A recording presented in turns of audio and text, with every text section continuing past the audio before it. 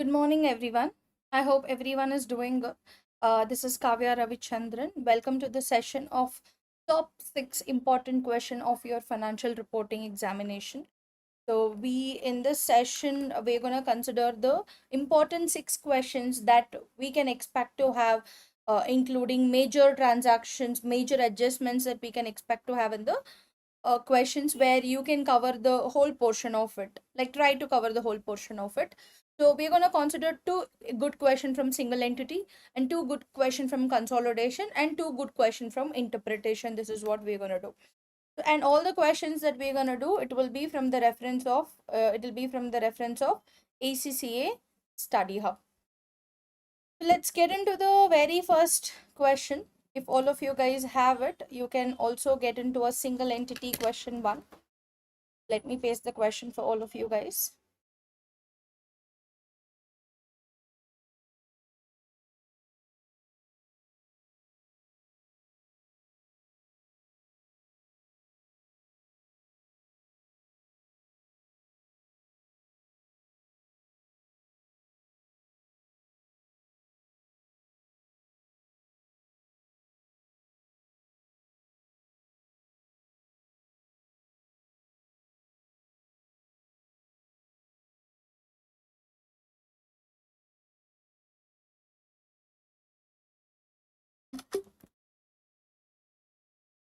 So below is the first question, which is in single entity statement. We call this question as Texon company, which is one of the we have around 8 adjustments in this question, and 8 adjustments along with 3 requirements, where the requirements is about preparation of or recalculating the P&L and statement of changes in equity. Along with we also have the statement of financial position of this question. So it is always important that we read the question first before we move to the answers. So when I say we have to read the question, like I always suggest students to read the question twice before we start. We're going to follow the same pattern and we're going to keep the timeline, like how long we're taking to complete the question and everything. Because ultimately it's about time management plus the whole concept. So if you see this question, always start from the requirement so that your brain is understanding that what information that you need to read, and you're not reading which is not at all relevant to your question. Okay, or sometimes some information or some adjustments or something that you don't need to read it, but you keep reading because you go from the top. So with always start with uh, reading the questions from the requirement part. So if you see this requirement, it clearly says required into account any adjustments required by items from 1 to 8. I mean, the adjustments number 1 to 8 above whatever they have given, it's your job to take into the consideration and make an adjustments, because taking into account any adjustments required, I mean, make that and then calculate the first one. Prepare a statement showing recalculation of Dexon company's profit for the year ended 31st March 20x7. So that means the profit has been already calculated, it has already been included, but it's your job to redo the profit because of the above adjustments, that is given for 8 good marks. First thing. Second, prepare the statement of changes in equity of Dexon company as at 31st March X7. I mean, it is not only the P&L, it's your job to also prepare statement of changes in equity, right? And third one, redraft the statement of financial position of Dexon company at 31st March X7. We have to redo the statement of financial position based on the information given, like whatever we make changes based on that we have to do. So now whenever you read the information, now you know, like, if it is affecting profit or loss, it will also affect your requirement number A. It will also affect your statement of changes in equity. So we'll have an understanding what we need to exactly read. Let's get into the very first information given. They have clearly said below is the summarized draft statement of financial position of Dexon company, a publicly listed company as of 31st March X7. So they have already prepared the draft statement of financial position, a listed company at 31st March X7. So it's a draft that is given. So we have assets, all non-current assets. If you can see, Every asset has given, like every information which is given has a note towards it. Note 1, note 2, note 3. You can see note 4. That means there is one adjustment relevant to this which is mentioned in that particular note. Right? So it's our job to understand, like, okay, in note number 2, there is something that is related to what? Something that is related to land and buildings and plant. In note number 3, there is something related to investments at fair value through profit or loss. Likewise, trade receivables. Yeah, likewise. So we have deferred tax. All of this is already given note. So this is the draft statement of financial position. So now the information given here is very, very relevant. Starting from Exxon companies profit or loss includes Exxon company profit or loss includes 7.8 million of revenue for credit sales made in March. Exxon company applied a markup on cost of 30% on all sales. In April, the auditor stated that the contract does not have commercial substance and revenue should not be recognized for this contract. See guys, the one good thing about your yeah, the one good thing about your so-called financial reporting is nobody is going to tell you to make you, you where you have to make the professional judgment. The professional judgment is something that by default they will do it and give it to you. So they've clearly said in this question that revenue is something that you should not be recognizing, right? Something that you should not be recognizing, where even if you have recognized the revenue, it's your job to go ahead and reverse that. Now the problem here is, if you see this adjustment number 1, reread it. Always reread it. Read twice. Okay.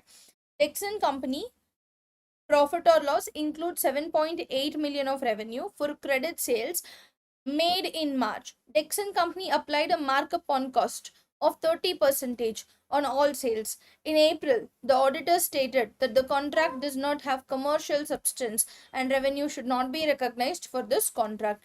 So I read twice. I understood that 7.2 million of revenue of credit sales made in March, that is there in your P&L already. Second, we have a markup on cost of 30%. That means we would have recognized revenue and cost of sales, so which there would have been a profit. So if you have already prepared a P&L, it's not my job to go ahead and redo the whole P&L. Instead, if I find out the profit element, I can just eliminate the profit element from the statement of P&L account. That is what I have understood from reading twice. If you have also understood the same thing by reading twice, well and good. Yeah, so let's not jump into the working note. Let's go to the next one. The non-current assets have not been depreciated for the year ended 31st March X7. It's our job to go ahead and depreciate it. Texan company has a policy of revaluing its land and building at the end of each accounting year. The carrying amounts in the above statement of financial position or their fair values at 1st April X6 when the building had a remaining life of 15 years. The qualified surveyor has valued that land and buildings at 31st March X7 at 180 million. Plant is depreciated at 20% on the reducing balance. Let me go back because I see somewhere strongly that I have to see the information given in the statement of financial position. See, if I have to go back and check what is the information given in statement of financial position, I could see it says the non-current assets have not been depreciated for the year ended 31st March X7. That is what they have told. It's my job to then depreciate it. So if you can all see that property at valuation, we have land and building. So that is, land is having 20 million, building is having 165 million. The cost is 20 plus 165. Together it is 185 million. Right? Yeah. Then comes, you can also see that, not cost, it is the carrying amount, let's assume. Yeah, it's a carrying amount because they have prepared the draft statement of financial position already.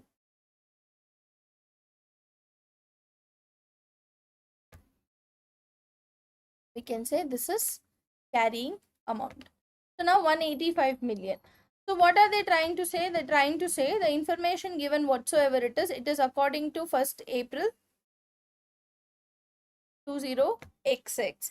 But we also have a fair value that is on 31st March X7, how much is it? It is 180 million. See guys, always if I have to revalue, they have a policy of revaluing every year, and if I have to go ahead and revalue, it's my job to bring the carrying amount and compare with the revalued amount, and then you can say this is my profit or loss, I mean gain or loss. Based on that I will go consider, and plant has to be depreciated at a written down value method, reducing balance method of 20%.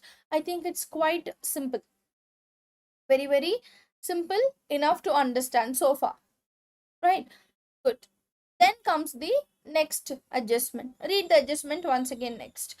The investment at fair value through P&L or held in a fund whose value changes directly in proportion to the specified market index at 1st April X6. The relevant index was 1200 and at 31st March X7 it was 1296. So what do you mean by this? If you can see this value that is given of 12.5 million. So they are trying to say it has an index to be considered. I mean, if the index increases, the fair value of my investment also increases. If index go down, the fair value of my investment value also goes down. That is what the index that they are talking about. So if this is the case, they're trying to say it has an index. Read it once again. Now is where you read it once again to understand. Right, the investment at fair value through P&L held in a fund whose value changes directly in proportion to the specified market index. At 1st April X6, the relevant index was 1200 and at 31st March X7, it was 1296. I just told you it changes directly in proportion. I mean, it both has a similar change. If you increase by 1 rupee, I will also increase by 1 rupee. If you increase by 2 rupees, I will also increase by 2 rupees. So that means now my value of investment was 12,500. The relevant index was 1200 on very first day of your accounting period. But at the end of accounting period, the value increased by 96. For 1200, if it is 96, for 12,500, how much is it? You have to go ahead and do the math. Then I'll get to know whether there is an increase or decrease. So these are all the two things that I was able to find out when reading the adjustment. Okay. Then comes the fourth adjustment.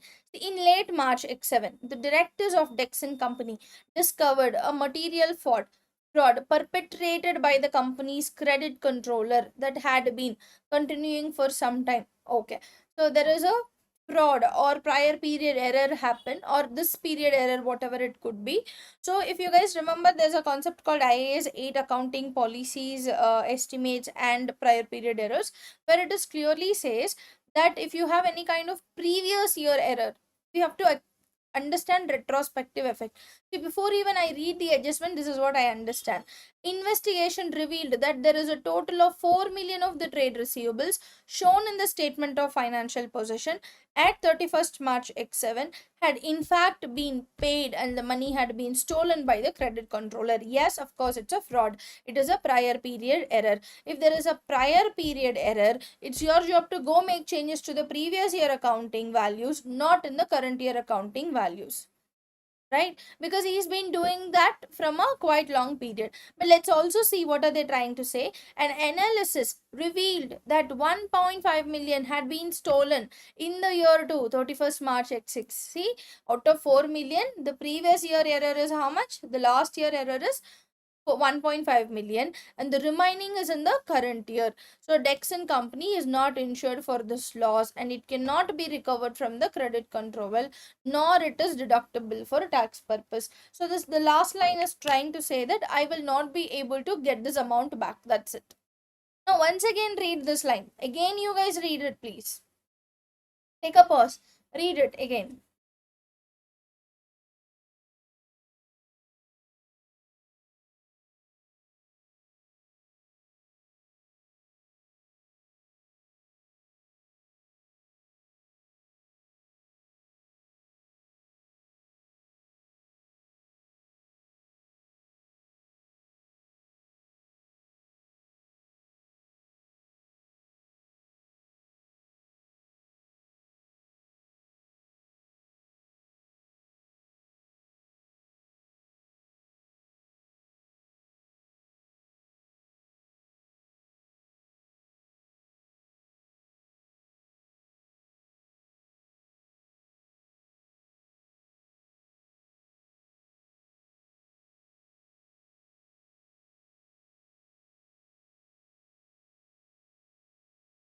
Okay.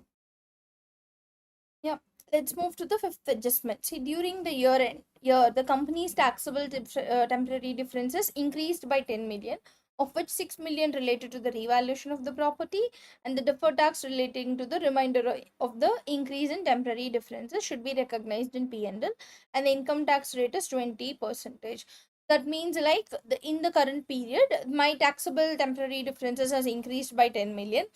That means whenever there is a taxable temporary difference is increasing, according to your IAS 12 income taxes, your deferred tax liability also increases. So your job is to go ahead and increase your deferred tax liability by oppositing the journal entry to either P&L or revaluation surplus depending on it. That is what they have told. Okay. And then we have the above figures do not include the estimated income tax arising on the profit for the year. So we have to make a new tax adjustment, new tax estimation. After allowing for any adjustments required in 1 to 5, the directors have estimated the provision to be 11.4 million. After making adjustments, so you don't have to say, ma'am, the adjustments have not made, how can I go ahead and say there is a profit of so and so? No, they have already made adjustment and they're trying to say, based on the above adjustments, the provision shall be 11.4 million. So we have to create a tax estimation. Then comes the important point. See, this is where I wanted to reach you guys. On 1st September X6, there was a fully subscribed rights issue of one new share for every 4 held at a price of $1.2 each. The proceeds of these issue have been received and the issue of shares have been correctly accounted for in the above statement of financial position. Very good. There is a rights happened. So now this rights and adjustment number 8 both has a connection.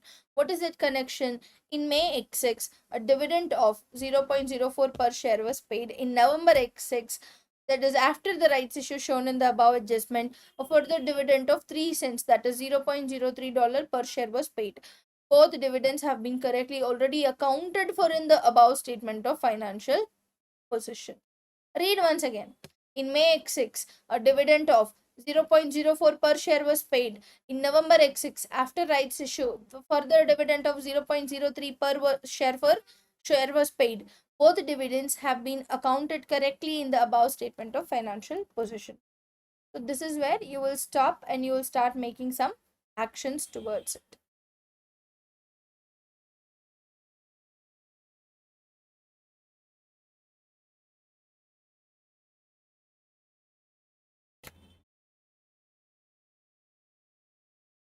So we will understand. See, they are trying to say this profit, which you can see, this is after dividend 96.7 million. If you can all see, for the year ended, we have a profit, and this profit is after dividend being considered. Okay. If I have to make adjustments, I have to make an adjustments to before dividend profit.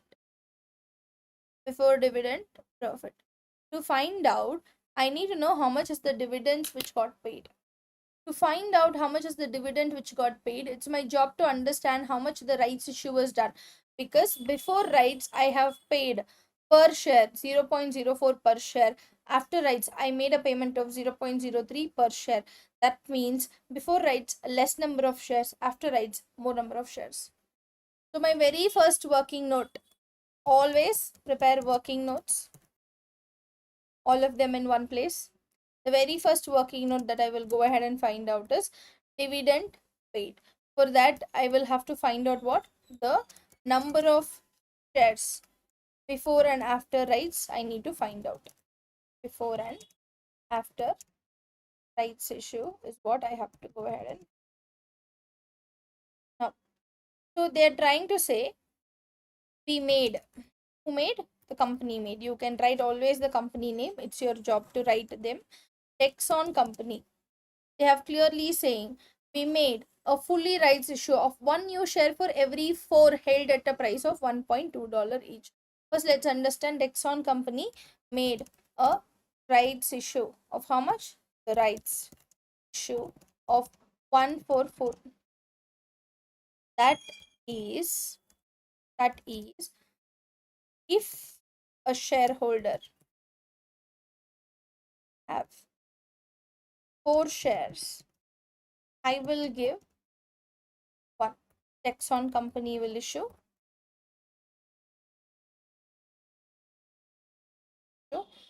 1 share, 1 rights, 1 right.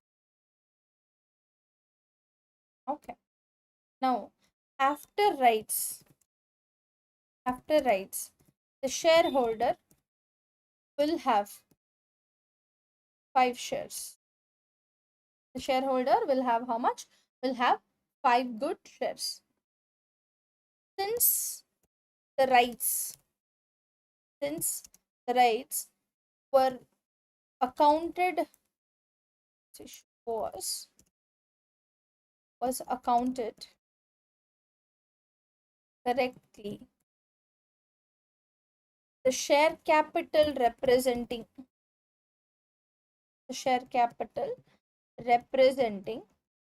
is after rights. Correct. That is the proportion of 5 shares. All of you guys agree? Proportion of 5 shares. So what is the share capital? Look at the share capital. Share capital that you have, how much? You can see equity and liabilities. The share capital of $1 each is 250 million shares. So 250 million shares are representing the proportionate of 5. Okay. So before rights, the proportion of the shares shall be 4. All I have to do is a good cross multiplication to understand how much was the before rights value. So take 250 million into 4 divided by 5. You shall get a before rights issue of how much? Before rights issue of 2 million shares. 2 million shares.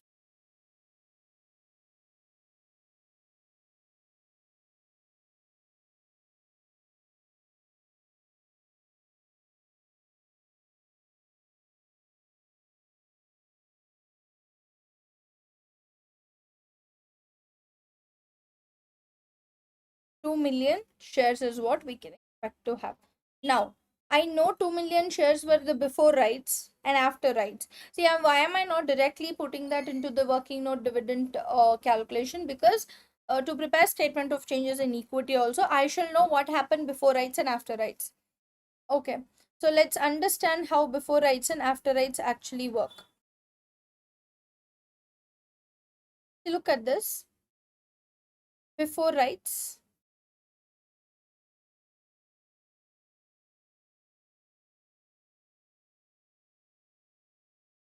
let's say rights issue. What is the rights issue do you think we would have got?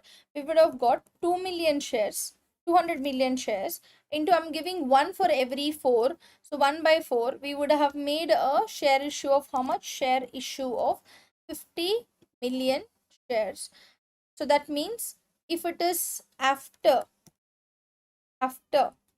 we have 250 million, then before it shall be how much? Before it shall be 200 million shares.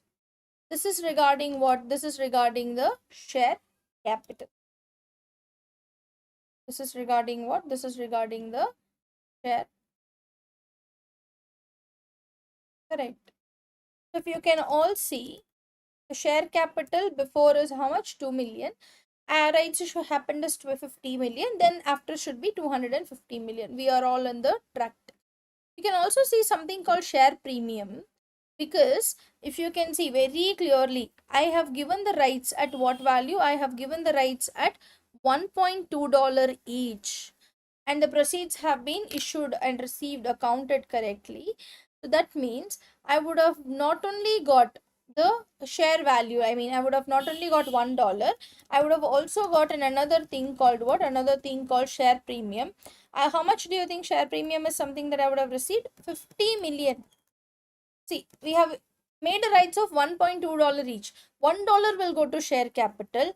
Remaining $0.2 will go to where? Will go to your share premium account, isn't it? It goes to where? It goes to share premium account.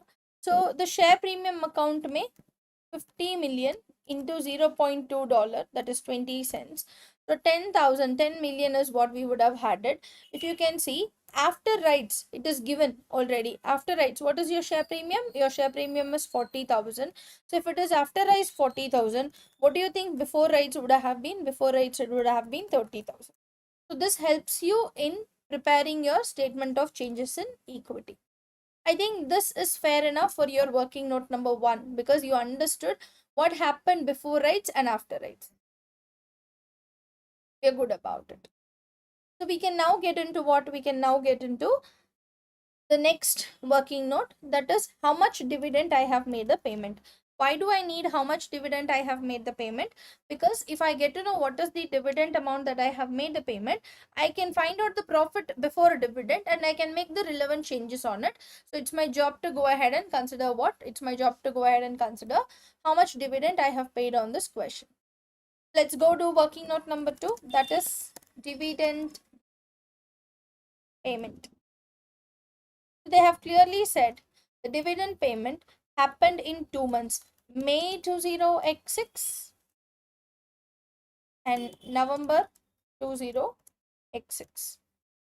Let's read again. Reading is key factor here. You all see May x6 we paid a dividend of $0.04 per share, and in November x6 we made a rights issue of 0.03 per share was paid. Correct. Now, so here if you can see somewhere in between rights issue happened. So before May 20x6, the number of shares that we had was 250 million, right? So the dividend that I would have paid will be of 250 million multiplied with 0.04 dollar. So can I say the dividend payment would have been 250 million multiplied with 0. That is 10 million in May 20x6. So this is after rights. The shares I had, oh god, sorry guys, my bad. The number of shares before rights was actually 200 million. That is before the rights. It's totally my bad. So it shall be how much? It shall be 200 million multiplied with 0.04.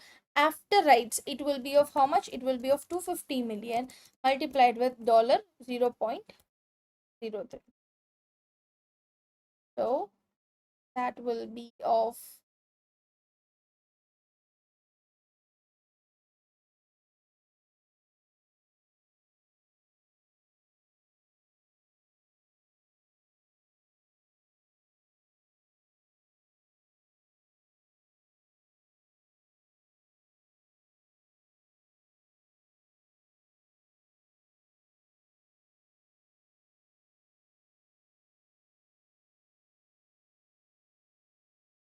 yeah.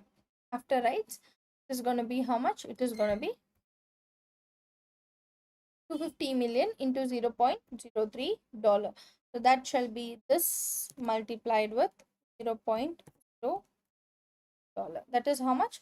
That is of 7.5. Right. So finding out what is the total dividends paid. The total dividends paid will be of paid will be of 8 million before rights and 7.5 million after rights.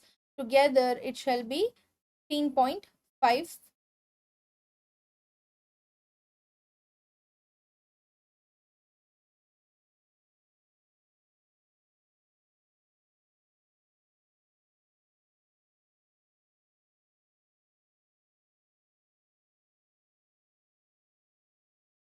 That's about the dividend payment working note number 2. So we know 2 good things now. Now, I know there are a lot of adjustments that I have to make. I have to redraft my profit or loss for the year. So now from here on, whatever affects my profit or loss, it's my job to go ahead and consider. See, I'm preparing the requirement number A simultaneously, because I want to redraft the profit or loss for the year. First, what was the retained profit as per the question for the period? The retained profit as per the question for the period was 96,700. That is 96.7 million. In this, I got to know in working note number 2, how much is the dividend paid. Working note number 2, please give a reference that it is from which working note, so that the examiner they will easily find out. That is 15.5 million. Okay, so your draft profit for the year ended, I mean before dividend, your profit should have been how much? Would have been 96,700 minus this value.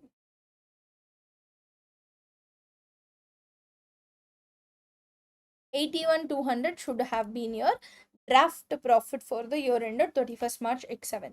So before I go to any other working notes which might typically affect your so-called calculation, I mean the part that we are gonna do above, so I want you guys to come up with, if you have any kind of doubts so far, any kind of questions so far, you can go ahead and ask. Okay ma'am please कुछ हिंदी में बताइए. Harshul, I wish I can do that. This whole part is gonna be in English. Everybody who have come here is come to know it in English. Of course, if you have any specific doubt, I'll try to talk to you in Hindi on that specific doubt. अगर कुछ doubts है, वो doubts के बारे में I can talk to you in Hindi. अगर in normal teaching, I don't think so I'll be able to do it. I apologize, but however, that was something that was committed to all of us. Okay, Ajay, ma'am, you tell also about the effect of those adjustment in adjusted profit, SOCI and balance sheet. Yes, of course, I will definitely. Yeah, that's what we're here for. Definitely.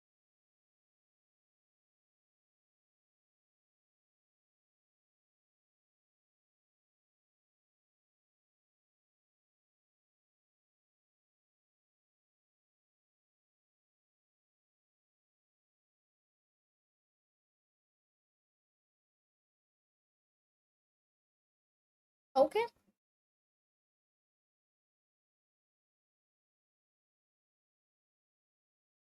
I believe no questions. Then I can move forward to the adjustment number 1. Let's go back. Read. Tax on companies, profit or loss included 7.8 million of revenue for credit sales eliminated. Cost of sales has to be eliminated. So go prepare a working note. Working note number 3 could be written as what? Revenue without commercial substance. That is what you can write it off. So what is the revenue recognized? The revenue recognized was 7.8 million. And what do you think the cost of sales recognized? The cost of sales recognized is something we have to calculate. This is a question mark that we have to go ahead and calculate. So now how do I calculate this? See, I know the revenue that we recognized, it is marked up at 30% on cost. Marked up on 30%, marked up 30% on cost. If it is 30% on cost, then the cost of sales shall be 100% and the revenue recognized should have been 130%, because 100 plus 30% it would have been at 130. So A hai, it is at 130%. My cost would have been at 100%. Now considering this part, can I do a cross multiplication to find out how much is 100%?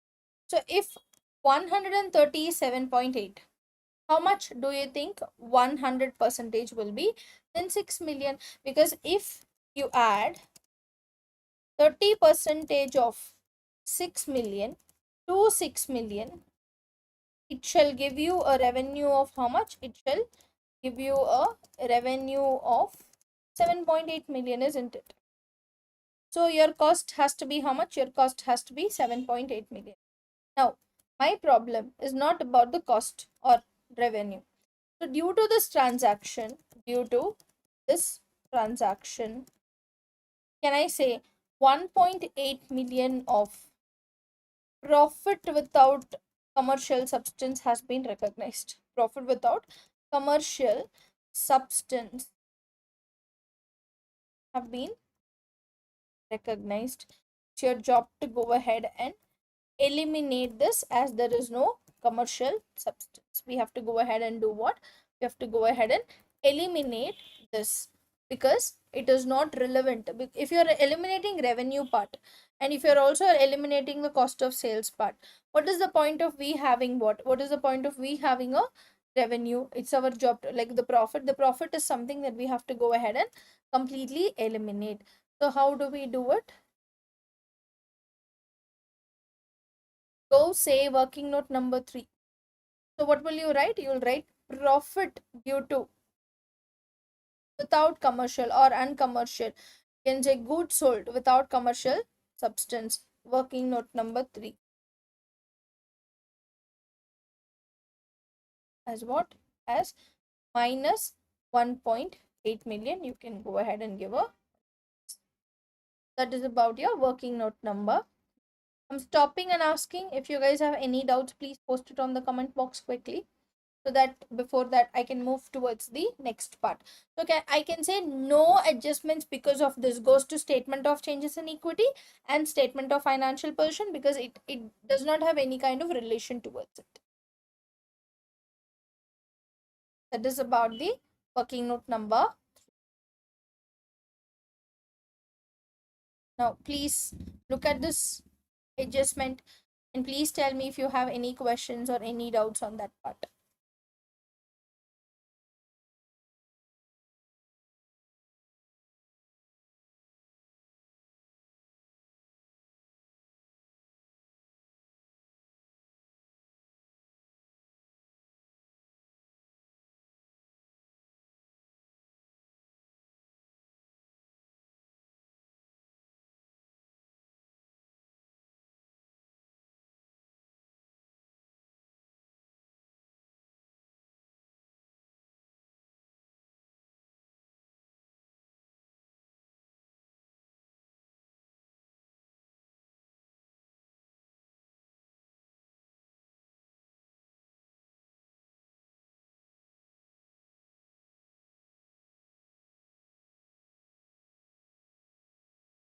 Okay, I'm assuming there are no questions. I'm moving forward to the next adjustment. So the next adjustment that is given here is, see, the non-current assets have not been depreciated for the year ended 31st March X7. Texon has a policy to value what? To value the company's land and buildings at the end of each accounting period. The carrying amount is what it has been given. So at that date, the building had a remaining life of 15 years. Okay, first we understand. I'm going to prepare working note number 4 as non-current assets. Now there is a chance. So first, I have two assets. I have two assets. What are those two assets? I can say together land and building. I can say together. I can maybe merge and tell you guys that this is together land and building. So land का carrying amount at 1st April 20x6 is 20 million as far as I know. Land ka carrying amount is 20 million, and building has a carrying amount of 165 million. And then we also have another asset called land. It has a carrying amount that is given in your financial position. If you can see, land is 20, building is 165. Land is having a value of 180.5 million.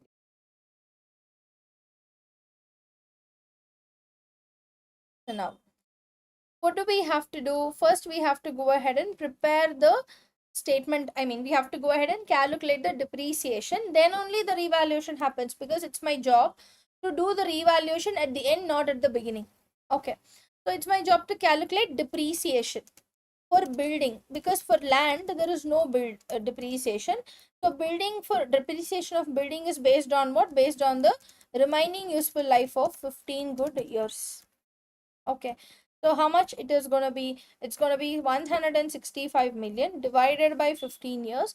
So you shall have a depreciation of how much? You shall have a depreciation of 11 million of depreciation going around. Yeah, 11 million of depreciation going around. Now, once you calculate the depreciation for this, the property, it shall have a closing balance. I mean, we can calculate the carrying amount for that later. In which ways, depreciation for plant is based on reducing balance method at the rate 20%. I hope it was 20%. Let's reconfirm it once again. Yes, 20% on a reducing balance basis. See, I cannot remember all of this if I don't read the question twice. So reading question twice I will be able to recall things very quickly, right? So we consider what? We consider the total depreciation to be this much. What is the carrying amount on 31st March 20x7? Guys, land ke liye it is still going to be 20 million, and building, it will be together of how much? Building together of 154 million, correct? So that means it shall have the total carrying amount. If I have to say both of them together, my carrying amount for the land and building, land separately 20 million, building separately 154, this should have been my carrying amount, isn't it? Now the problem is, ma'am, why are you calculating separately? Why couldn't you add everything and say that land and building of 185 million? All of you guys understand, land will not get depreciated, only building will get depreciated. To calculate depreciation, I will have to know what is the value attributable to the land, what is the value attributable to the building. Okay. And your carrying amount of plant will be how much? 180.5 million minus 36,100. It shall have a value of 144,400. That is $1,444,000. So guys, this is very important. Why am I saying this is very, very important? Because this value goes to consolidated statement of financial position. Okay. But however, we also are doing a revalued amount. Revalued amount for what? For land and building together is, they have already given the land and building together has a value of 180 million, has a value of 180 million. It shall give us a concept called revaluation surplus. There is a revaluation surplus of how much? 180 million minus 174.6 million. This is important. Also important to now understand what are things where and all it will go. Understand first, in draft or recalculation of P&L may, profit may, I shall expect to have depreciation to be reduced. Since we are doing simultaneously, just go ahead and reduce the depreciation right away. Depreciation of building 11 million, depreciation of plant. So write down working note number 4, depreciation of building coming from working note number 4 will be of how much? Will be of 11 million.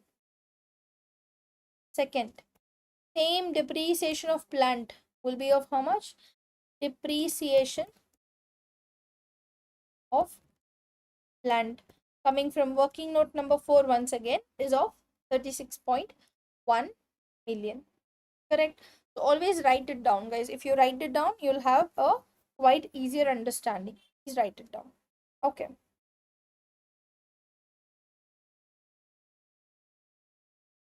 Sure. Now let's move forward and understand.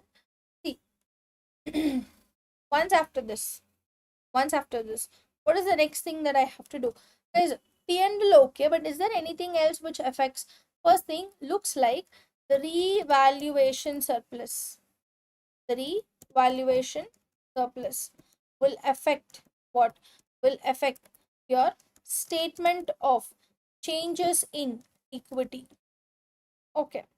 Yeah. And all of the carrying amounts, that is land and building of how much? Land and building of 180 million and plant of 144.4 million shall go to consolidated statement of financial position. These are all the three things I shall do if I have to consider. These are all the three things which are important from this working note number 4, non-current asset. I hope we are all clear on this. Please go ahead and ask me any kind of questions that you have on this working note number 4, guys, quickly.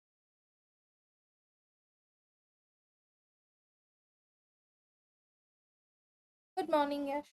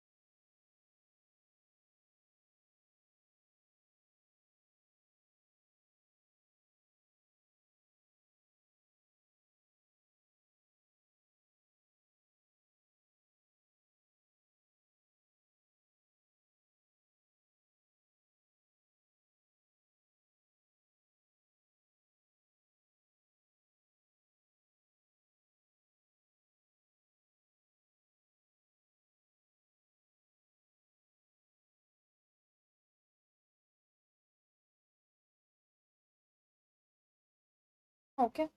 Let's get into, without delaying, let's get into the next adjustment. What is the next adjustment that we have? Read, all of you guys, read again. So the next one talks about the investment at fair value through P&L are held in a fund whose value is directly in proportion to the specified market index. On this date, 1st April X6, it was 1200 and at ending it is 1296. So if I have to prepare working note number 5, that is fair value investments held through fair value through P&L, investments held fair value through P&L. So that will be of how much? That will be considered as, see, the opening balance on 1st April 20x6 had a value of how much? 12,500.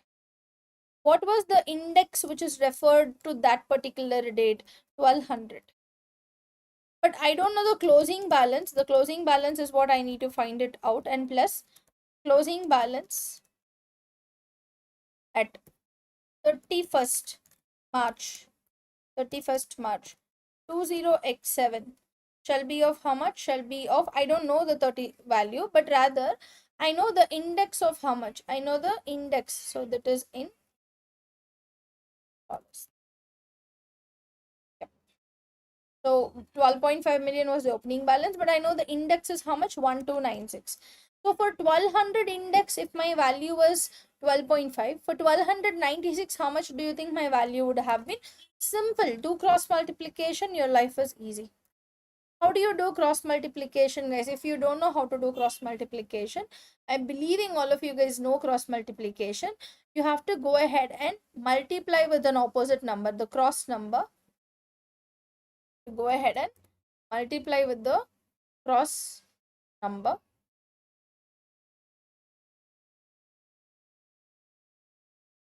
Okay.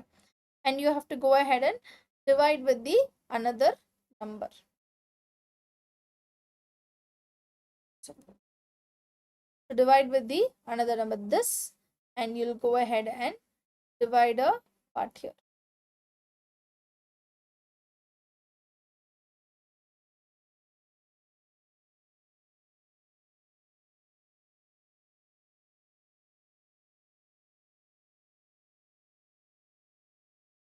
I'm just 1,500 to this divided by.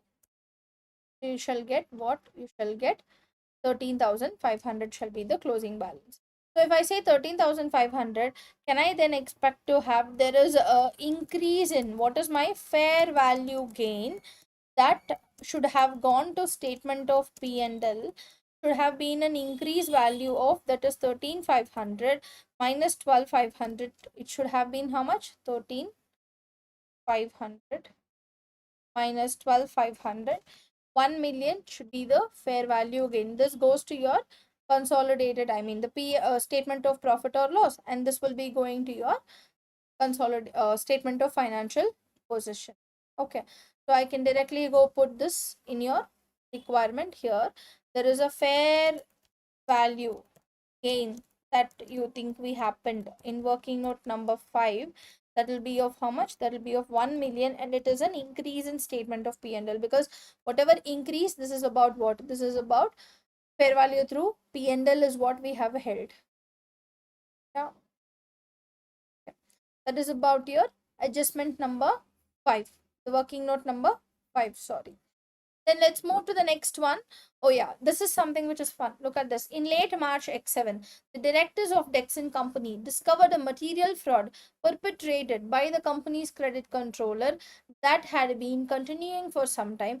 Investigation revealed that total 4 million of trade receivables, as shown in the statement of financial position at 31st March X7, had in fact been paid, and the money had been stolen by the credit controller. The analysis says out of 4 million, 1.5 relates to the previous year and remaining 2.5 relates to the current year. So guys, for a few things I would tell you when the working note is not required. Okay, so I can go ahead and find out the working note number 6.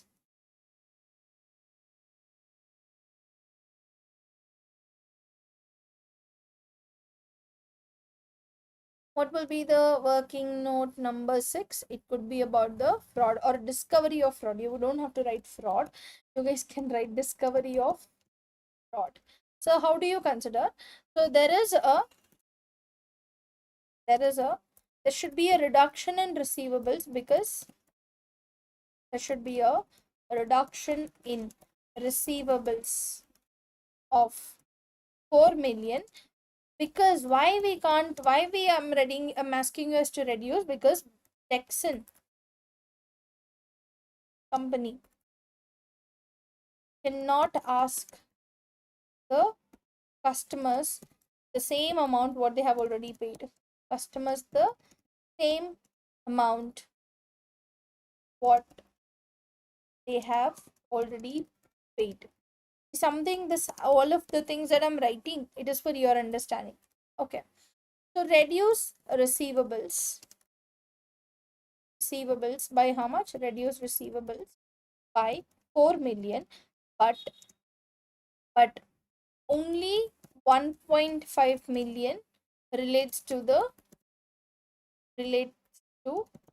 current year ending 31st March 20x7.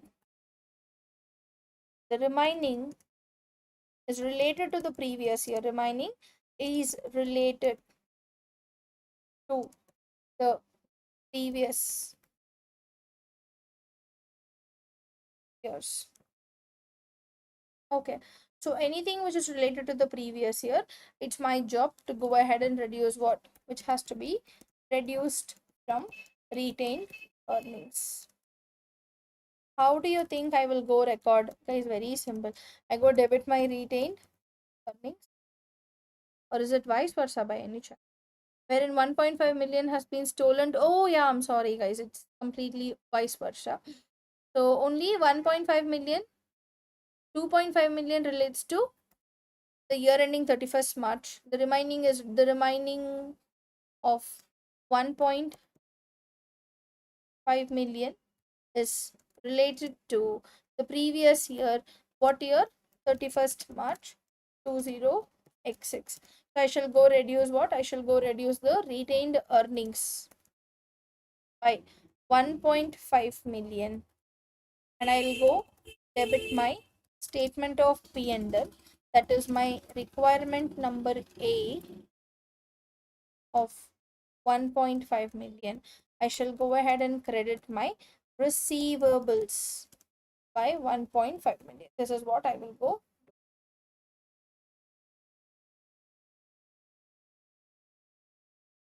Now, what are the effects? You need to understand there are three things that you have to do it here. One, the first one is I shall go ahead and calculate requirement A in recalculating profit of profit. I'll go reduce 2.5 million. Statement of changes, statement of changes in equity. Reduce your retained earnings by how much? By 1.5 million. Then statement of financial position. Receivables shall be reduced by how much, people? Receivables shall be reduced by 4. This is what happens of discovery of fraud. Okay. Let's go do the relevant adjustment because I'm already preparing requirement A. The requirement A may, I will go write. You can go ahead and write this as what?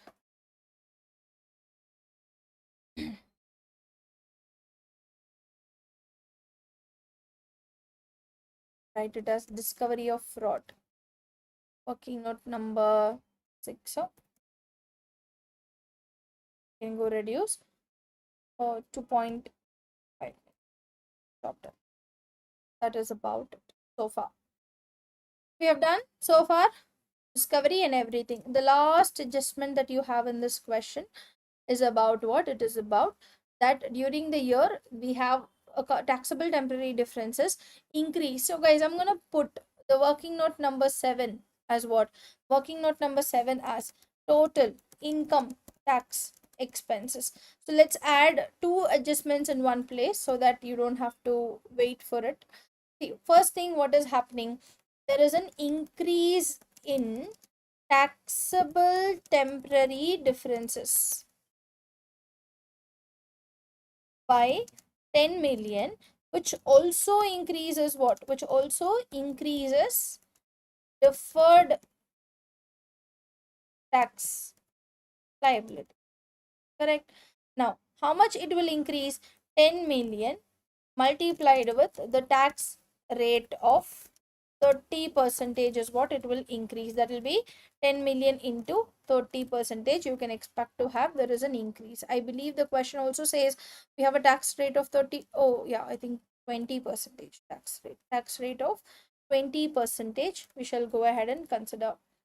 That shall be of how much? That shall be of, you can read here guys, it's given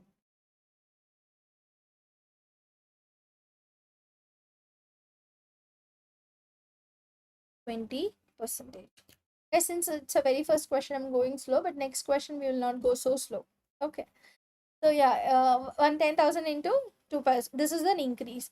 So by default, I have to go ahead and credit my deferred tax liability with how much? Deferred tax liability with 2 million. But the point is, I have to generally go debit my statement of P&L in the name of income tax expenses. But here the problem is there is a revaluation surplus too. So the revaluation surplus will always increase what? Will always increase your deferred tax liability. 6 million into 20 percentage of revaluation surplus. That is of how much? 6 million into 20 percentage. 1200 is something that I have to go ahead and debit what? Revaluation surplus. Only income tax expenses shall get debited with 800 because not all the increase is because of what? Because of the P&L. The 6 million is purely an increase because of what? Because of a revaluation surplus. So it's your job to go ahead and give an adjustment to the revaluation surplus only, people. Correct? Yeah. So because of this, what and all can happen? First thing, income tax expenses will be there. Okay, let me go ahead and consider. What was your deferred tax liabilities? Opening balance, your deferred tax liabilities, opening balance, if you can all see in the information here, it has an opening balance. Look at this. Deferred tax at 1st April, X6. Yeah, how much is it? 19.2 million. So it's your job to increase it to 21.2 million. How do you think you have increased? Deferred tax liability has an opening balance of 19.2 million. You've made an increase of 2 million.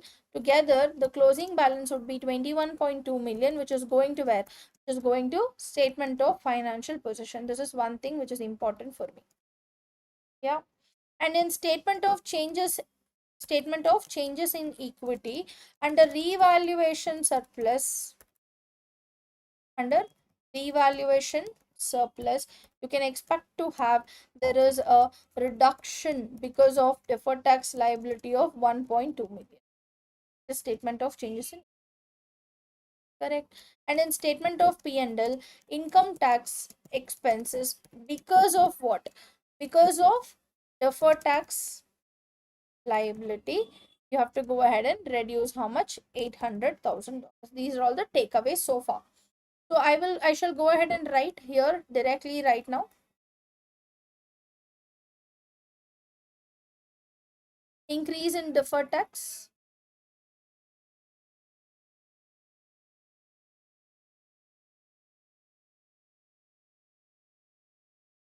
Increase in deferred tax, working at number 7. I shall go reduce 800. 1.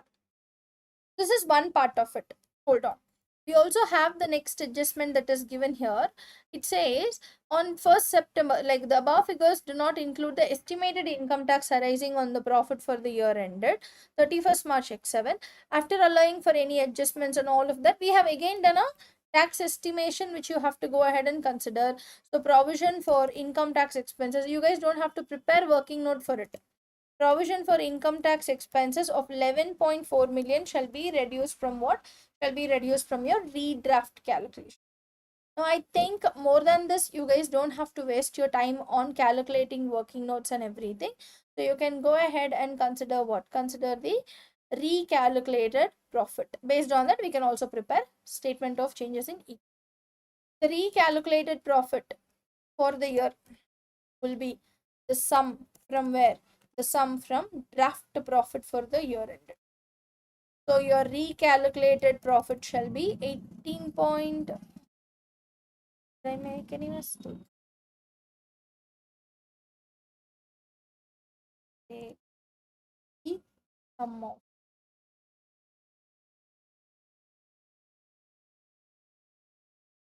Okay.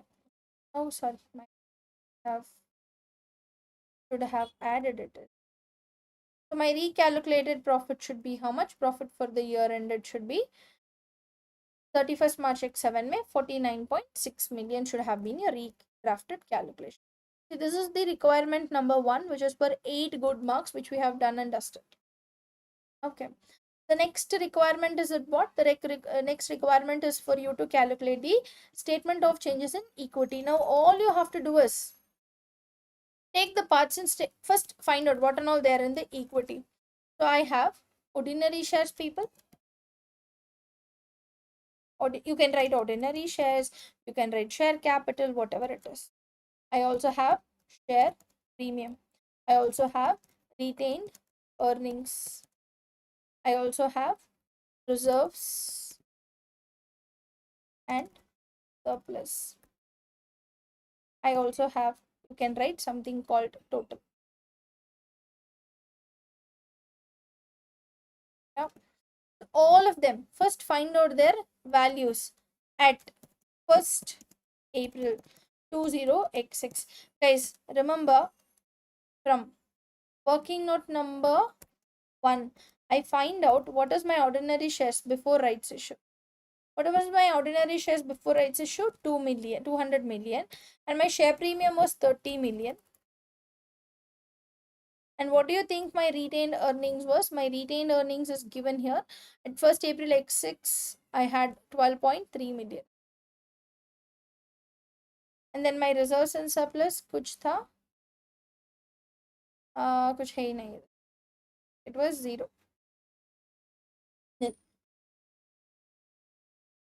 Or did we have anything? Oh yeah, we did. Sorry, my bad. So 18 million is the value of reserves and surplus, if you can all see. So the opening balance shall be of how much? Opening balance shall be of 18 million. Now we have to see what happens to the, okay guys, the first thing is you have to go make changes to the prior period adjustment that we have found out in our working note number. Which working note that we have found out? In working note number 6. So that you have to go ahead and redraft, I mean rechange your retained earnings. So how much we have found out there is an issue in the prior period, a minus 1.5 million, reduce that. So once you reduced, now find out what is the adjusted balance. I mean, it's always about what happens after adjusted balance. So your ordinary shares did not get affected. It shall be 200,000, 200 million by default. Mm.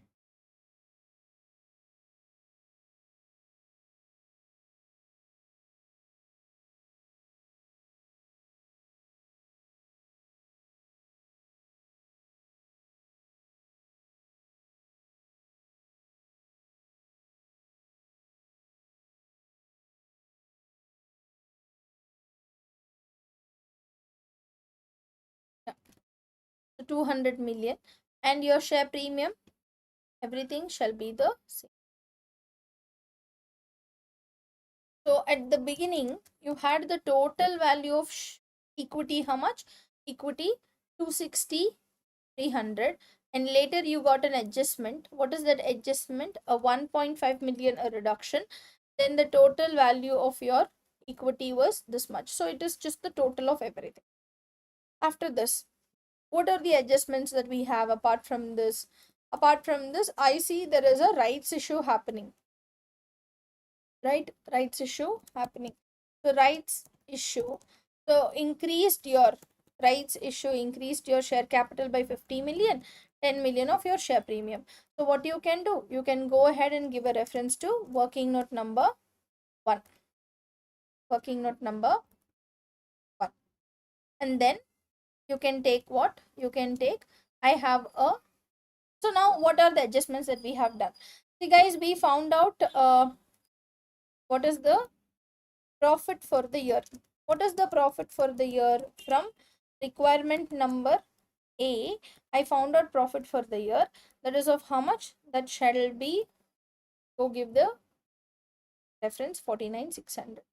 So uske baad we also paid the dividend paid coming from working note number 2.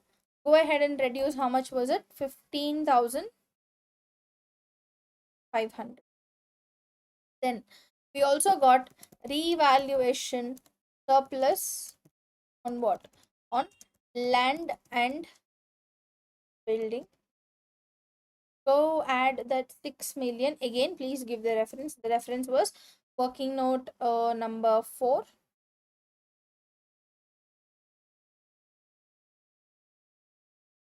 Or 4. Then decrease in the valuation surplus because of what? Because of deferred tax reduction. So that is coming from working note number 7. Shall go ahead and reduce. That is of how much? That is of 1,200. I don't think so. After this, we have anything. See, because of rights issue, there's an increase of 66 million or 60 million, sorry, and profit increased by 14,960. Dividend reduced 15,500, and revaluation surplus and revaluation reduction that happened. So, what shall be the closing balance of your values at 31st March 7?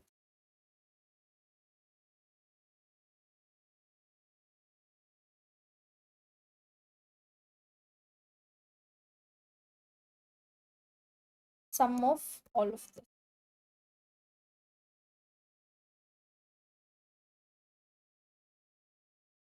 So 450, sorry, sum from the adjusted balance.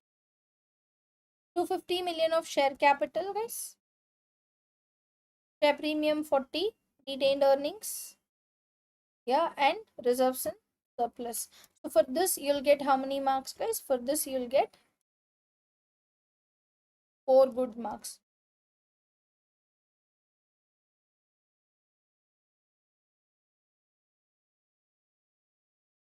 Put a proper box always. That is about your requirement number 2. So last requirement is going to be requirement number C.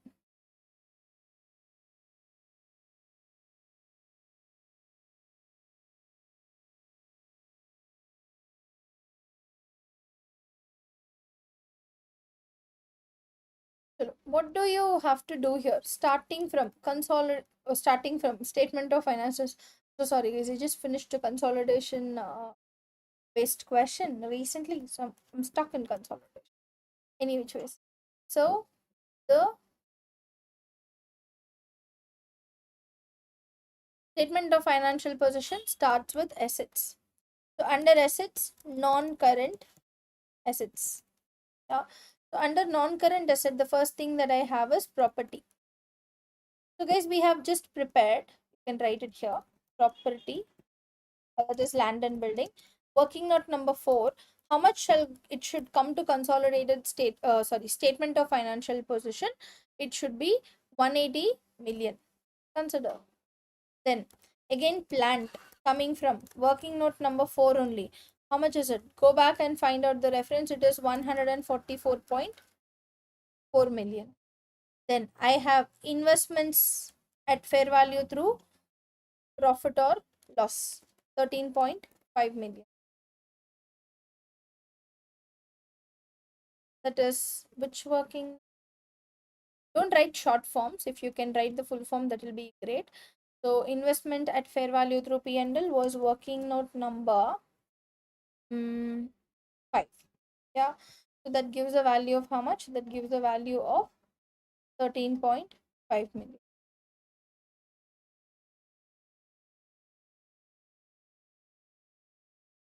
Yeah.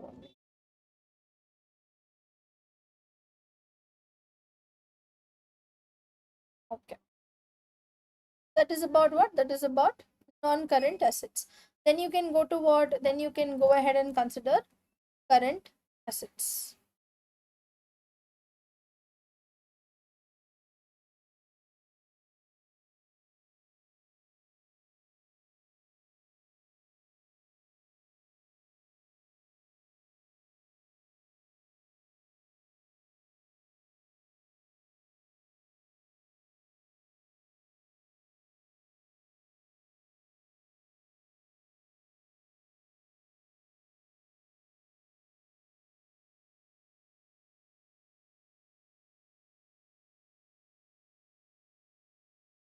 So under current assets, what and all we have, people? Under current assets, you can expect to have inventories and trade receivables. Right? Start with inventories. I don't think so. Inventories, there is nothing. So I'll take inventories of how much? Inventories of directly 84 million. Correct. And then when I move to the receivables, yes, now we have an adjustment. So you thought your receivables are how much? You thought your receivables are trade receivables are 50 to 200, but in that you have to reduce 4 million because of what? Because of working note number 6, there is a discovery of fraud that you have reduced. Correct. So your actual receivables will not be just 50 to 200. 50 to 200 minus 4 million, that shall be 4800.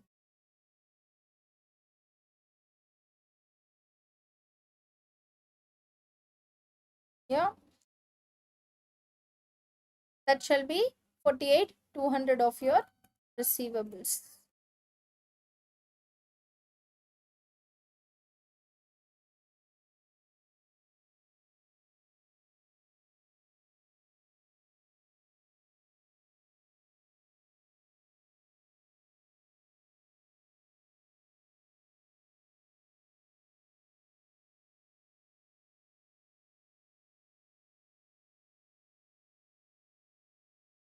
Then the last bit in your current assets that we have is what? The last bit that we have in your current assets are your cash and cash equivalents. That is straight 3,800. I don't think so you have to be even worried about it. You can directly write cash and cash equivalents.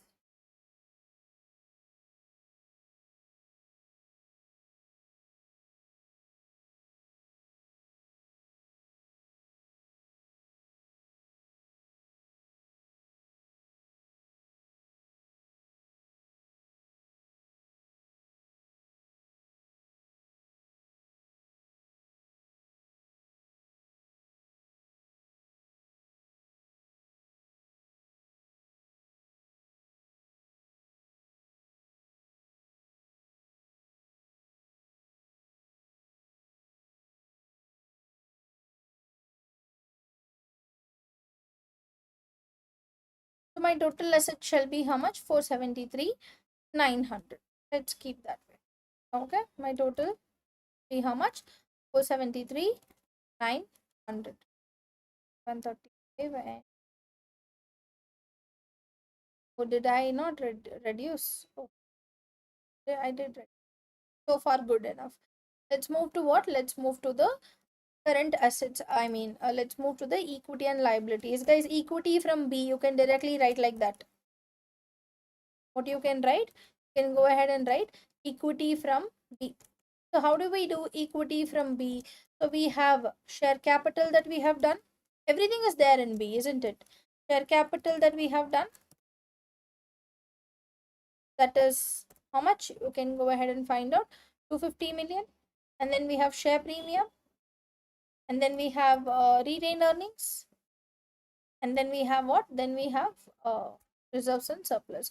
First you have to write share premium. And then revaluation surplus.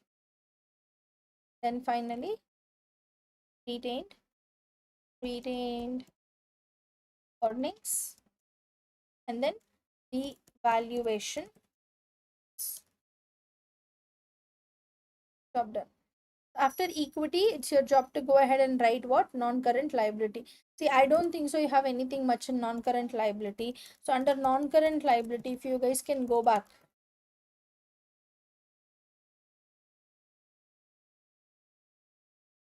non-current liability, you guys can go back, we will have something called deferred tax liability.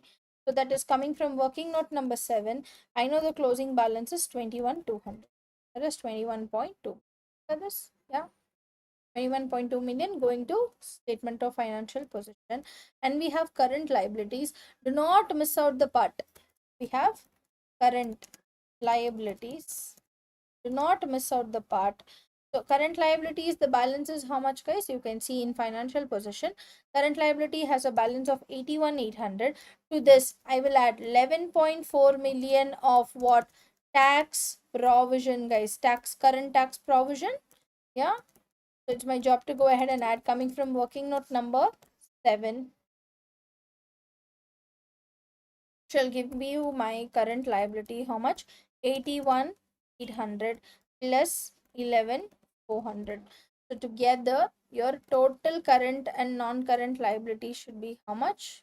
I mean, total equity and liability should be how much? Your total equity and liability should be sum of all of this. Now, I know by default it will not work out. I mean, I know by default there is an adjustment that you have to make. But can you guys by any chance find out and tell me why balance sheet is not tallying? Why my statement of financial position is not tallying? What is this difference amount that you're talking about? Can somebody put it on comment box? Like, I will be more than happy to send you guys goodie if you can get the answer right. Why do you think there is a difference of 1800? What do you think the difference of 1800 we are talking about? Anyone?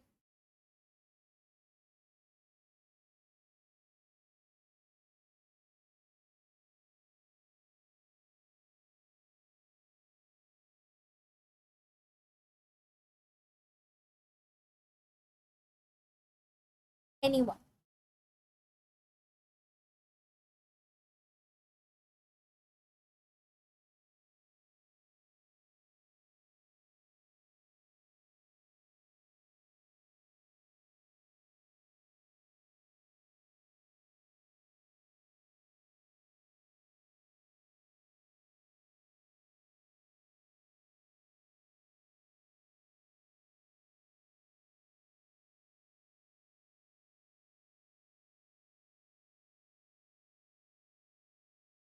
No.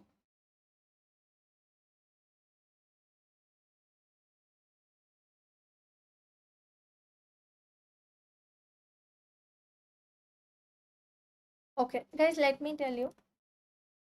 Go to this working note. Ne kya kiya? What we have done? Revenue without commercial substance. It's my job to eliminate revenue. Agar if I have to eliminate revenue, what is the journal entry that you think I have to pass? I have to reverse the revenue journal entry. That is, I'll go debit revenue with 7.8 million. I shall go credit either receivables or cash at bank, depending on whether it is a credit sales or cash sales. It's my job to go ahead and reduce receivables also by 7.8 million. That's where I tell you guys to read the question multiple times. It is what kind of sale? It is a credit sale. Everything was right. This is something where we would have missed out. So now if I reverse it, it's my job to now go ahead and reduce what? Receivables, not only 4 million and also another 7.8 million coming from working note number 3, so that now my receivables is not only reducing 4 million, I will also reduce 7.8 million. It is no more my values. But still now if you see we have 6 million differences. What is that 6 million differences that I would like to say? You have to eliminate cost of sales also, isn't it? What was the cost of sales? The cost of sales was 6 million. If you have to eliminate cost of sales, you shall go ahead and credit what? Credit cost of sales with 6 million. And this is not a revenue that you have to recognize. Go ahead and re-recognize your inventory of 6 good. So you do this, you will go consider working note number 3 will also increase your inventory by another 6 million. Inventory will be added with working note number 3 of 6 million. You shall have to go ahead and add here equals to plus 6 million. So now you see my total assets and my total liability, equity and liability both are okay, both are same.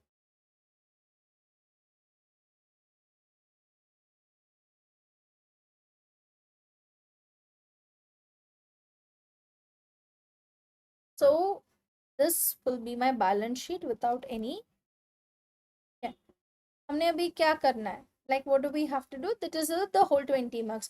I know for this question we have taken a little extra time than the normal because it should have been completed way earlier. But अभी क्या करना है? Like see, you understand the pattern of doing question. After this, the remaining 5 questions will be quick enough. Okay. I think we deserve a good 10-minute break before we move forward to any other question. Yeah, let's take a quick 10 minutes break, everyone, and come back. So, until then, if you guys have any kind of questions or doubts on this, you can please put it on the chat box. I shall come back and answer your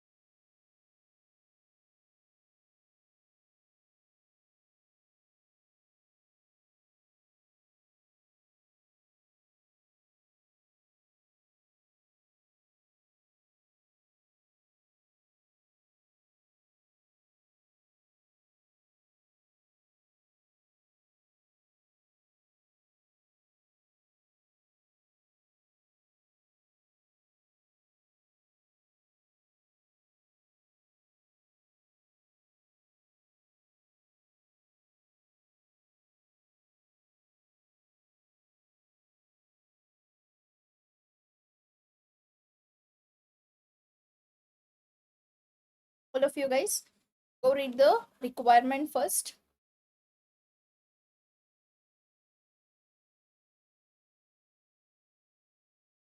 If my voice was not audible for the last 10-15 seconds, nothing much. I told that we will solve this question.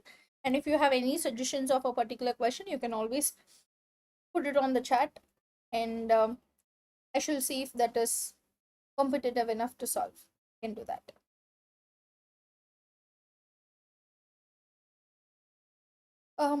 Abdur, you can see there is a number on the description that you can actually call for the ACCA relevant quiz. You can do that.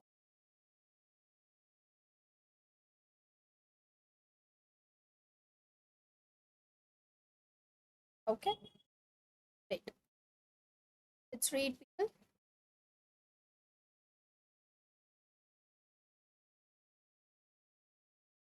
What is the question requirement? Prepare a statement of P&L for Duggan Company for the year ended 30th June X8. Prepare a statement of changes in equity for 5 marks, and then EPS has to be calculated. This is what has been given. Okay, let's understand what are the requirements that we can expect to have here.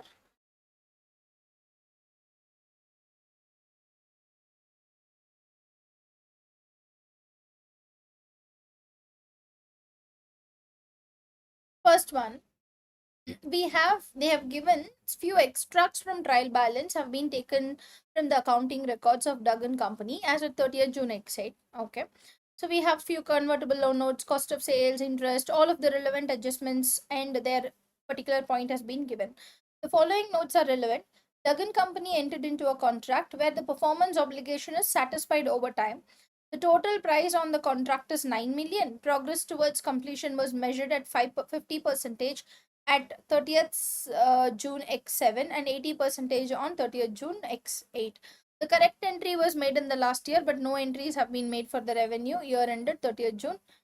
Okay, X8. Okay.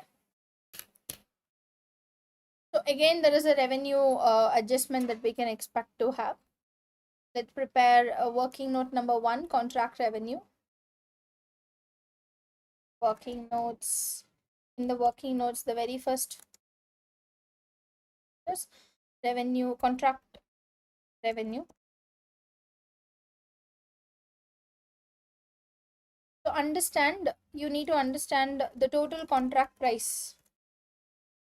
Total contract price is how much? It is of 9 million. And revenue recognition till date should be how much? Revenue recognition, read this. So they are trying to say it is based on completion, like output method. 50% is what is completed in the last year and 80% so far this year. So revenue for work certified till date is how much? 80%. So you shall go ahead and consider 9 million into 80%. So far revenue should have been recognized 7.2 million. But last year, for the year ended 30th June 20x7, already how much recognized as revenue? Already recognized revenue shall be 50%. That is of how much? That is of 4.5 million. So what is the revenue that yet to be recognized? Yet to be recognized for the year.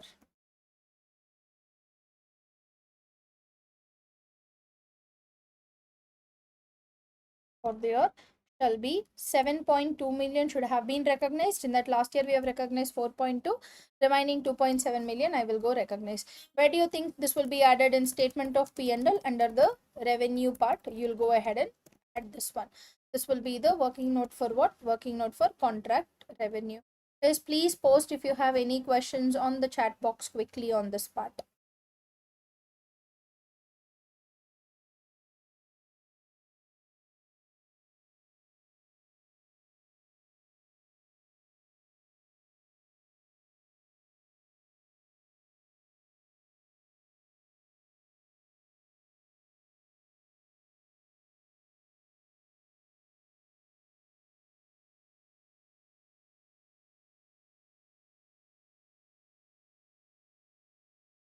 Okay. Let's move to the next information given. The next information is on 1st Jan X8, Duggan Company was notified that an ex-employee had court proceedings against them for unfair dismissal. Legal advice was that there was an 80% chance that Duggan Company would lose the case and would need to pay an estimate of 1 million, 1.012 million, that is $1,012,000 on 1st Jan X9. Based on this advice, we recorded a provision of 0.8 million on 1st Jan X8 and has made no further adjustments. The provision was recorded in other operating expenses. We have a cost of capital of 10% and discounting factor is given 0.9091 for 10% for 1 year's time. I know it looks like a marathon, looks like a fast forward train. Read one by one again. On 1st Jan X8, look at your year ending. Your year ending is 30th June X8. So here they are talking about is what date? 1st Jan X8. From here to here is only 6 months. So whatever you have to do, keep it in your mind that it is about 6 months. Now, we was notified, I mean somebody told us saying that our ex-employee had started court proceedings against us about unfair dismissal. Maybe we would have dismissed that person. They think like it is very unfair. They have filed a case against you.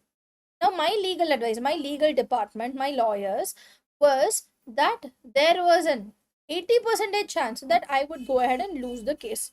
Okay, if I'm going to lose, that means there is a probable, there's a present obligation for me, and if I'm going to lose 80% chances are there, then probably I might have to outflow, cash outflows there. And they're also estimated, there is a reliable estimation that I made that I might have to pay $1,012,000 on 1st Jan X9, not today, 1st Jan X9. Based on this advice, we recorded a provision of just 0.8 million on 1st Jan X8. No, see, what do you think I should have recognized? If I'm going to pay $1,012,000 after 1 year, today's value I should have recognized in present value with the cost of capital of company. No, I have not done that. I have gone ahead and recorded 0.8 million on 1st Jan X8. First, what you have to do, correctly recognize provision. How much extra you have to recognize? Go recognize. First thing. Second, the provision was recorded in other operating expenses. So if any increase or decrease you have to do, you have to make it to operating expenses. And then it is not only stops there, you recognize that on 1st Jan, but you have to find out the provision balance at the year ending also. It's your job to go ahead and unwind the discount for 6 months period. Add the finance cost for 6 months period. So these are all the things that is there in where? In the adjustment number 2. So considering everything, let's start.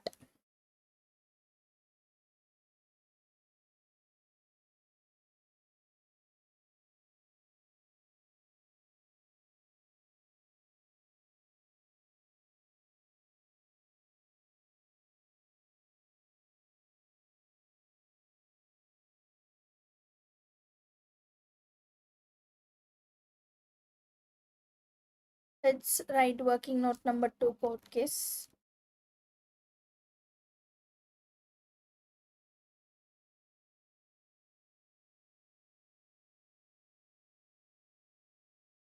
So how much is the provision expected to pay on 1st Jan 20x9? So of how much? It is of $1,012,000. Okay. But you have to record at 1st Jan X8 at what value? At a present value with 10% ROI. Correct.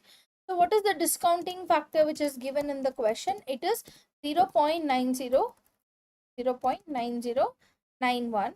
So multiply with the 1012. So that shall give you a discounting factor. If you multiply, that should be of around $920,000. This is what I should have gone ahead and recorded. Correct. Yeah, $920,000. So you can just round it off. It should not be a big deal. So I will round it off to $920,000. Okay. So once I record, now this is what I should have recorded. But already already the management, already Duggan company recorded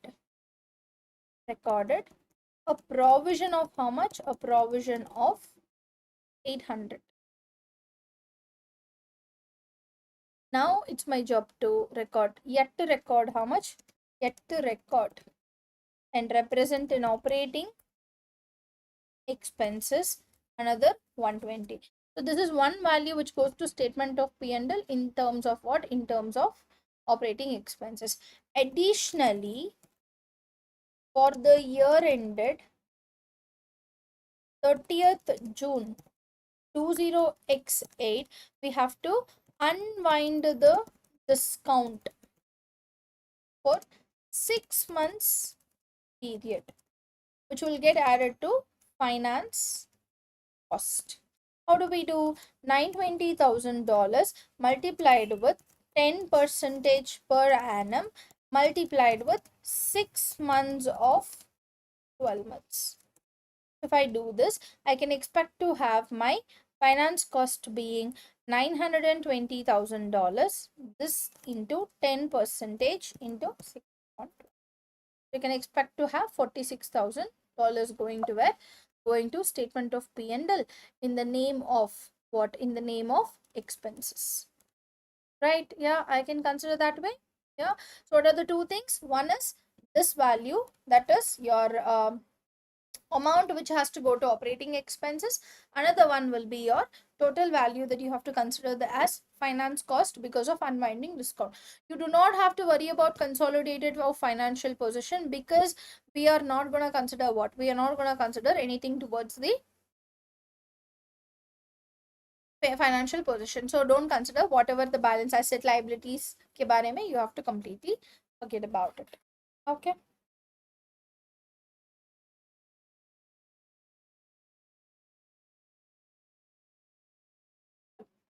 So let's move to the next bit of the question. What is the next bit of the question after the court case that we have?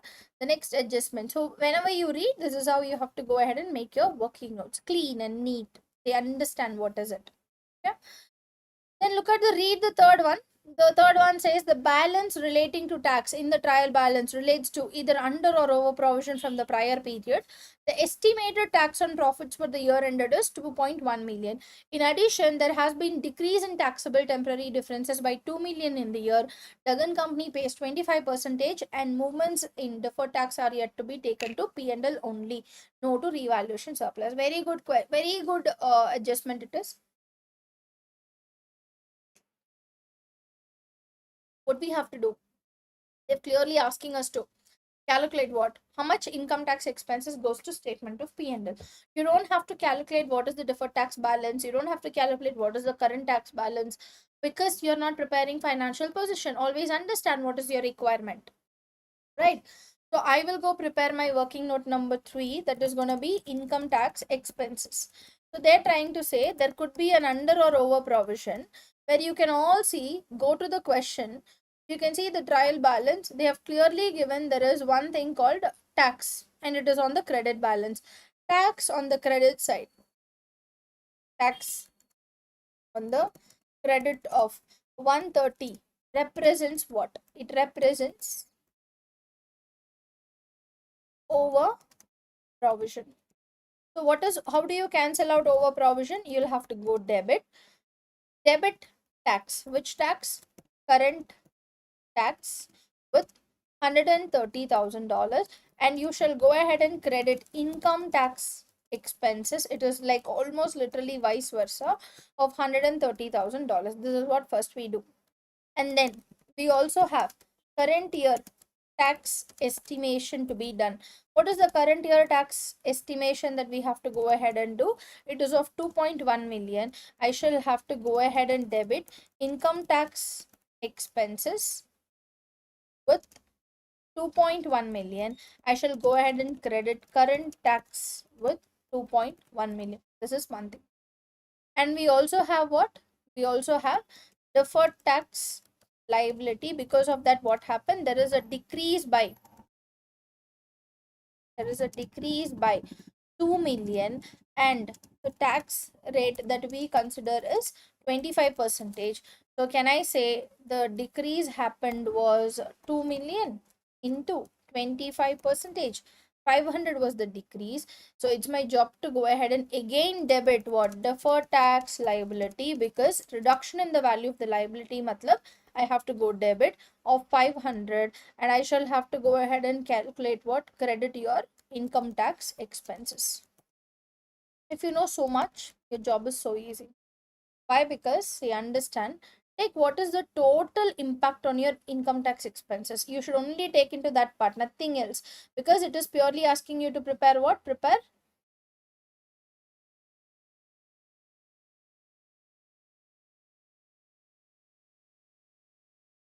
They're asking you to prepare impact on impact on income tax expenses.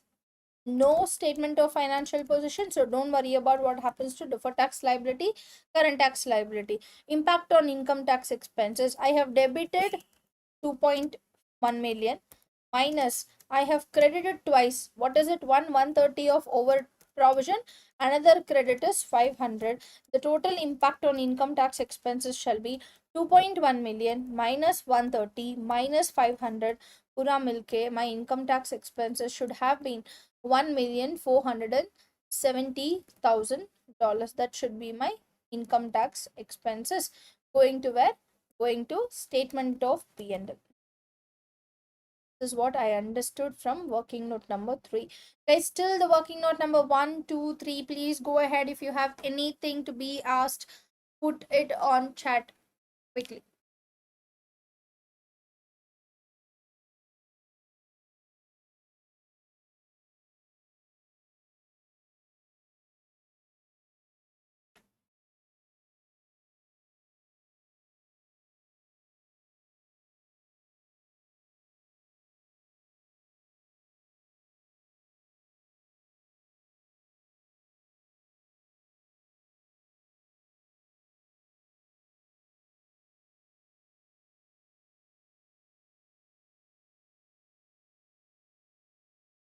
Okay, let's move to the next adjustment which is given. What is the next adjustment which is given here? It talks about we are issuing 5 million 6% convertible loan notes on 1st July X7, that is beginning of the year. Interest is payable annually in arrears, and these bonds can be converted into one share for every $2 on 30th June X9. Similar loan notes without conversion rights incurs interest at 8%.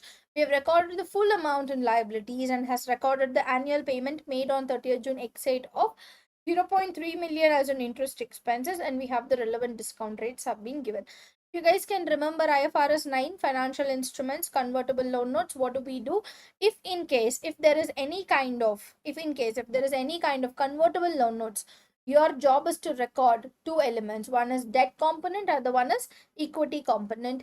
So you have to split into two and record, but here they have recorded everything into liabilities. Now it's your job to go ahead and split and make changes to your interest expenses. That is what, which is very, very important point for us. Okay, so working note number 4, convertible loan notes. So if you take convertible loan notes, what is the point that we have to consider? We might have to go ahead and consider the first part. Guys, you need to understand the total loan note value. The total loan note value is how much? The total loan note value is here it is. You can see 5 million. Correct? 5 million. But in that I have to find out how much is equity and debt component. The debt component is nothing but present value of all future payments associated with loan notes.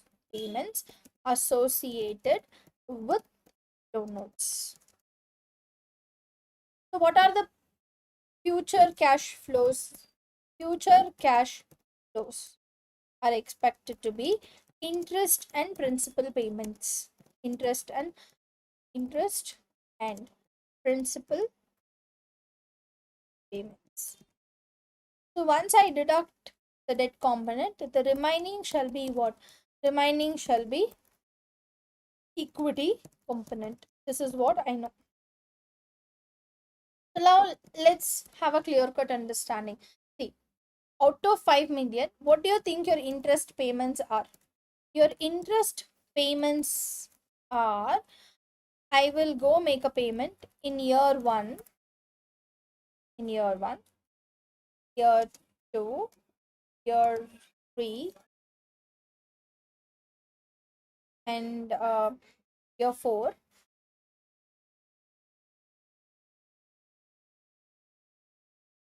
and year 5. How much will you pay interest? The interest payments are made on the face value, the nominal value. There is a 5 million into the interest rate is how much, guys? It is given in the question. Please, all of you go and check. The convertible loan notes are issued at 6%. So it will be at coupon rate. What rate? Coupon rate of 6%. I would have got how much? The interest payment every year. In year 1, it's going to be 5 million into 6%. That will be of 300. And year 2, 300. Year 3, till all the 5 years, 300. That is one thing. Plus, I will also have principal repayment happening when? Happening at end of year 5 of how much? Of 5 million. These are all the cash flows I have. I have to go ahead and find out the discounted cash flows. I mean present value of all future payments. I understood what are the future payments. Now I need to calculate the discounting factor. For that I need to find out the discounting factor. See.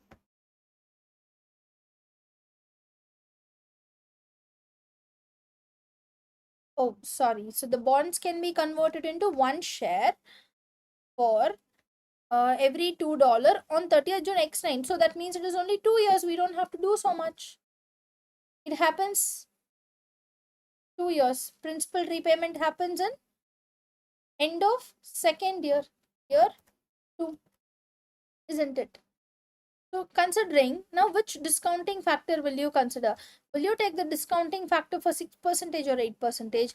It's your job to take discounting factor for 8%. Why? Because guys, the market rate of interest is 8%. But you are giving a lesser interest because you are giving an option called conversion to the holders. Otherwise, you would also give what? Otherwise, you would also give the market rate itself. Correct? Yeah. So considering this part, 8% discounting factor is 0.926 and 0.857. 0.926 and 0.857. So, and for this 5,000 also we consider 0.857 only. So what is your cash present value? 300 into 0.926 and 300 into 0.857 and 5,000 of repayment into 0.857. If you do that, this should be giving what? This should be giving us the debt component. What is the debt component? The present value of all future cash flows should be at debt component. That will be of $4,820,000. Can round it off, people. Yeah. So this will be called as what? This will be called as my debt component.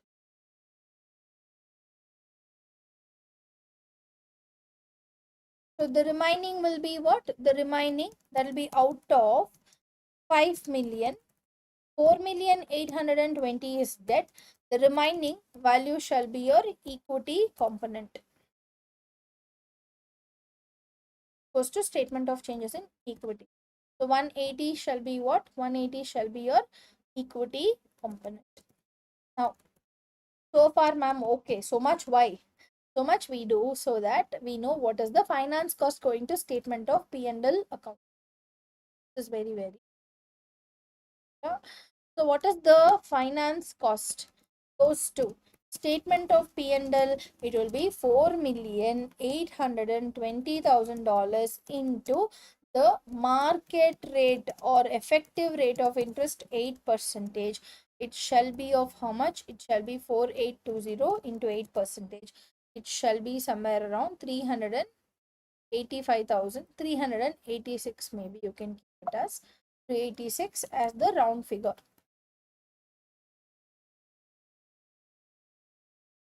Now, this is the finance cost goes to statement of P&L. How much is already recorded? Already recorded is 300. So how much extra I have to add? How much extra I have to add? I have to add the additional value. Do we have that in finance cost? Okay, okay. I don't think so. Interest expenses. Yeah, you can see. To this, what will I do? It is what? In the interest expenses 12540, you will have to add remaining 86.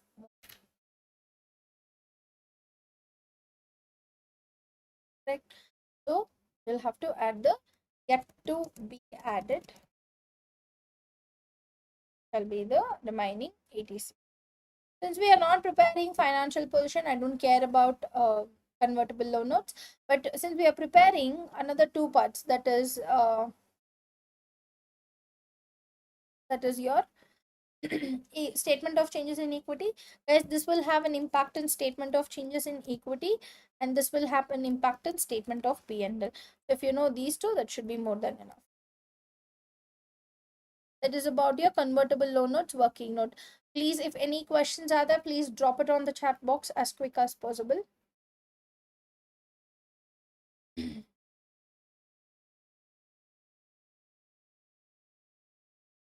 Okay.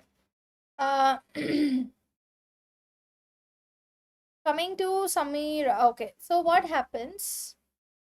Ma'am, you're too early.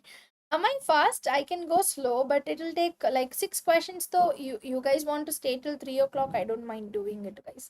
I can go slow also. But you'll always have recording. But section C is this long. Yes, if you do it properly, it is this long. Now, ma'am, what is this debt and equity component? Whenever I convert, I give a loan note, and that is a convertible option. So what is whenever I give a loan note and that's a convertible option?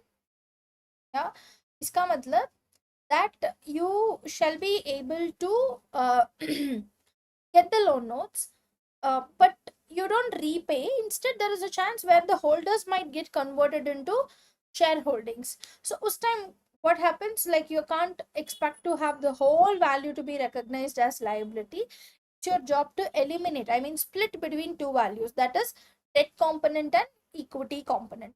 How does this debt component is split? Because debt component is treated as your financial liability. Equity component is treated as other equity component going to your equity. Why do we do it? Because there is a conversion option. If there was no conversion option, we will not do this. Because there is a conversion option, we have to go ahead and do this part. Okay. So now to find this out, what I have to do? I'll have to find out the present value of all future payments associated with this particular loan note will be treated as debt component, and baki amount will be treated as equity component. So what is present value? Discounting to the present value. What is future cash flows? Like interest, we can expect to have as a future cash flows, and principal repayment, we can expect to have as a future cash flows. Interest and principal, these two things will be discounted to the present value to find out what? To find out the debt component. That I will calculate the interest. Okay. So that's how the financial instruments works on convertible loan notes or compound instruments. You still have some more doubts, you can specifically put it on chat. I'll explain it. However, any other questions apart from Samira's questions, go ahead and drop it on chat box.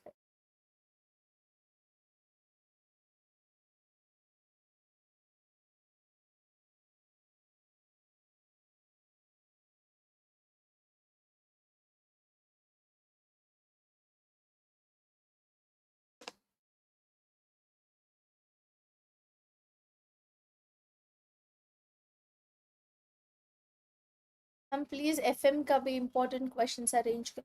I'll definitely take this comment and I'll let the management know about it. Oh, sorry, I'm so sorry. Oh yeah, it's Sammy and then your last name. I'm sorry about it.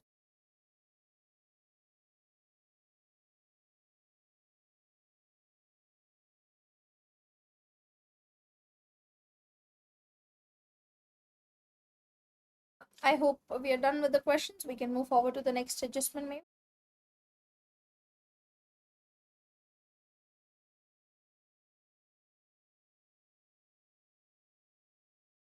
Okay.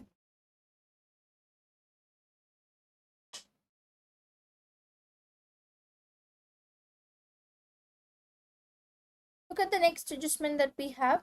See, Duggan Company began the construction of an item of property. Read very carefully. We began the construction of an item of property on 1st July X7, which was completed on 31st March X8. A cost of 32 million was capitalized. This included 2.56 million being a full 12 months interest on a 26.5 million 10% loan taken out specifically for this construction. Okay. On completion, the property has a useful life of 20 years. Duggan Company also recorded 4.4 million in other operating expenses, where representing the depreciation on the asset for the period from 31st March X8 to 30th June X8. This is one of my favorite adjustment it is, because it tests you about the concepts. It tests you, it tests you about how you have to remember the point of it. Okay, understand. Read again, reread the question always. Dragon Company began the construction of an item of property on 1st July X1. It was completed on 31st March X8. The cost of 32 million was capitalized. So we constructed a property on 1st July X. We started to construct and completed on 31st March X8. So July, August, September, October, November, December, Jan, Feb, March. 9 months is what we have constructed for. And a cost of 32 million was capitalized. This included 2.56 million of being a full 12 months interest on a 25.6 million 10% loan taken out specifically for this construction. Understand, I have taken 26.5 million, 25.6 million of a loan for this particular building property.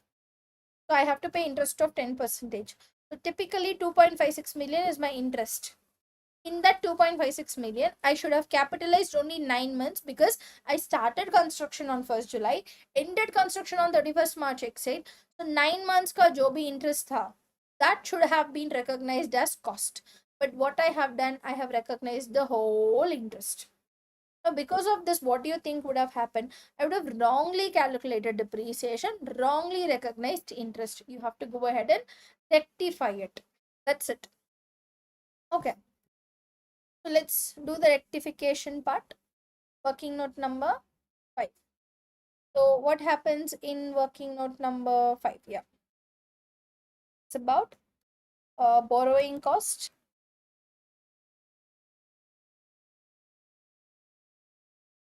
Cost. Capital. First. Interest is the cost of the asset. Cost of the property is 32 million. How much interest? Please remove that. Interest of 12 months. Let me go ahead and remove it. Is of how much? 2.56 million.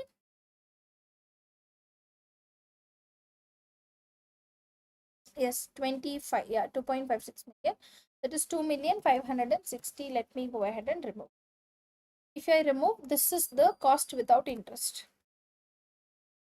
Cost of the property without interest.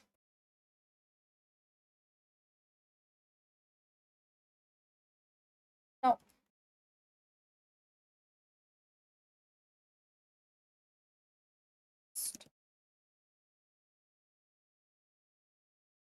without, you can say interest or borrowing cost, whatever the word that you want to use. What is the actual borrowing? How much is the interest should have been recognized? Have been recognized of only 9 months. So 9 months, how much it would have been? 2,560,000 into only 9 by 12 should have been recognized. 560 into 9 by 12. I should have recognized only this much. So what should be the right cost that should get capitalized? Should have been 29,440, this value. 31,360 should have been the right value. But this is something which is a wrong one. Now, ma'am, how do we rectify? First, I shall go ahead and consider 3 months expenses of interest to statement of P&L first. How much that is? That will be 250 into 3 by 12 has to be sent to statement of P&L, first thing. Second, let's just see what happens to the depreciation. Guys, what do you think the depreciation that I should have recorded? The right depreciation is this divided by 20 years. 1568 should have been the right depreciation based on rectified cost. But how much do you think I would have calculated depreciation on? I would have calculated depreciation on 32 million divided by 20. It will be how much? 1600, isn't it?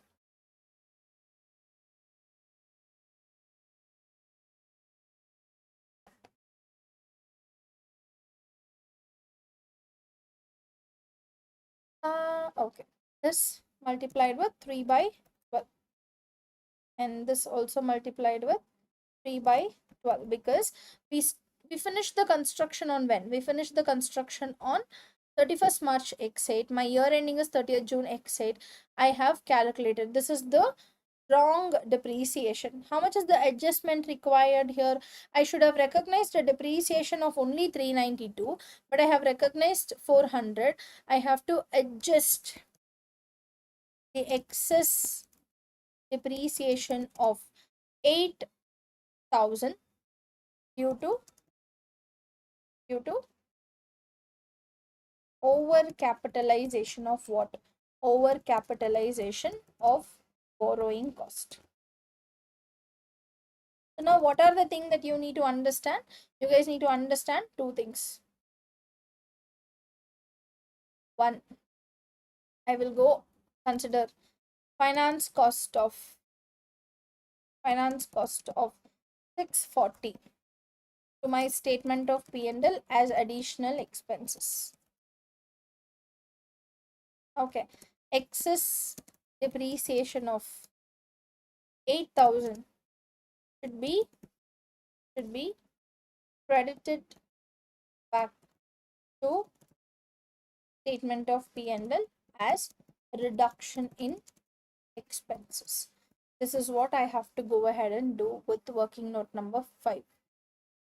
Guys, this point, please let me know if you have any questions. Forever to read, this is enough of a painful challenge. I agree to the point, but more of a practice, I think you guys will be able to understand it very easily. It's really not a big deal.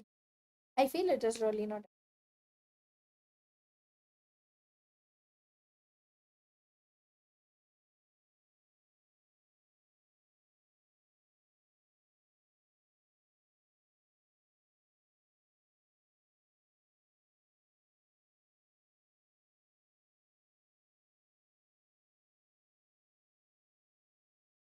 Guys, it's okay. Post your comments if you have any questions on this whole working note. Please ask me, because I know it is something which you might have been looking at for the first time, or you might have seen it but not understood. If you've understood, fair enough, well and good. But it's not, please do let me know.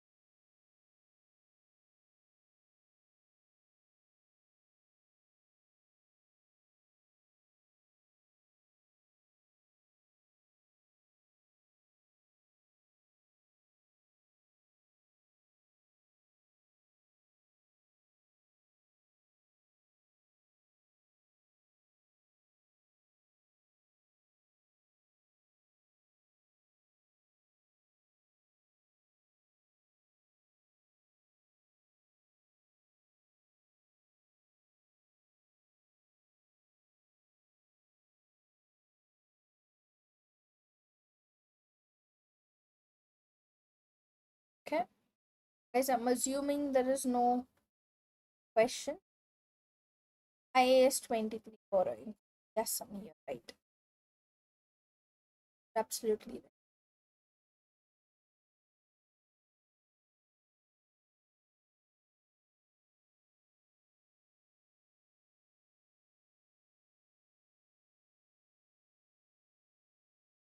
Let's move to the next, but last, no, definitely not least. Look at the sixth adjustment. Okay, guys, if you can see, the excess depreciation is an operating expenses, so I'll have to reduce there. So make sure that you know this part. Reading is important. Reading helps a lot. Okay, look at this. It has been discovered that a previous financial controller of Duggan Company engaged in a fraudulent financial reporting. Currently, a 2.5 million of trade receivables have been deemed to not exist and should be written off, out of which 0.9 million relates to the year ended 30th June exceed, and with 1.6 million being relating to the earlier period. I think it is very simply, you have to go ahead and put what? You have to go ahead and consider a working note number 6 in the name of you don't have to put, but any which ways fraud. I'm just writing it so that you guys know. So you'll go debit what? Debit statement of P&L with the current year expenses. So how much is the current year expenses that I can expect to have? 0.9 million, that is 900. And remaining, I'll go debit what? Debit my retained earnings, just like how we did it in the last question. There is no change about it. So retained earnings, the baki ka amount, that shall be around 0.7 million. Oh, sorry, yeah, 1.6 million, because the total is 2.5 million. I shall go credit my receivables with 2.5 million. So I don't think so you need a even working note, but you can keep us. Don't worry. So let's not waste time. Prepare the statement of P and L. So once all the working notes are done, you should be able to do the answer within 5 to 10 minutes, not more than that. Okay, so first thing is, I have a statement of P and L. The pehla one, I should always have revenue. See, what is the revenue? If you can all see, note number 1, revenue has 43,200, plus working note number 1 says it's my job to go ahead and add additional revenue of 2.7 million. As we discussed, your statement of P and L shall have a revenue of 43,200 plus 2.7, it should be 45,900. Then less cost of sales. So I don't think so any adjustments to cost of sales. You can directly write it down. Cost of sales being having a value of 23,200, just write 23. And you shall get what? Gross profit. How much is the gross profit? Revenue minus cost of sales. Chapter. Then after this, you'll go have to reduce what you have operating expenses. So you can write other operating expenses. You have two adjustments to be made. Sometimes when more adjustments are there, I actually either put it on face of the answer, or you can prepare a separate working note for it.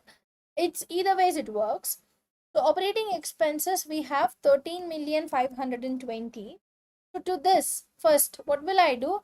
I will go ahead and consider multiple adjustments. The very first adjustment is, if you can see here, provision. We have to go ahead and record extra provision of operating expenses, working note number 2, 120, isn't it? Plus working note number 2, 120. First thing. Second, I should go ahead and consider what? Reduce 8 coming from working note number just the working note number 5, because excess depreciation was in statement of P&L operating expenses. Apart from this, guys, we also have a fraud that we have considered, isn't it? That you can go ahead and consider 900, working note number 6. Together your operating expenses should be 13,520 plus 120 minus 8 plus 900. Your total operating expenses should be how much? Less minus figure of all of this, 14,530. Okay, then comes what? Then comes, you can call it as operating profit. So what is your operating profit? Your operating profit is 22,700 and minus this 8,168. And then we have what? Then we have investment income. I believe that is what we have. Look at this. So always whenever you have few things, you have to do what? We are done with cost of sales. We are done with revenue. We are done with operating expenses. What is the next thing I have? Investment income. How much is the investment income? You can see $120,000.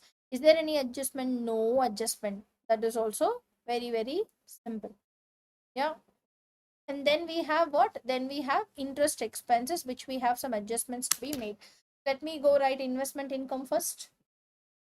This of 120, and my investment income plus my operating profit together will be called as profit before financing and income tax. So then it's my job to go ahead and write down interest expenses. What and all we have in interest expenses, just like your operating expenses, interest expenses starts with what? Starts with 1240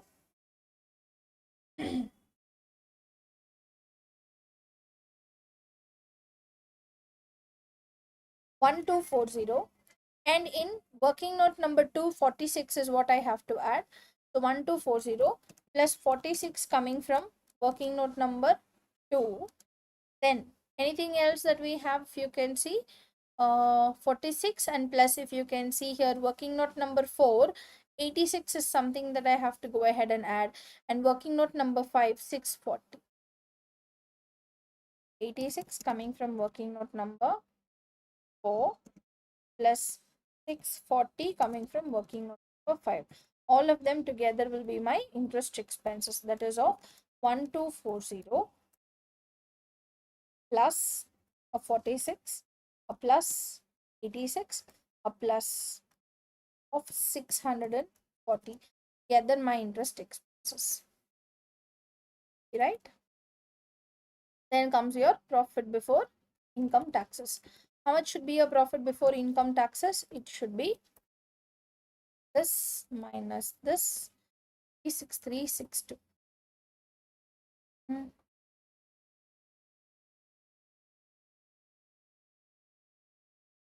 Is my income tax expenses correct? Calculation. Interest expenses correct.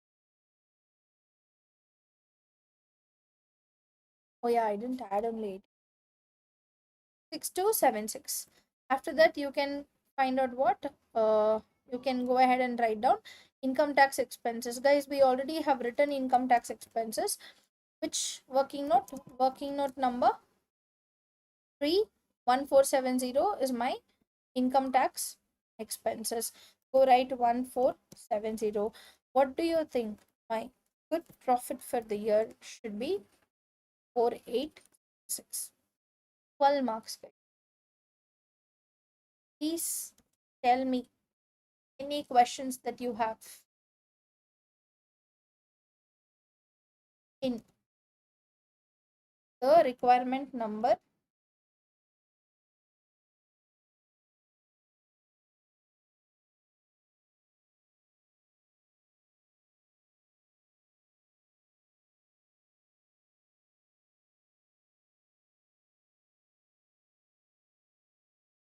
Requirement number A. Any questions before I move to requirement number B? Please do tell me.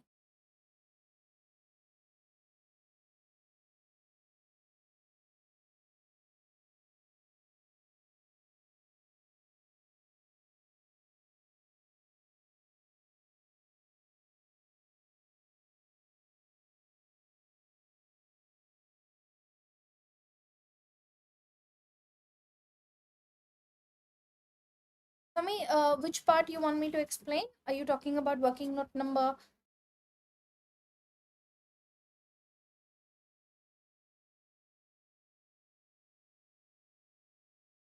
Oh, I'm so sorry, man. This whole thing is in English. I don't think I'll be able.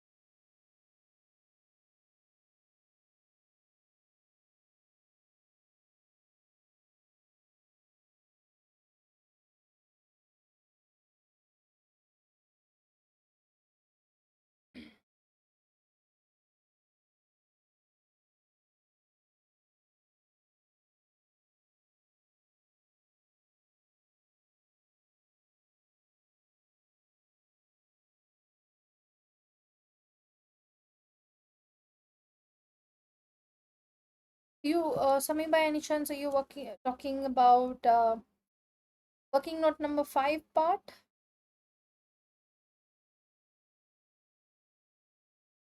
Oh, the P&L itself. Okay.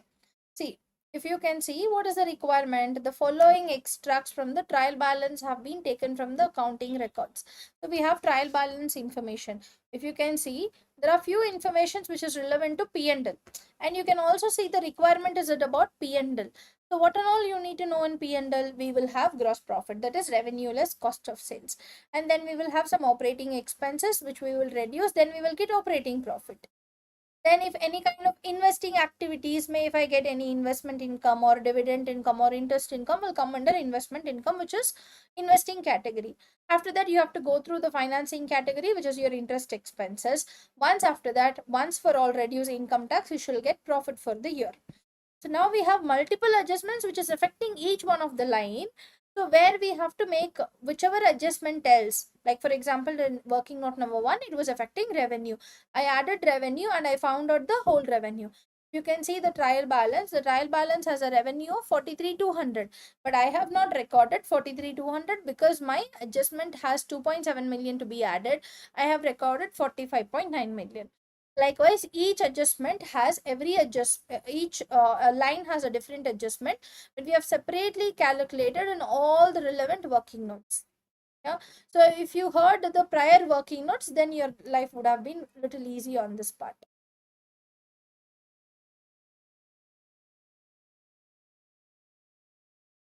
Okay. Ma'am, just meet up.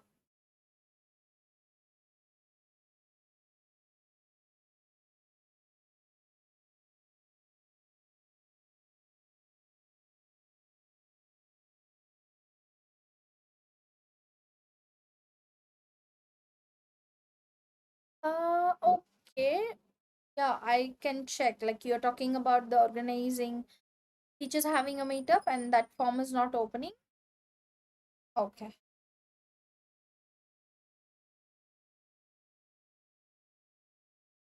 Okay, okay, ma'am. Teachers are doing a meetup with students. PW has uploaded a short video in chat. So that form is not open.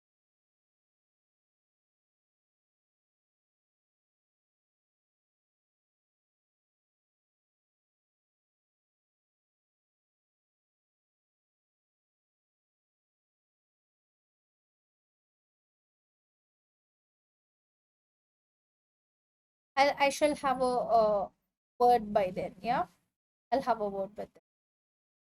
When I give a next break, I'll ask them. I'll tell them about.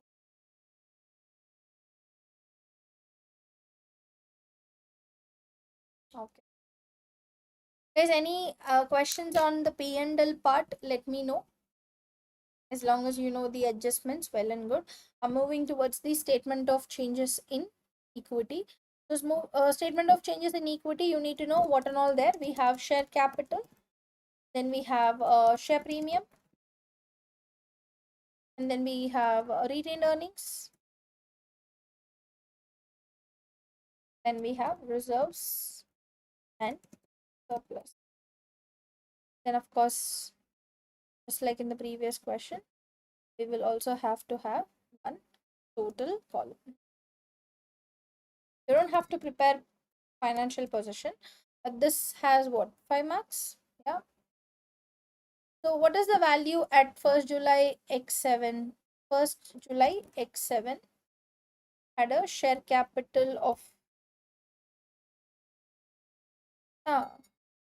this is 12,200. It's given directly in the question. And I don't think so we had any share premium. Share premium was 0. And retained earnings kitna tha? How much was it? The retained earnings on 1st July X1 was 35,400. And did we have any kind of reserves and surplus? No. Okay. So since reserves and surplus kuch hai hi nahi, I'm gonna write the convertible option. That goes to still equity, right? So I'm gonna consider that as 0. So far 0. Was there any prior period adjustment happened? Yes, there is one prior period adjustment happened in working note number 6. How much was it? It's my job to reduce 1600 from my retained earnings. Go reduce. After that, it's our job to find out how much is the adjusted balance. That is the share capital.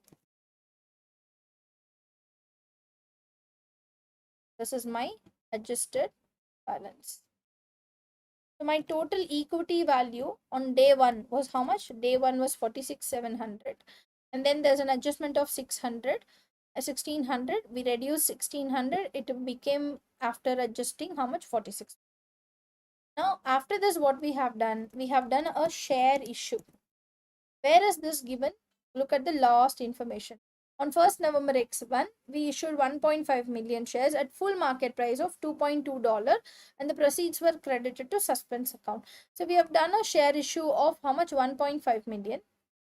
Yeah, share capital will have 1.5 million into $1 is my face value. I can go ahead and consider what? I can go ahead and consider the share capital to be 1.5 million. But for share premium, we would have gone ahead and recorded the Baki 1.5 million into dollar remaining 1.2. I shall have to go ahead and credit how much? 1800 to my share premium. Then what happened? We had a convertible loan notes. So convertible issue may coming from working note number. What is the working note? That working note number 4. My equity component was how much? My equity component, the convertible option was 180. I told you it will go to SOCI. SOCI is statement of changes in. Then uske baad we have profit for the year that we have to go ahead and consider from the requirement A that we have calculated already, and that will be going to your retained earnings, which was how much? 480. There is no adjustments that we have got here, people.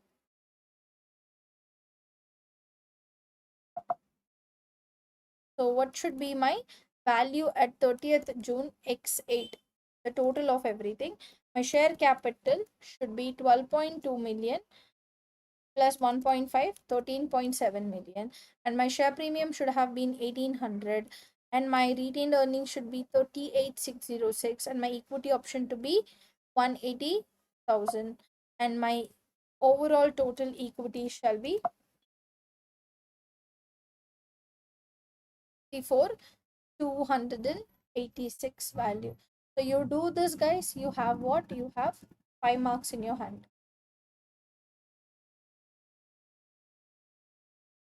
Requirement number B, guys, if you have any questions, please go ahead and ask.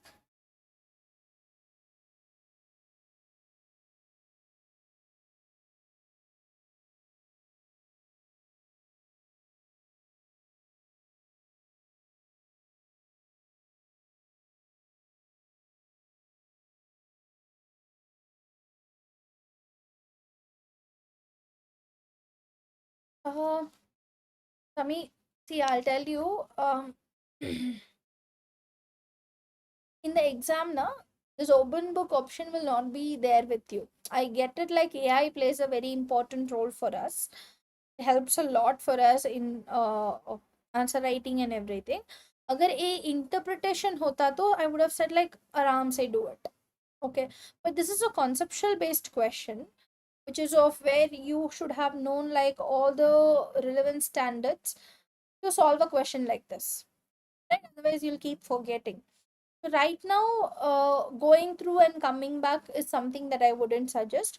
You let me know how's your consolidation knowledge and how's your interpretation knowledge. Based on that, I shall go ahead and tell you what to do.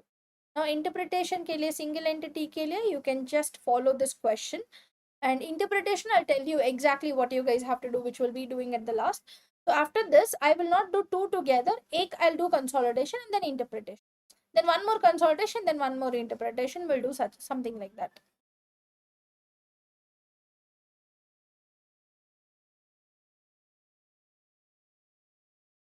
Yeah.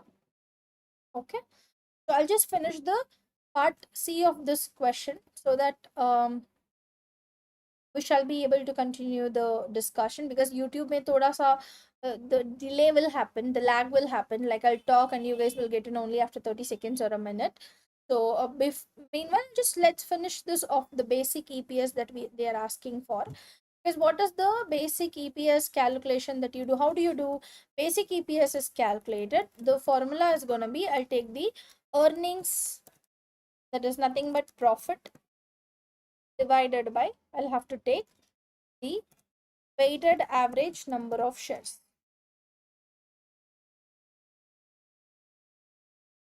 I know profits, but I don't know weighted average number of shares.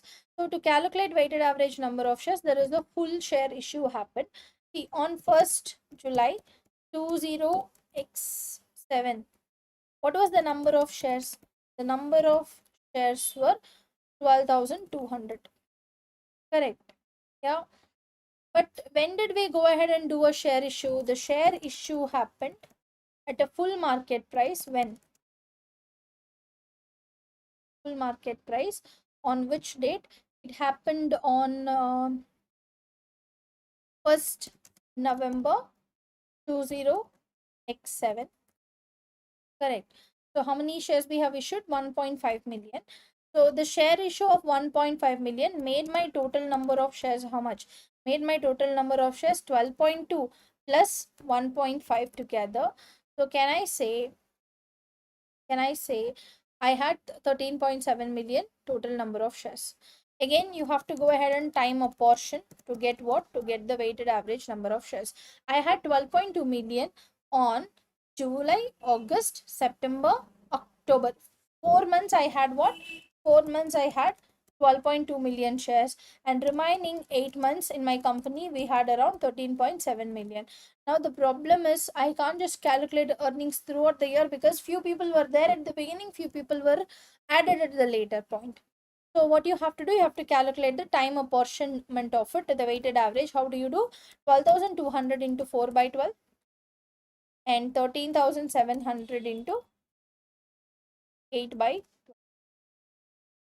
So if you do that, you shall get the weighted average number of shares to be how much? 13,200. So you can go ahead and consider your weighted average number of shares be 13,200.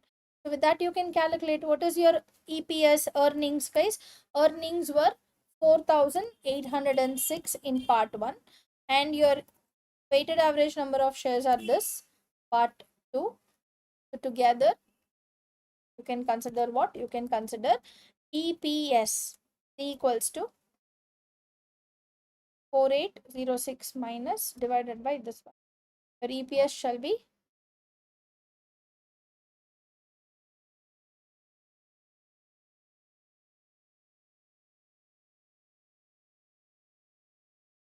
0.6. That is nothing but 36. EPS is equals to 36 cents. Guys, you do this, you have 3 marks. Such a nice, simple and easy.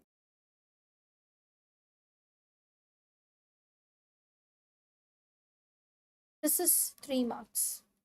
Okay. That's about what? That's about the Duggan as a whole company. Now, I assume we are tired enough,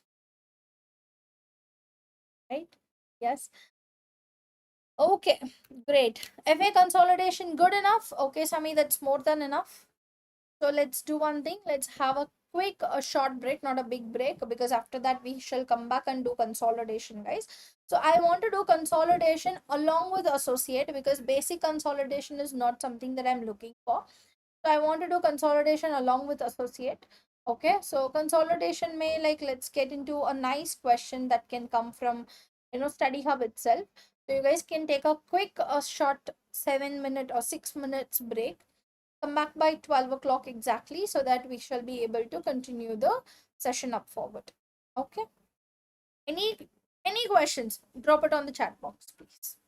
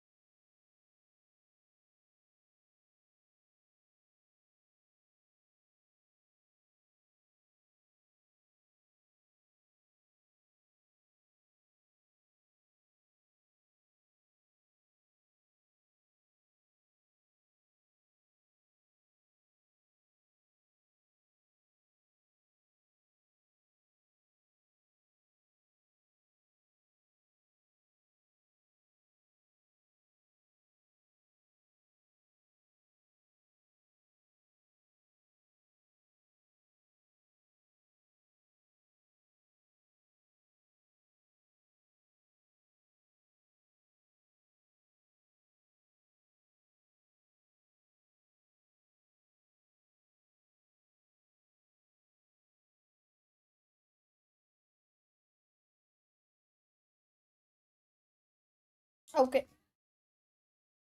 Thank you, guys. I think it's the right time to start the consolidation question. I believe my voice is audible. Yeah. See, I feel a lot of time the students are finding difficulty in understanding how the consolidated statement of P&L works. I've seen people coming up on consolidated financial portion being easy, but P&L is difficult. So I want to take one P&L question and one financial position question.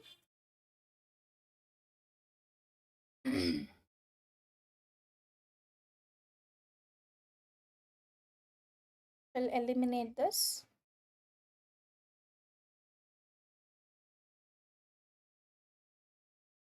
So we can expect to have a nice associate based question.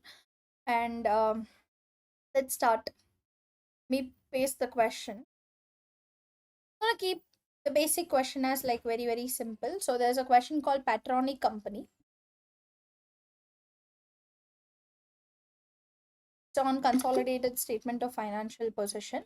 After we finish this, we shall not get into directly a P&L, but we shall do an interpretation question.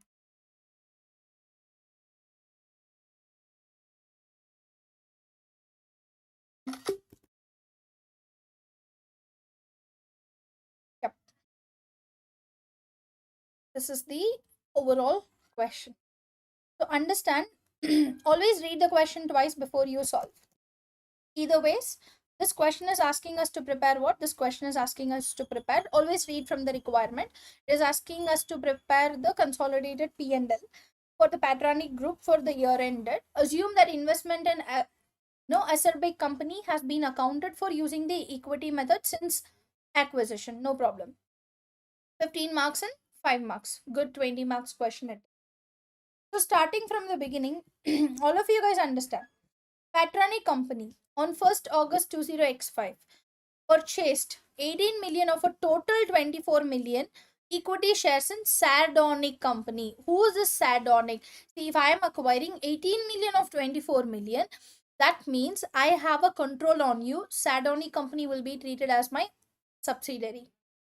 The acquisition was through a share exchange of 2 shares in Patronic for every 3 shares in Sardonic Company. Both companies have shares with the par value of $1 each. The market value has been given for each of the companies, and we also pay in cash on 30th July X7. See, when is that I have acquired? I have acquired on 1st August X5, but I'm going to make a payment on 31st July X7, that is 2 years after acquisition. Of each share that I have acquired, I will pay 2.42 per share acquired in Sardonic Company. And the cost of capital is given, and the reserves on that date, retained earnings is also given of 69 million. And we has held the investment of 30% of equity in Acerbic for many years. The associate has been doing there for many, many years. Now, if we're preparing financial position, we have to worry about my goodwill calculation and everything. But we are literally not preparing anything as financial position to worry about goodwill. All we have to now worry about is statement of P&L, right? So in statement of P&L, what are the adjustments that you can expect to have? Of course, like we can expect to have some fair value adjustments, intra-group transaction that you can expect to have, and so forth and so on, right? So starting from I always prepare something called, always whenever consolidated statement of P&L is there, on the very first working notes, I will always prepare post acquisition profit. Post acquisition profit of whom? Of Sardonic Company. Anything that affects them, I will go ahead and put that in my working note number 1, which is post acquisition profit of Sardonic Company. Okay. What is the post acquisition profit? Guys, I have acquired these people on which date? On 1st August X5. What is the year ending? 31st March X6. Can I say they have a profit for the year? How much is the profit for the year? The profit for the year is 13,500. So, but after acquisition period will be August, September, October, November, December, Jan, Feb, March. 8 months is the post acquisition period. And before 8 months, it will be treated as what? It will be treated as pre-acquisition period, right? So can I say 13,500 into 8 by 12 will be my post-acquisition profit. 13,500 into 8 months of post-acquisition divided by 12 months shall give you a post-acquisition profit of how much? 9 million, right? Isn't it? That's my post-acquisition profit. Now, if any adjustments are required, yes, please go do it. Now, first thing, the fair value of, very carefully listen, the fair value of net assets of Sadoni company at the date of acquisition were equal to their carrying amounts with the exception of property and plant. Okay. The property and plant had a fair value of 4.1 million, and okay, the property and plant had a fair value of 4.1 million and 2.4 million respectively in excess of their carrying amounts. We have a higher value. The increase in fair value of the property would create additional depreciation of how much? $200,000 in the consolidated financial statements in the post acquisition to 31st March X6. The plant had a remaining life of 4 years straight line depreciation at the date of acquisition of certain company. All depreciation is treated as part of cost of sales. Looks like difficult, but it is not.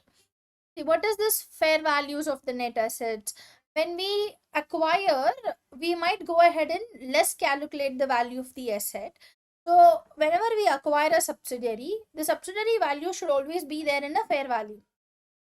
So you recording it at carrying amount, it is there in fair value. There is a mismatch between the depreciation because you calculate depreciation on the carrying amount, but wherein the depreciation should be calculated on what amount? The depreciation should be calculated on the fair value. Considering this part, so because of that excess depreciation, they have only calculated and given. You don't have to calculate anything extra. They have only calculated and given that excess depreciation that we have to consider is $200,000, and all the depreciations are added to where? Added to the cost of sales. Correct? Yeah. Now they have added depreciation of what? Property. And second one, they have not done it on plant. Plant is something that you have to do. Read again. We have property and plant had a fair value of 4.1 million and 2.4 million respectively. Property have 4.1 million extra, plant have 2.4 million extra. Increase in the fair value of the property, they are not talking about plant, would create additional depreciation of 200. So for the property related, it is of $200,000.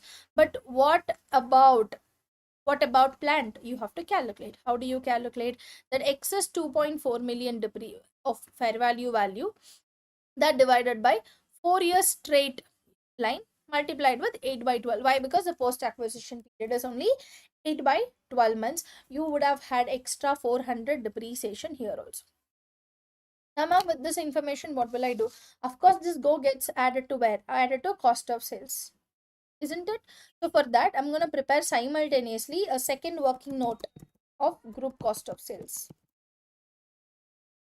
Simultaneously, hand in hand. So what happens in cost of sales? I will take Patronic company. Why? Because Patronic company is a seller, parent company. We have to take the whole of their cost of sales. How much is the whole of their cost of sales? 94 million. I should also add now Sardonic company. Sardonic company, but only 8 months part, not the whole value.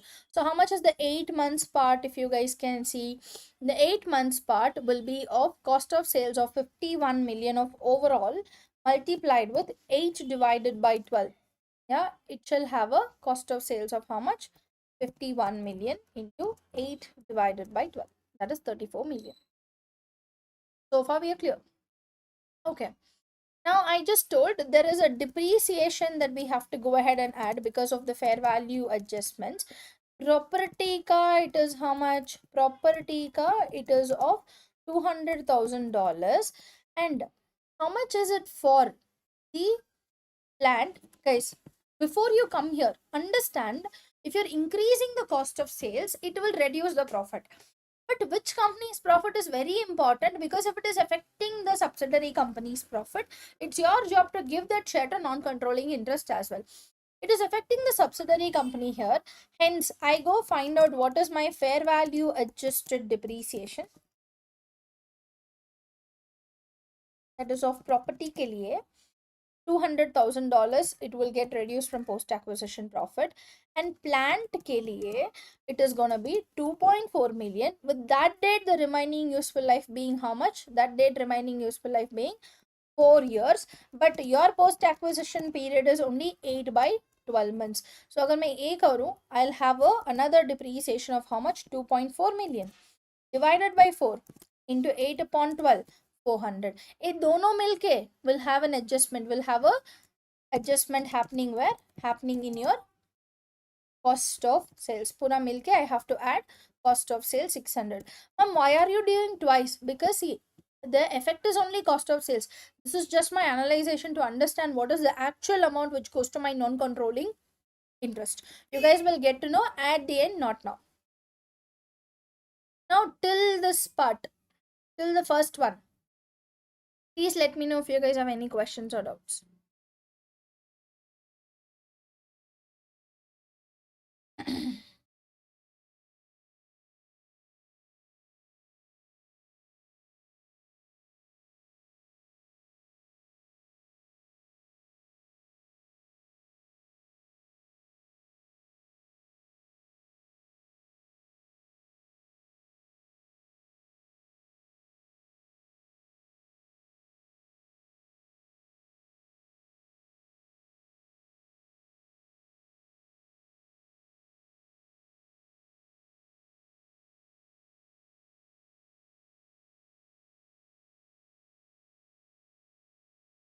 Okay, I believe no.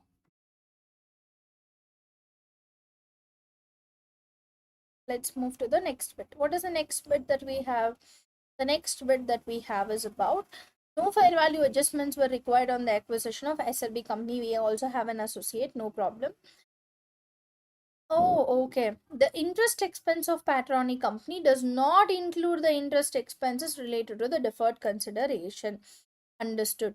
Now it's my job to go ahead and prepare another working note for interest also. The finance in consolidation, no working note will work directly, guys. It is not like closed like your interpretation. You have to keep it open always. So finance cost, what do? I add parent company's finance cost. What is my parent company's finance cost? My parent company's finance cost is patronic company's finance cost shall be of interest expenses 2 million, and subsidiaries finance cost is 900, that is Sadonic company.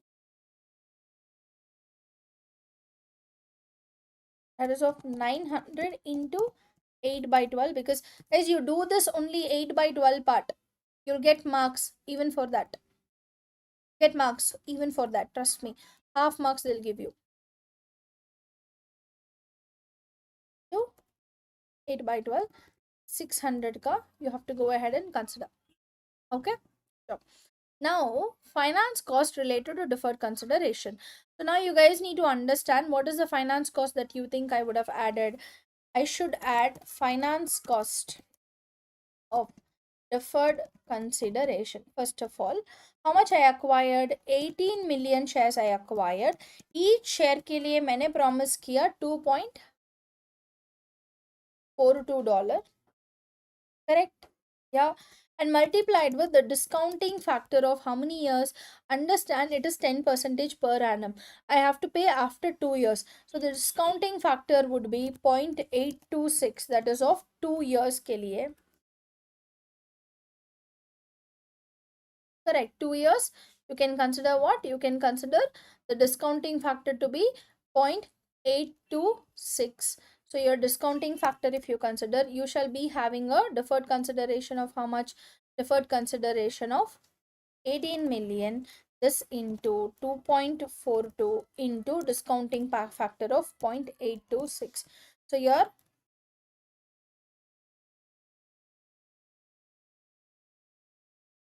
$35,981,000 should be your deferred consideration. On this, it's my job to consider what? To consider the finance cost on this part. How much finance cost do you think I should have considered? 1 second. Let me just read. I have it as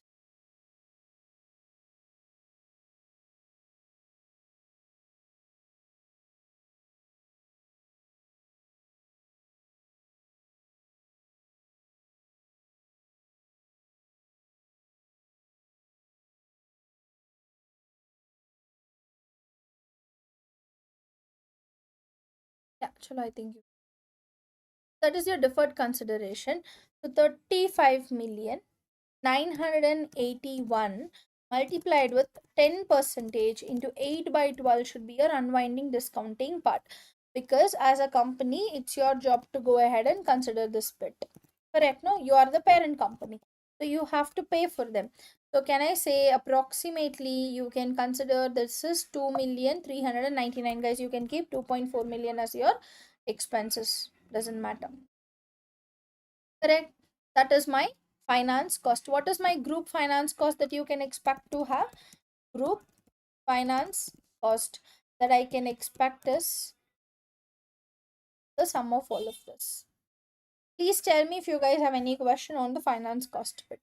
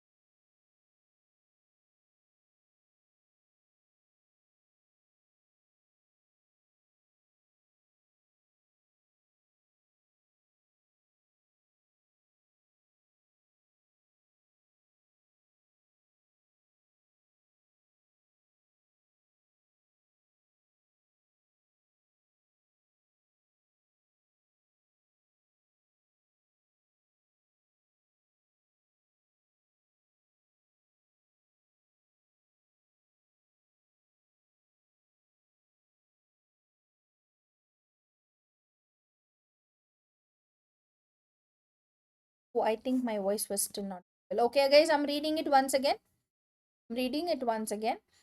Yeah, so prior to its acquisition, Sadoni Company had been a good customer to whom? Prior to Sadoni Company had been a good customer to parent. Both were very nice. So now they had some good transaction between each other. In the year to 31st March X6, they sold goods at a selling price. I mean, parent sold the goods at a selling price of $1,250,000 per month to Sadoni Company, both before and its after acquisition. So Patronic Company made a profit of 20% on the cost of these sales.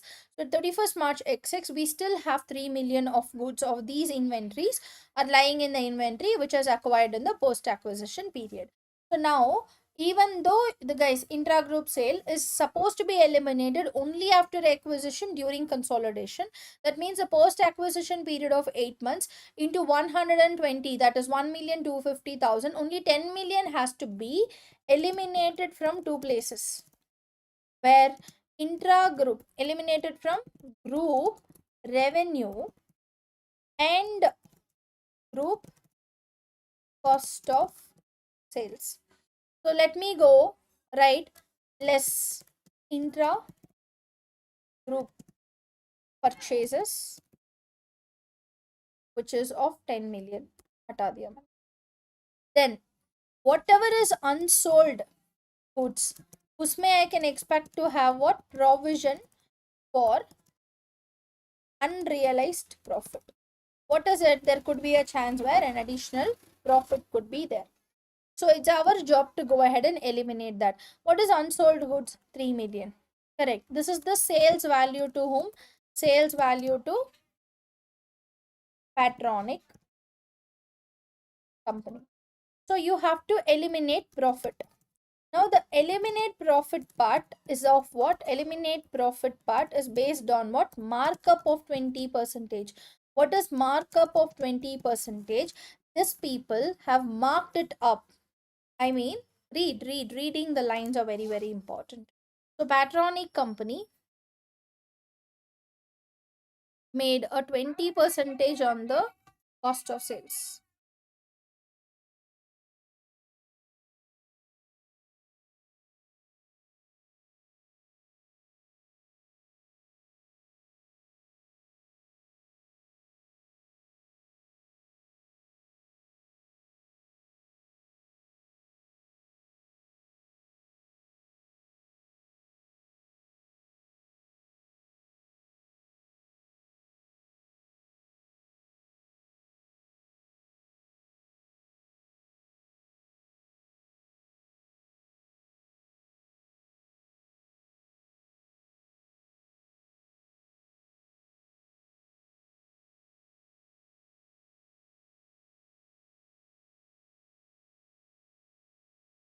Yep. I had to give a pause because there was an disturbance, guys. So markup. So read the point. What are they trying to say here? They're trying to say Patronic Company made a profit of 20% on cost of these sales. So that means 20% on cost is markup. Okay. So can I say in that case this 3 million is at cost plus 20%, 120%. I need to find out how much is the 20% of profit element to eliminate from the parent company's P&L. So this multiplied with this divided by 120, I shall get what? 50 as the profit element. What you can do? Cross multiplication. If 3 million is at 120%, how much is at 20%? Correct, because 2.5 million would have been your cost. Cost multiplied with 20%, you would have added another 500 of profit element. So now to eliminate perp, what is the journal entry? You debit cost of sales. Guys, if subsidiary company was the seller, then you could have gone ahead and made changes to post acquisition profit. But here it is parent company. It's your job to go ahead and include only in the place of cost of sales. So here add perp coming from working note number 4. How much is it? You'll go ahead and add extra 5. I hope you guys are able to understand this part of intra-group sale. Guys, if you have any question on intra-group sale, I really want you guys to drop a message or drop a chat right away before we move forward. You're not moving forward until unless you guys have a understanding of this part.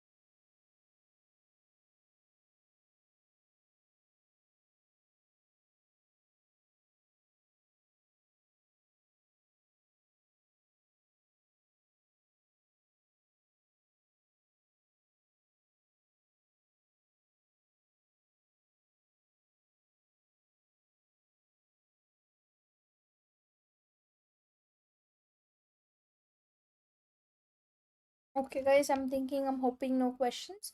Moving forward.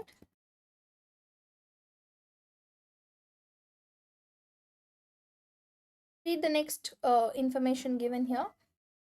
So the NCI is measured at fair value on acquisition. The fair value of NCI on that date was 34 million. It's fair value measurement. So अगर goodwill impairment हो रहा है, then I have to give a share to both of them, parent and subsidiary, parent and non-controlling interest.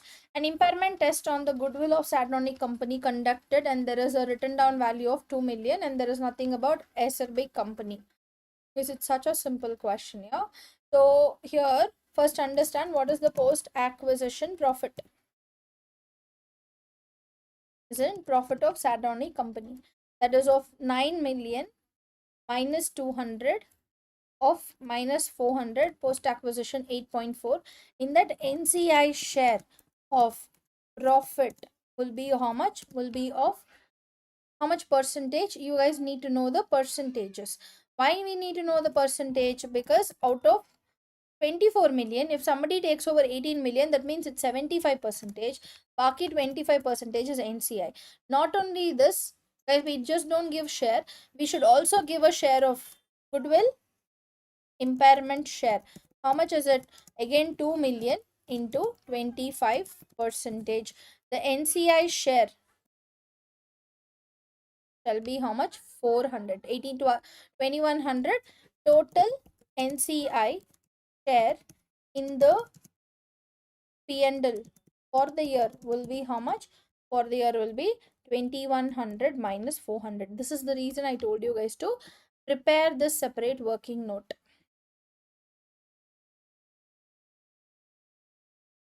Yeah. I think we are good to go with all the working notes so far. We don't need any other working notes. So working note number, cost of sales you can directly, group revenue also you can directly put. Yeah. So your group cost of sales shall be of sum of all of this. We have the finance cost too. Yeah. Yeah, I think we're good to go. We can start preparing the P&L part. So how do we prepare P&L? Consolidated P&L for the year ended certain year, that is 31st December, March. Yeah, I think it's 31st March 20x6 people. So I shall have to start with revenue. How do you do revenue? You first take the parent company. Who's the parent company? Patronic company, 150 million. Plus the subsidiary companies only post acquisition 78 million into 8 by 12, and then in this you have to reduce intra group sale of 10 million coming from where? The intra group sale coming from working note number 4. Correct? So go reduce it. Your group sale, your group revenue has to be 192 million less cost of sales. So we have already calculated cost of sales separately, people. Yeah, that is coming from working note number 2. How much is it? It will be of 1191. So I shall have a gross profit of this minus this, which will be 72,900. Then comes what? Then comes selling expenses that you can see. How do you, what and all the things? There is no adjustment in selling expenses. Don't waste your time. Selling expenses 7.4 million of parent and 3 million of subsidiary into 8 by 12 because we can only take the post acquisition period. अगर मैं ये करूँ, I'll have a selling expenses of how much? Selling expenses of how much it will be? It will be of 7.4 million plus 3 million into 8 divided by 12. That should be your selling expense. 9.4. Then we have what? Then we have general and administrative expenses. General and administrative expenses. That will be of how much? 12,500 of parent plus in 6 million into 8 by 12. Ma'am, why are you not taking associate? Guys, associate is something that we don't do line by line accounting. We do only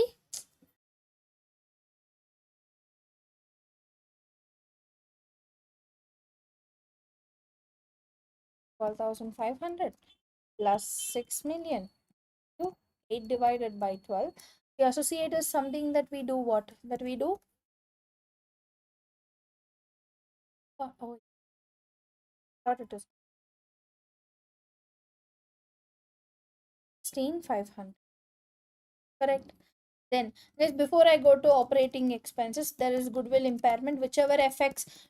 That's just a working note. Please don't say, ma'am, you have already included. Why are you including? That's just a working note to understand how much profit goes to NCI, nothing else. Correct.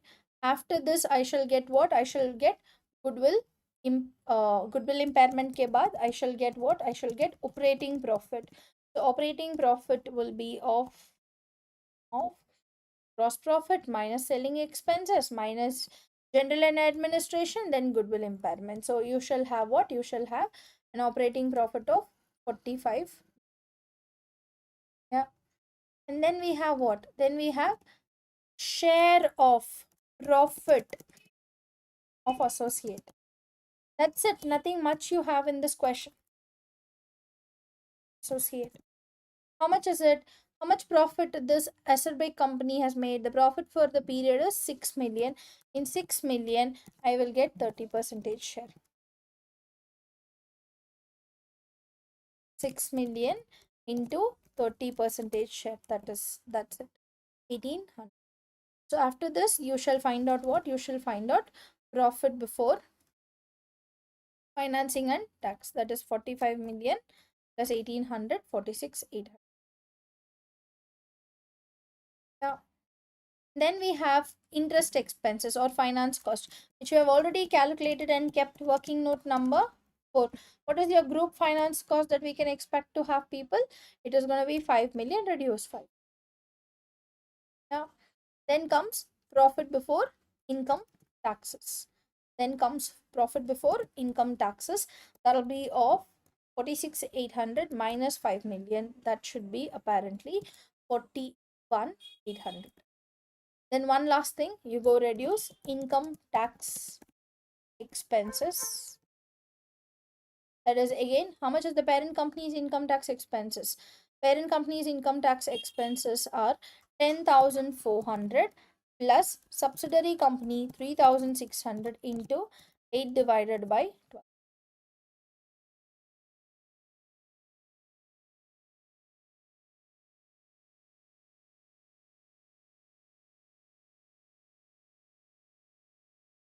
Ten thousand 400 plus 3,000 divided by 12,000. What is our profit for the year, guys? Our profit for the year will be 41,800 minus 12,800. It's going to be 29,000. See, normally if you guys do single entity, your job is done here. But when you prepare consolidation, your job is not done here. You prepare consolidation. Your job is not done here. Why? It's your job to find out what is the value that should go to NCI and what is the value that should go to the parent company. So you have to find out what is the profit attributable to owners of the parent. That is whom? That is of the equity holders of parent. For that, what do I need to find out? I need to find out how much is belonging to NCI people. NCI chod ke sab kuch belongs to whom? Sab kuch belongs to the parent. So only NCI has 1700 which you have calculated and kept. I believe it is 17.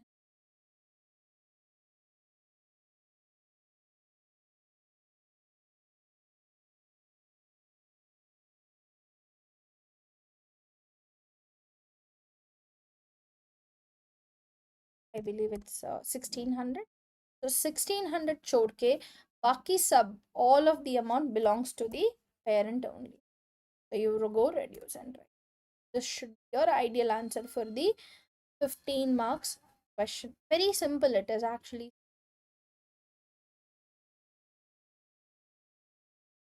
I hope we are very clear on this.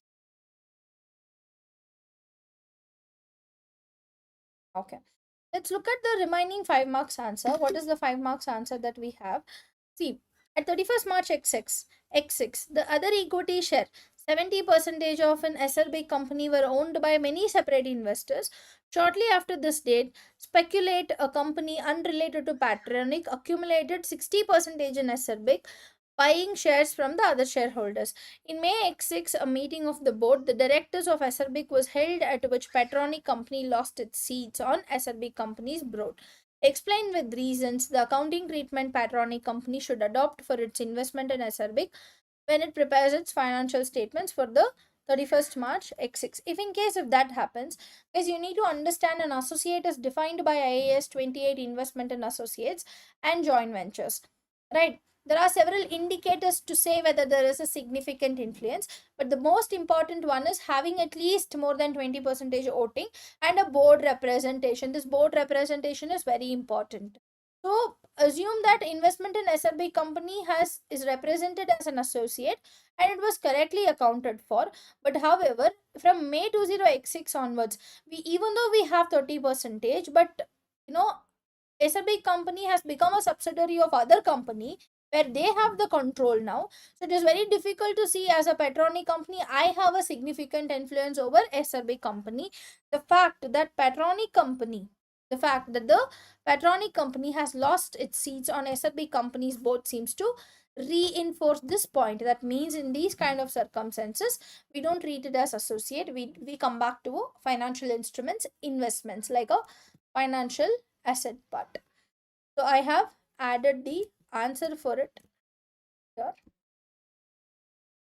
The study hub answer for 5 marks. Maybe you can rephrase it and write it. See, here is the place where you go ahead and use open book. When you have an answer, sometimes it's very difficult to type an answer or write an answer like this. So what you can do, you can go ahead and consider you can go ahead and consider yourself, bring a question from outside, like paste it in your chat GPT or any AI, go through the rephrased answers. You can keep the rephrased answers as your represent, I mean, it can be considered as your uh, for reference point of view. Not that should not be the ideal answer that you have to go ahead and write.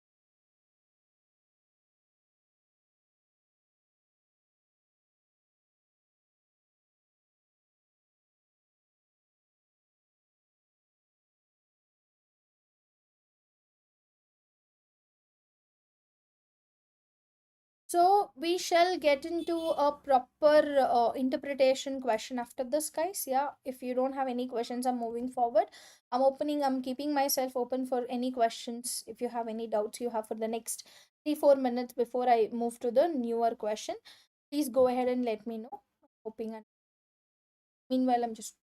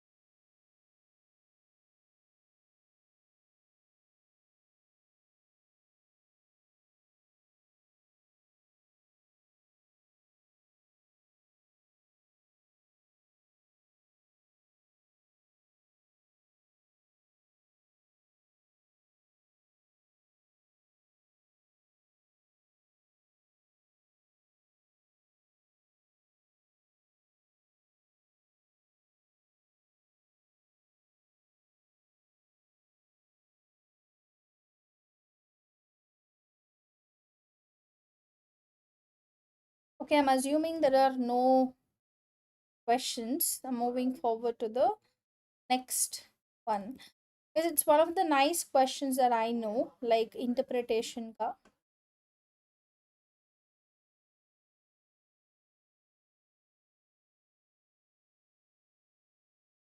Okay.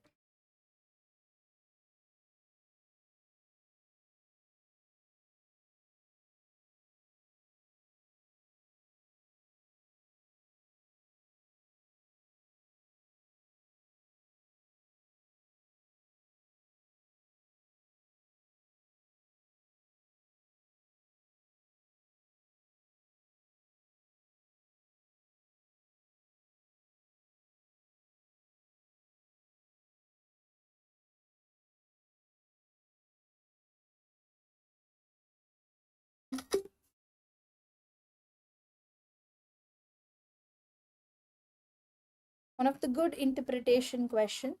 Okay, basic, but yes.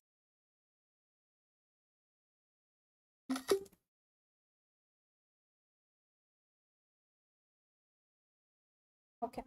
See, read the requirement. The requirement is we have to adjust the information in note 3 and calculate 20x7 sector average equivalent ratios for Bun Company. Assess the financial performance and position of Bun Company for the year ended 31st December X7 in comparison with the sector average ratios. Okay. Explain three possible limitations of the comparison between Bun Company and the sector average ratio. Very nice requirement it is. Let's see what is the information given. One company is a bakery which allows two shops or cafes. Over the last 2 years, the company has experienced declining profitability due to increased competition. The directors wish to investigate if this is a sector wide problem. Consequently, they have acquired equivalent ratios for the sector, some of which have been reproduced below. We have certain ratios. We have financial position and P&L. So they are talking in X6, we acquired a popular brand name. At 31st December X7, the brand represents 20% of our non-current assets and the remaining 80% of non-current assets comprises the property from which Bun Company operates its bakery and shops. This property is owned by Bun Company and has no directly associated finance. The property was revalued in 20X7. Because it's purely held, it's given so that we shall be able to find out the calculation. Yeah, in the year ended 31st December X7, Bun Company began offering discounted meal deals to customers. Bun Company hoped this strategy would help to reduce perishable inventory and reduce inventory holding periods. Okay, so these are all the strategies that they're doing. There is nothing adjustment. Look at the third one. In Jan X8, it was decided to discount some slow moving seasonal inventory which had a selling price of 1.5 million under normal circumstances. These goods have a gross profit margin of 20%. The inventory was sold in February 20X8 for 50% of what it cost Bun Company to produce. The financial position were authorized for issue on 15th March X8. So guys, what we have to do first, we have to make an adjustment. Now what is this adjustments? To make a adjustments. What is this adjustments? This adjustments is about IAS2 inventories. IAS2 inventories. What's happening to this inventory? So they're trying to say there's a slow moving inventory which had a selling price of 1.5, but under normal circumstances they have a gross margin of 20%. So the selling price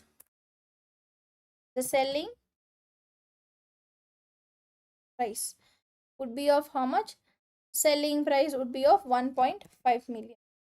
Okay, normal margin is 20 percentage. That means 1.5 million into 20 percentage, 300 will be the profit, and cost shall be how much?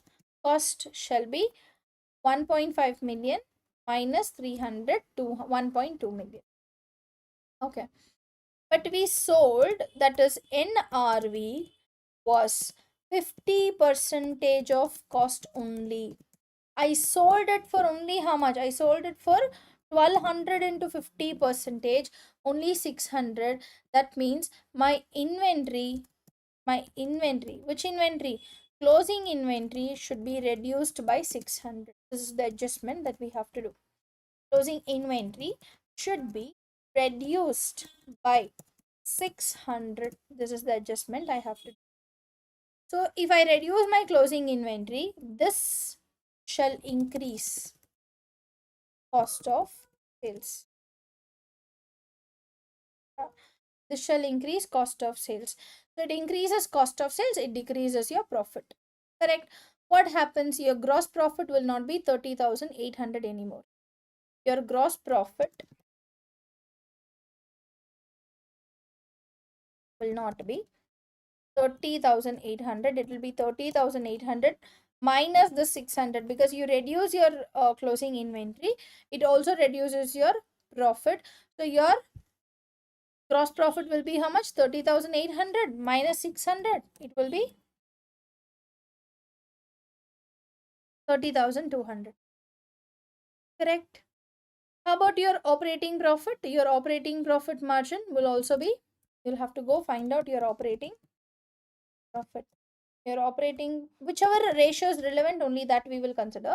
Your operating profit was how much, guys? Your operating profit was 13,160. Now 13,160 minus 600, you shall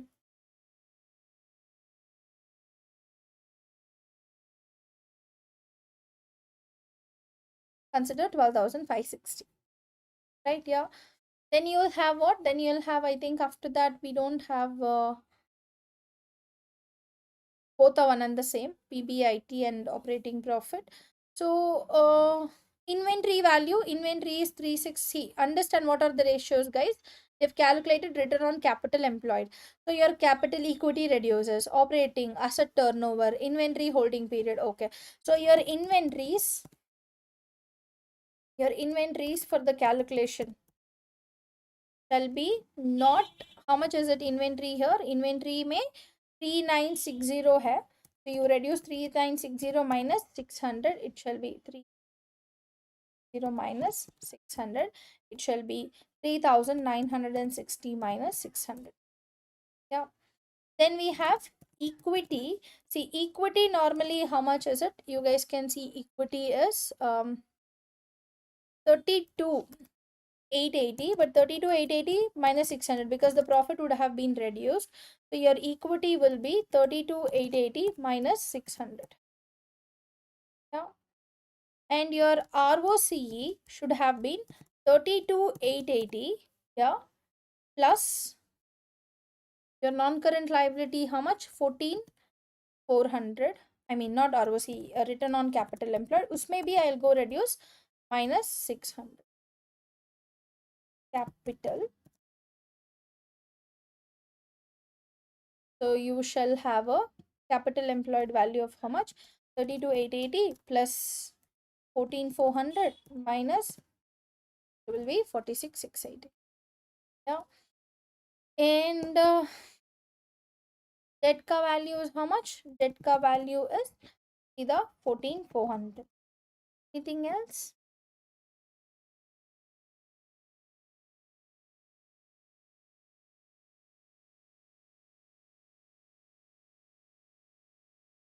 Okay. Now let's calculate what are the ratios they're asking you to calculate. The first ratio that you have to calculate is return on capital employed. The first one is, see guys, look at the marks, 7 marks. Work, do justice for 7 marks. Return on capital employed. How do you calculate return on capital employed, guys? Take the workings. No formula is required, but put the working. I'll take the profit, PBIT. How much is the PBIT? 12,560. Divided by capital employed. How much is the capital employed? The capital employed is 46,680. We just calculated and kept. So 46,680. So that shall give you 12,560 divided by 46,680. So we should have a gross ROCE of how much? 27.27%. Correct? What is the second one that they're asking? The second one that they're asking is operating profit margin. Operating profit margin, you'll have to take operating profit upon revenue. Revenue is 100. Operating profit is also 12,560 divided by revenue being how much? Revenue being 100, 800. So you shall have an operating profit margin of how much? Shall be convert into percent, 12.5%. Right? This is bun company. You can also write sector average if you know that. Sector average. That later we can go ahead and write. That's not a Abhi bun company ka will write. Then what is the third ratio that they're asking us to calculate? They're asking us to calculate asset turnover. How do we calculate asset turnover? It is about revenue, that is of 100, 800 divided by capital employed, that is of 46. That is 100, 800 divided by 46, 6, 2.1 times over. And then the fourth ratio that we have is what? The fourth ratio that we have is inventory holding period. Abhi, you have to also calculate one more part. What is it? Cost of sales. Inventory holding period, I'll have to take inventory, that is of how much? That is of 3360 divided by cost of sales. Now the cost of sales given in the question is different, but you have to calculate something else, isn't it? What is the cost of sales? Cost of sales was in question, it is given how much? It is given 70,000, but the actual cost of sales would be 70,000 plus 600. It is 70,600 or 70.6. So cost of sales will be how much? 7,600 multiplied with 365 days. That shall give you a calculation of how much? 3360 upon 7,600 into 365 days. Be 17.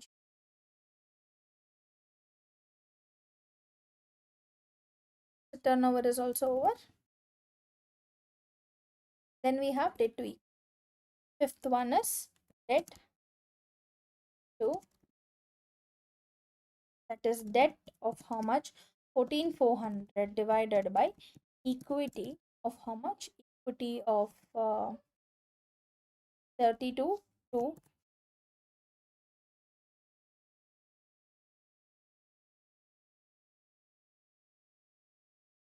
this should be my hearing.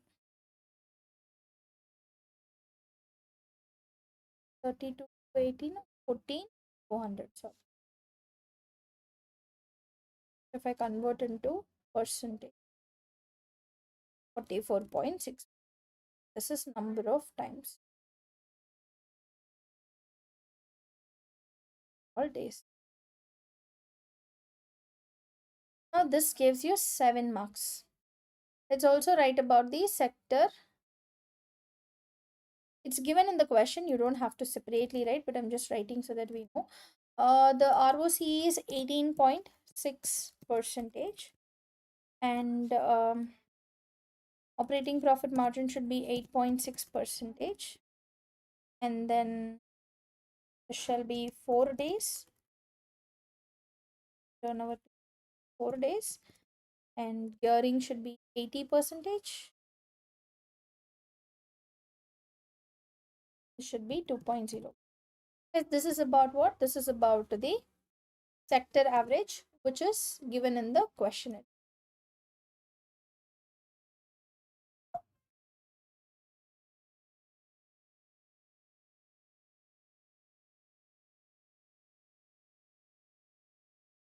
Now, understand. They're asking you to comment on the financial performance and position on the interpretation. Guys, I can give you the model answer and explain. Yeah, but I can also tell you how to explain the answer. This is the model answer that we have got from the ACCA Study Hub.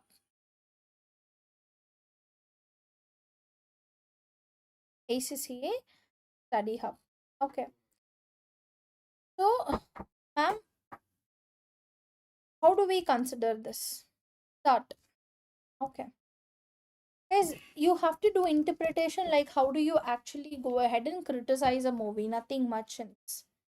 You have to go ahead and criticize a movie. Just like that, we have to go ahead and explain this too.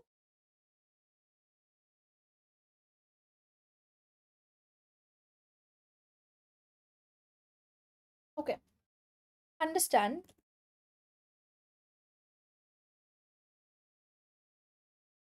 Guys,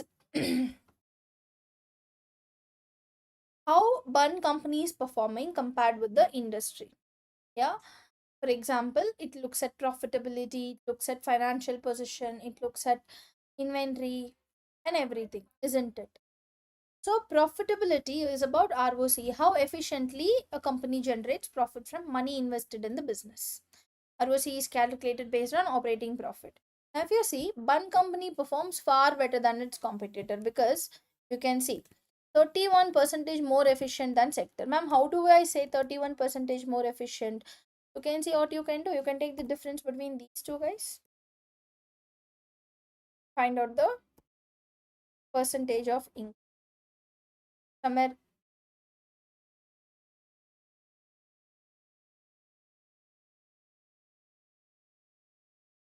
almost a 31 percentage increase is what you can expect to have. You can do a calculation like that.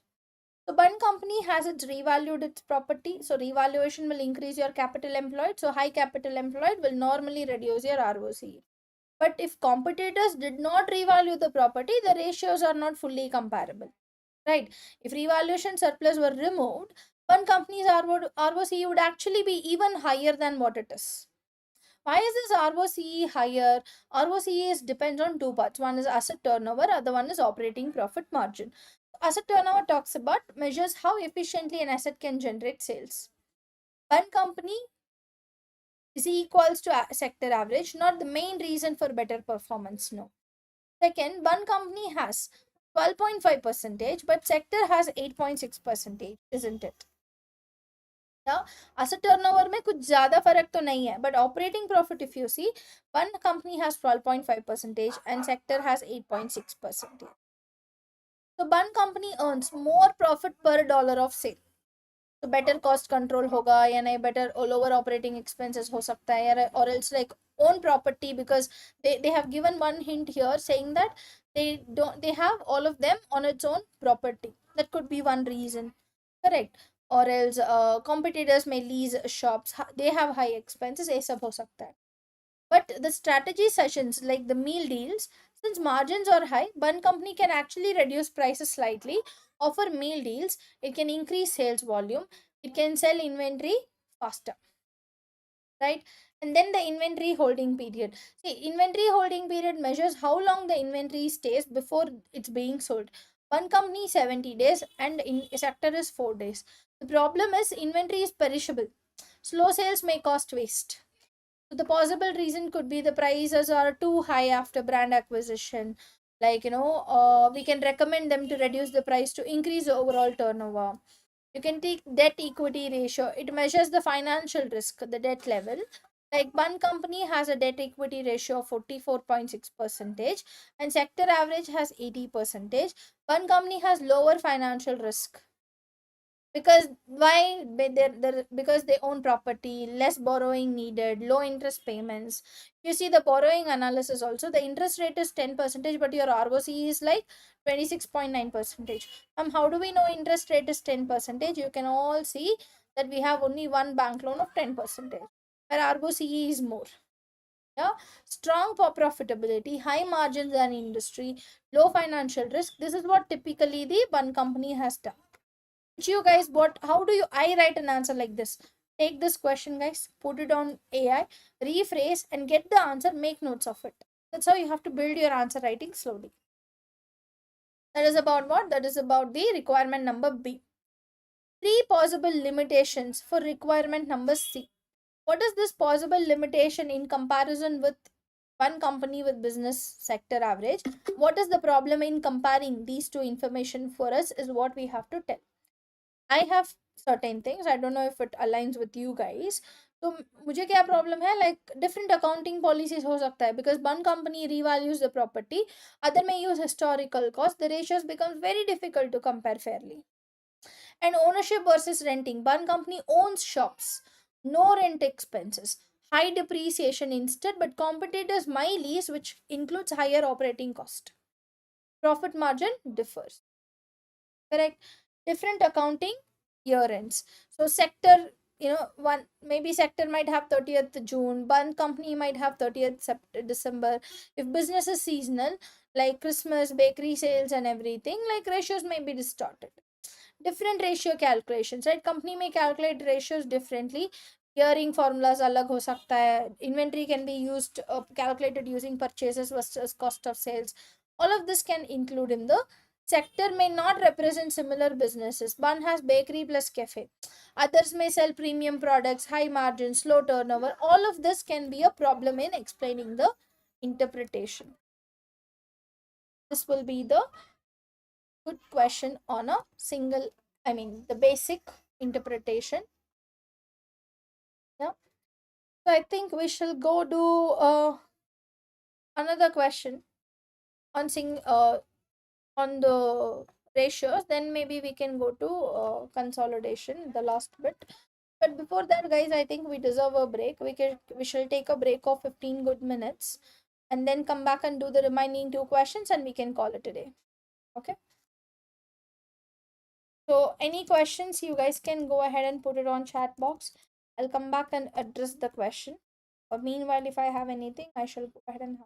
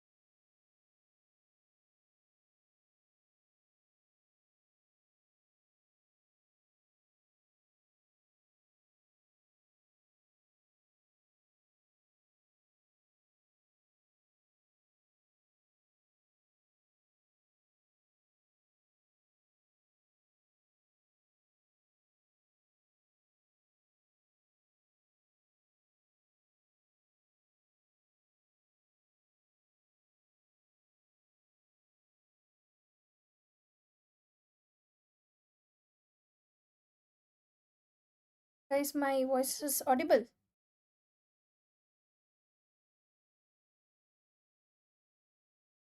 Not audible?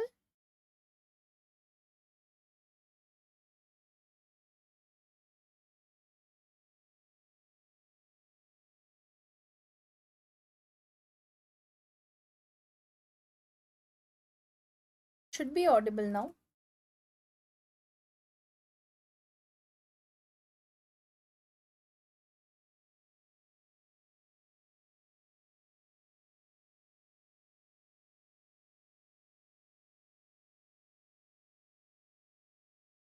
Should be audible now.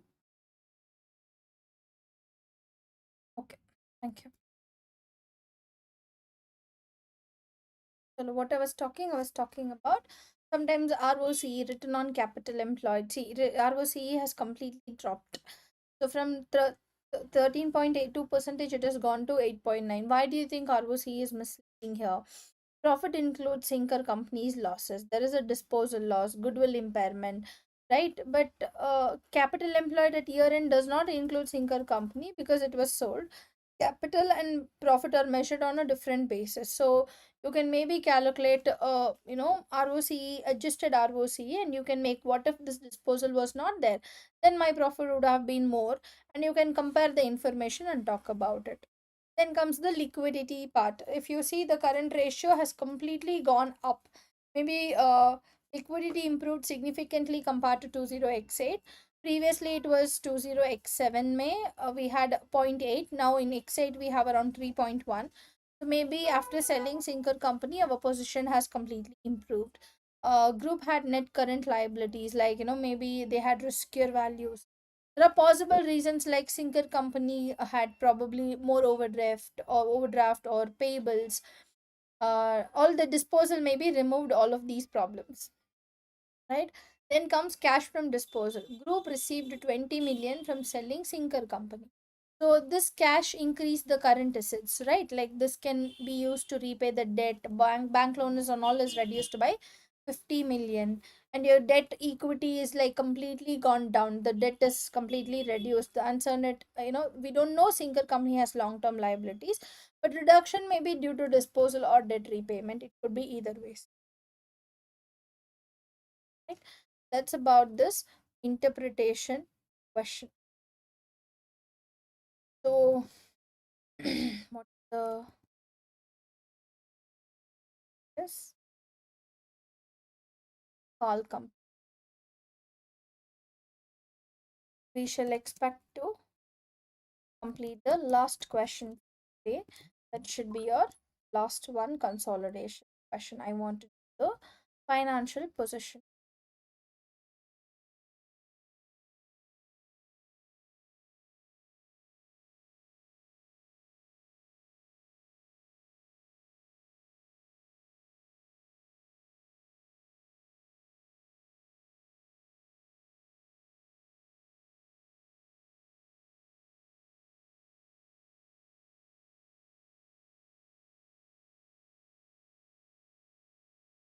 Let's do a question called Darjan Company.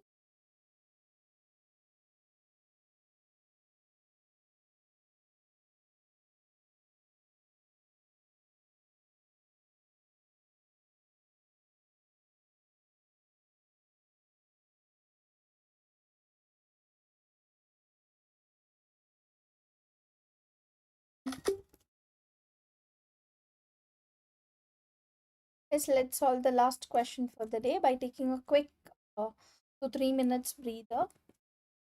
Okay, take a 2-3 minutes breather and we shall start this.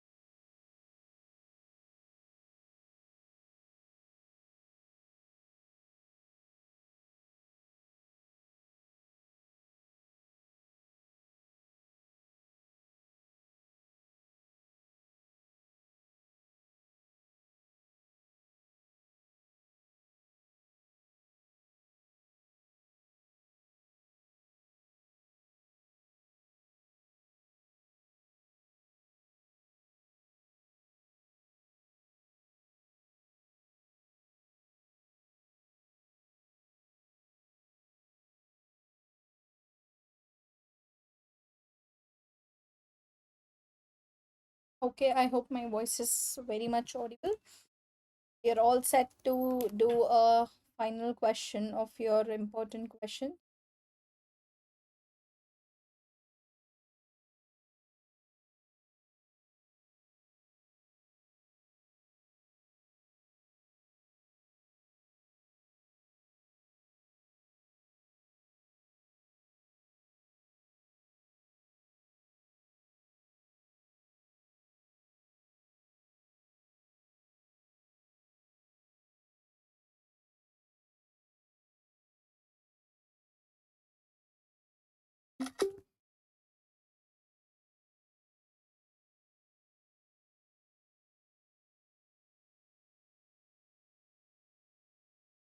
Okay.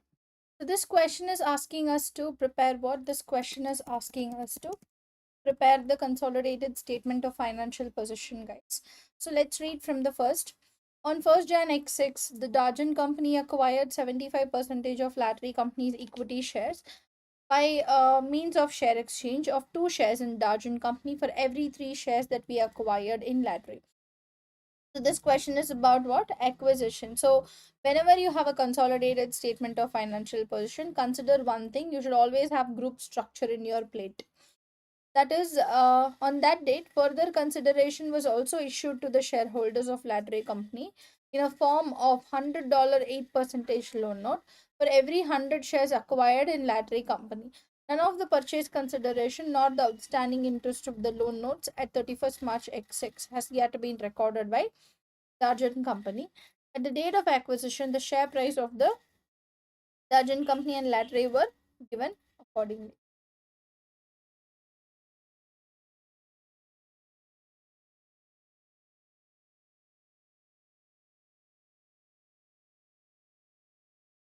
The first thing I shall always do is working note number one, people.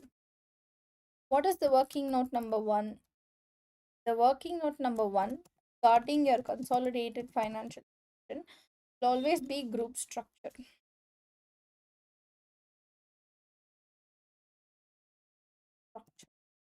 So, what and all will be there in group structure? Whose parent company?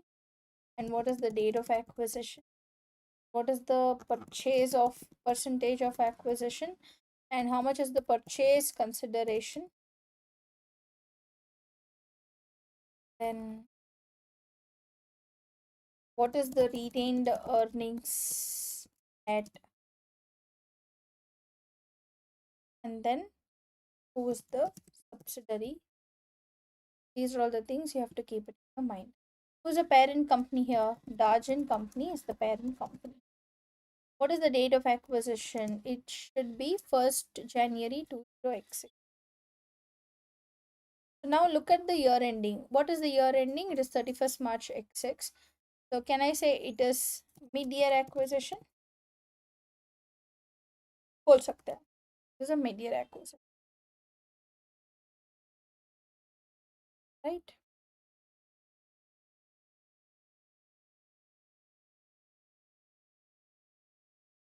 Then what is the next part that we have to consider? Then the next part that we have to consider is purchase of percentage of acquisition. We purchase 75 percentage of Lattery company. Now the purchase consideration is something that I have to calculate. Whose subsidiary company? Lattery. Now considering all of this is done. How much is the purchase consideration?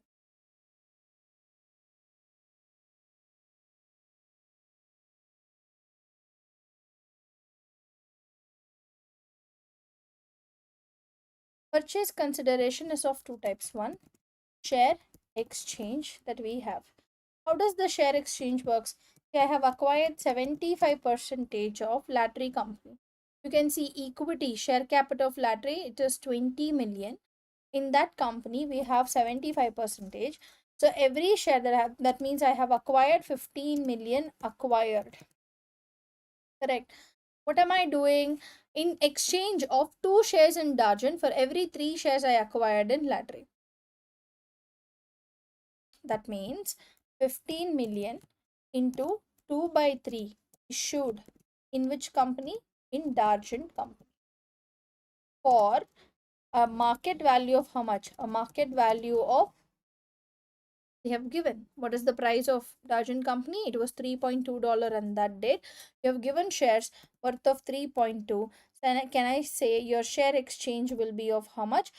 15 million is what you have acquired. On that you have issued 2 by 3 into each share value is 3.2. That is 32 million is the share exchange. Fair enough. Then we also have loan notes. What is the loan notes? We are also issuing loan notes to the subsidiary. That is another important point. So Latry, like further consideration, was issued into the shareholders of Latry company in the form of $100 8% loan note for every 100 shares acquired in Latry company. What do we do? Consider 15 million. I have acquired 15 million shares into, for every 100 I have given $100 loan note. So 100 by 100, it will be the same value. Can I say my loan notes has a value of 15 million? So in total, my purchase consideration should be of how much? My purchase consideration should be of 32 million plus 15. It is of 47 million. So now this will be my purchase consideration. It's my job to understand what is my retained earnings at acquisition also. How do we find out retained earnings at acquisition? The retained earnings at acquisition will be found out based on, see, I know my retained earnings at what date they have given. Can you all see retained earnings at 1st April 20x5 is given. That is of how much? For Latray company, it is 19 million. Okay. You have to add April, May, June, July, August, September, October, November, December. 9 months profit. 9 months profit in the upcoming values. You shall be able to do what? 9 months profit in upcoming values. That is of how much? That is of the profit for the year is 8 million of subsidiary. 8 million into 9 by 12. You shall go ahead and add 6 million. If you add your post, I mean your RE at acquisition will be of how much? Will be of this plus this together.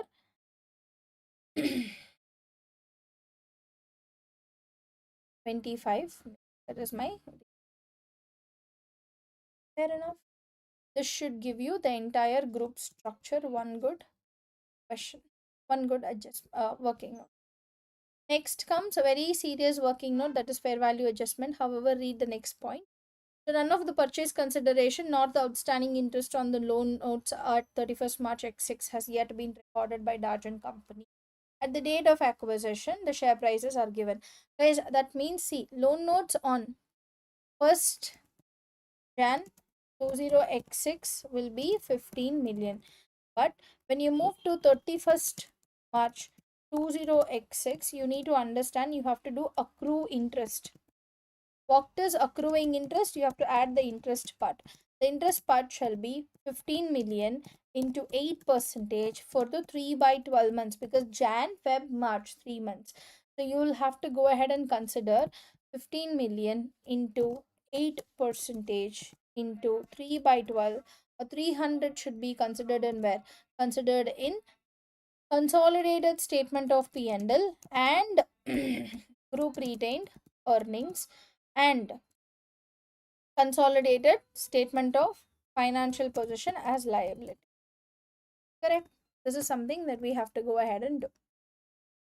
Then comes the working note number 2. See, I always do working note number 2 in such a way that I need to find out the fair value of net assets at acquisition. And I should also know what is the post acquisition profit of Latry company. Now, generally, particulars at acquisition, I call this as post acquisition, and at voting. First, what and all will be there in share fair value of net assets? Share capital. What is the share capital of Latry company, guys? It is 20 million, which is already given. And do I have any kind of retained earnings at acquisition? Yes, we do. Retained earnings at acquisition. Where do we know this? This we know from working note number 1. Always give a referral.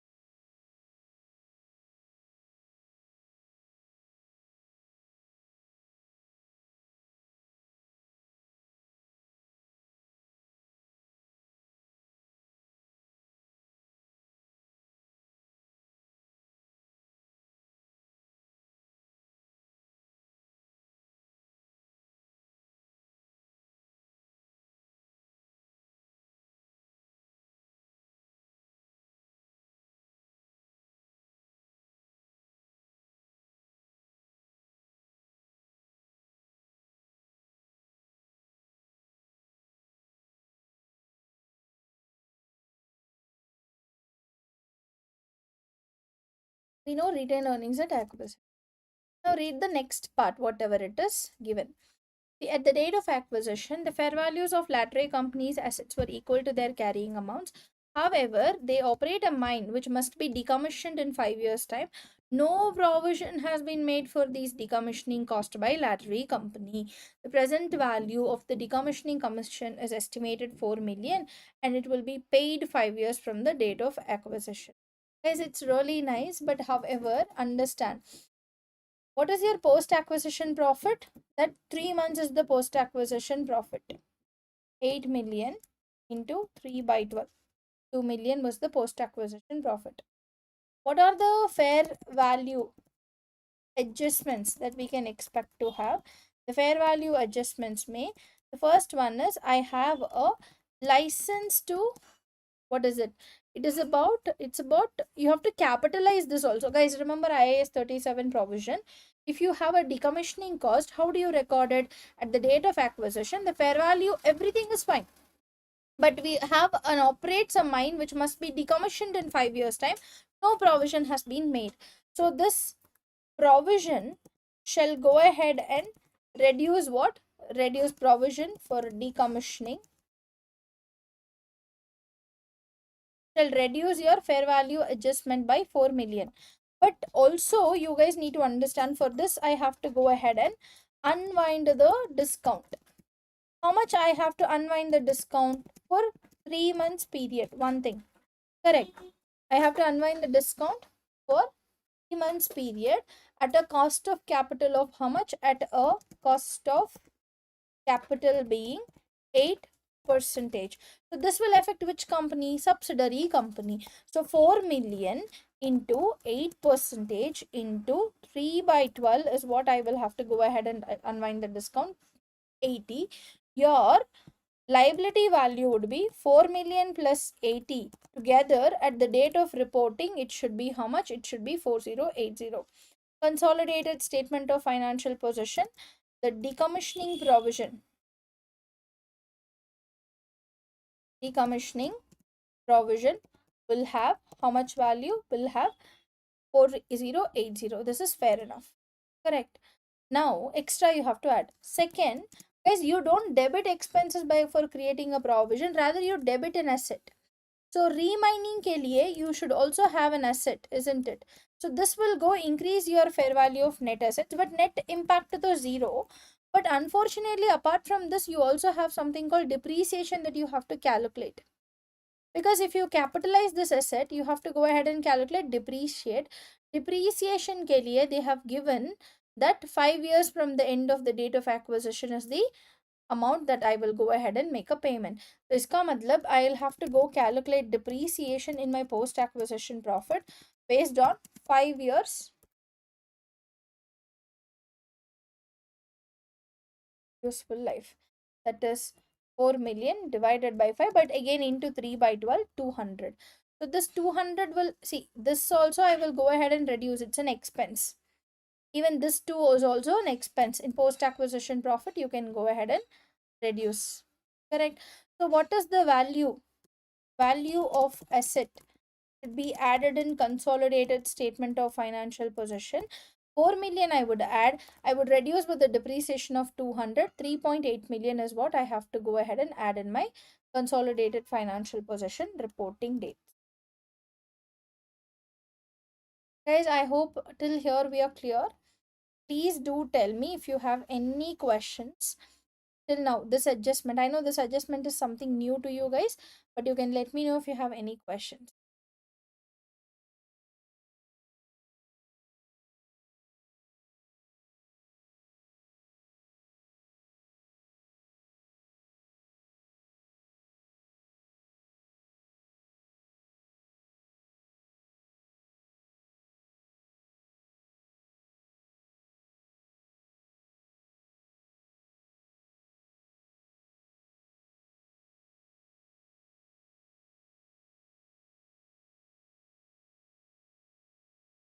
Assuming there are no questions, moving forward to the next thing.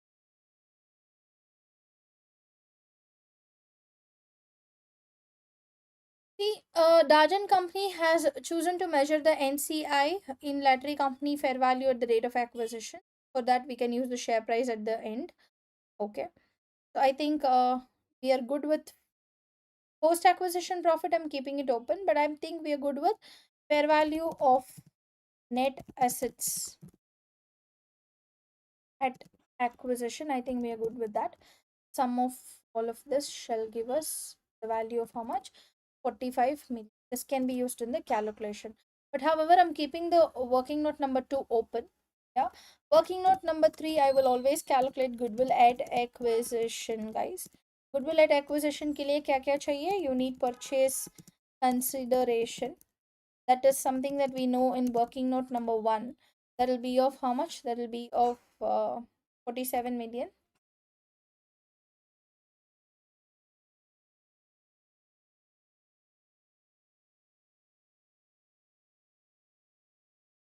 And then I will go less fair value of net assets at acquisition. This coming from working note number, that is of how much? 45 million. But it does not stop there. It's my job to go ahead and add what? It's my job to go ahead and add non-controlling interest. How do we calculate non-controlling interest? The non-controlling interest can be calculated. Add NCI at acquisition. See, 25 percentage of 20 million into share value of what? Share value of market value of lottery. That is how much? That is $1.8. You can use this to calculate what?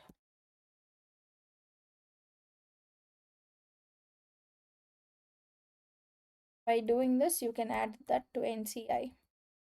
That will be 20 million into 25 percentage, guys, into 1.8. This shall be 9. So what do you think my goodwill at acquisition will be? My goodwill at acquisition, I hope there is no impairment, so I'm keeping goodwill at acquisition and impairment, both are same. uh, Goodwill at acquisition and reporting, both are assuming to be the same. The sum of this of 11, this should be my goodwill. So working note number 3 and 1 is closed. Working note number 2, we have to keep it open because of the other further entries that we have. Now look at the third information that we have. The inventory of lottery company. Yeah, the inventory of lottery company at 31st March. X6 includes goods bought from Darjan Company for 2.1 million. Darjan Company applies a consistent markup on cost of 40% when arriving at its selling price. Very nice. On 28th March X6, the Argent Company dispatched goods to Lottery Company with a selling price of 700. These were not received by Lottery Company until after the year end and so have not been included in the above inventory. Okay.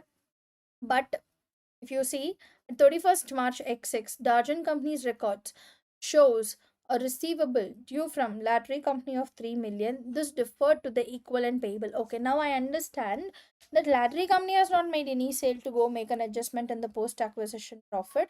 I'm assuming this is going to be my post acquisition profit of whom? Post acquisition profit of Lattery Company will nothing be but 2 million minus 880 and 200, depending on what? Depending on the adjustments that you have made. Correct. So that shall give us post acquisition profit of how much? 1720. In that I will give parent company share how much? Dargent company's share of 75%. NCI will be this multiplied with 25%. NCI share 5%. So this is one. Now if you see the next working note that we have, it's about PERP, that is provision for unrealized profit. That is for what? That is provision for unrealized profit. Call it as PERP. Okay.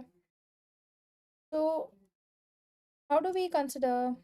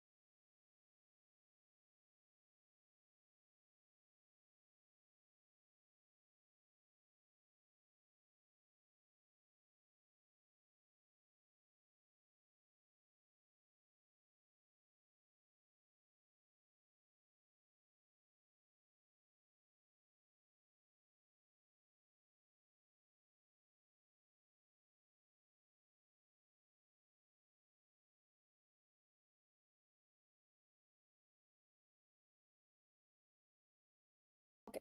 So how does the PERP works? It depends who's selling to whom. So it looks like the parent company is selling to the subsidiary company.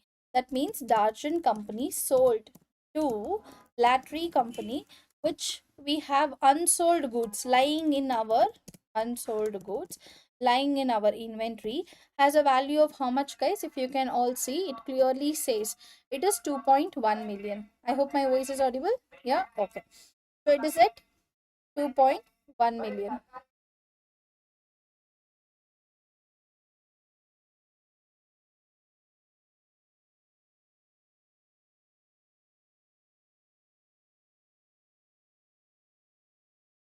So that makes our I know there is a fluctuation on the video. However, it is around 2.1 million of unsold goods. Okay. So 2.1 million of unsold goods will be treated as what? See, this is at markup. What is the markup? If you guys can see, markup is at around um we have a markup of 40 percentage. So this is at 140 percentage. You need to find out how much is 40 percentages. You can do cross multiplication to find out the value. So that shall give us the profit element of 600.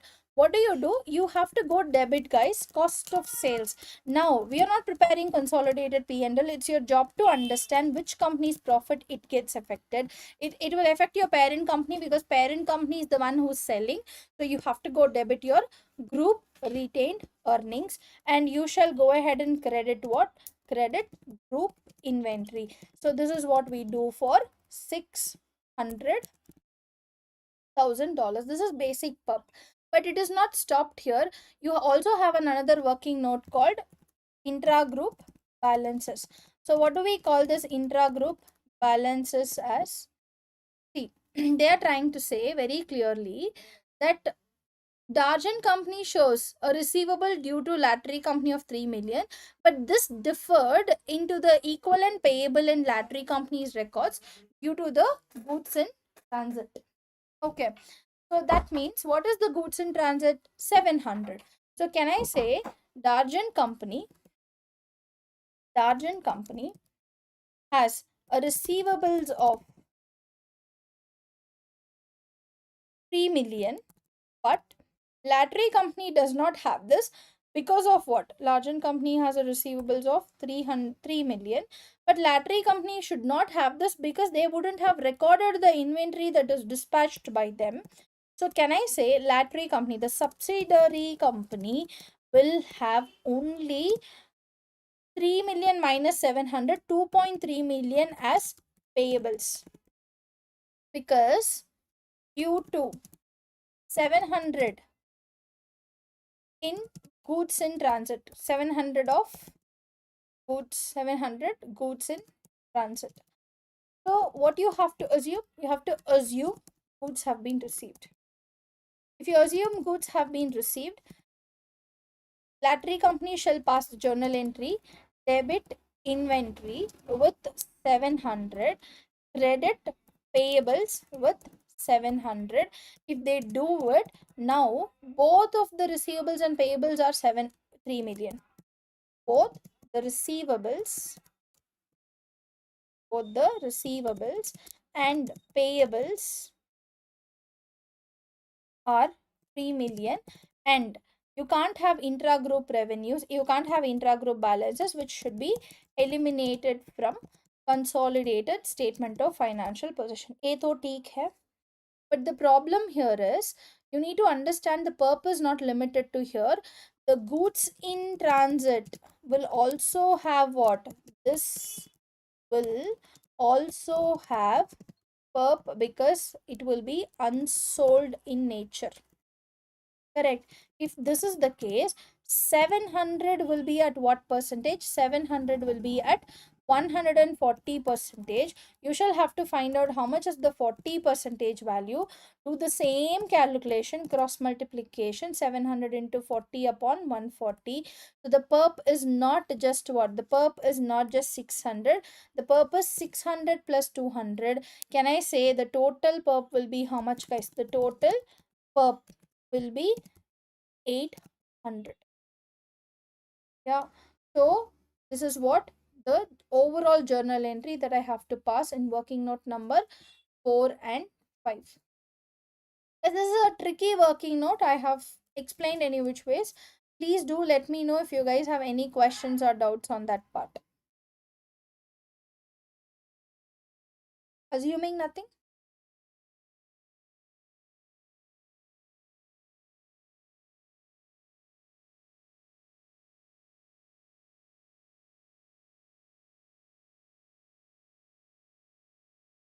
Let's go to the next bit. What is the next information of the Darjan company? The next information is about the investment in Amri company represents of its voting share capital. We apply equity method. The profit for the year ended was 6 million, and they paid total dividends during the year ended 2 million. We have recorded its share of the dividend received from Amri company in investment income and cash. So I think we have to eliminate that. Instead, we have to treat it as what? Instead, we have to treat the remaining part.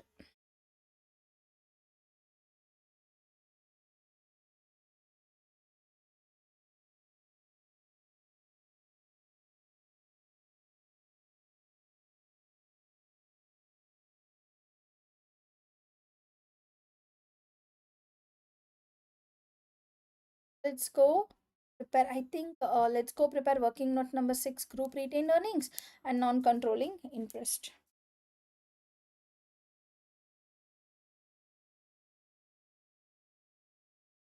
What will you take? You will take the Argent company. The Argent company's retained earnings are how much? The Argent company's retained earnings are 86,000. That is 20, not 80, sorry, 20 plus 16, 36 million. So now to this, what will I do? I will add post acquisition profit of First Lattery. Why? Because they are my subsidiary company. Lattery company's post acquisition profit is how much, guys? We have calculated in working note number 2, 1290. It's your job to please put which working note it is. Working note number 2. उसके बाद I have from working note number 1, I have finance cost on loan notes. Finance cost on loan notes.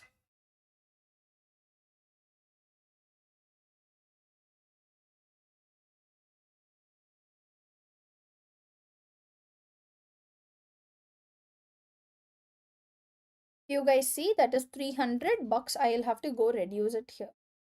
Is there anything else that we have? Yes, we have to go reduce. Coming from working note number 4, it's your job to go ahead and reduce the total perp of how much? Total perp of 800.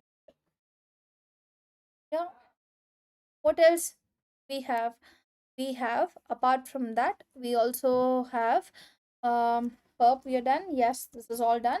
Now, Amari company ka profit share, let's understand how much I have to go ahead and consider. Amari company's profit share. We understand the profit may 6 million may they've already paid the dividend. We have recorded they paid total dividends during the year ended as 31st March X6 of 2 million. The Argent company has recorded its share of dividend received from Amri company. I'm going to do a small calculation. See, you're supposed to get 6 million into 30%. This is your earnings. Correct. But you got already a dividend of how much? Was dividend paid was 2 million into 30 percentage. So how much you got? You got 2 million into 30 percentage, 400 you got already. So how much more I have to go ahead and recognize, guys? 1800 minus 400, extra 1400 is what I have to go ahead and recognize. Isn't it? Yeah. 6 million into 30 percentage, 2 million into 30 percentage, that means extra 1200. Instead, what will I do? See, I made a profits of 6 million. In that 2 million ka values have been already recorded. The baki ka 4 million into 30 percentage shall be my profit of what? Shall be the profit from Ameri's shares. That is 4 million into 30 percentage is what I have to go record. That is 1200. Correct? If I do this, I should get the group retained earnings of the company. How much is the group retained earnings? Shall be the sum of all of this. 37,3. Good question it is. Yeah. And then we have the final working note number 7, which we call it as what? Non-controlling interest. Sometimes you don't have to do this, guys. You don't. Okay, I can do preparation of working note number 7 is investment in Amri company. How does it work? What is the carrying amount of investment in Amri company? So it's already given the equity accounting value, everyone. It is told that we have a share value of can you all see it is given here? 4.5 million is the opening balance, isn't it? So to 4.5 million, I shall go ahead and add profit share. What is the profit share? 6 million into 30%. Should be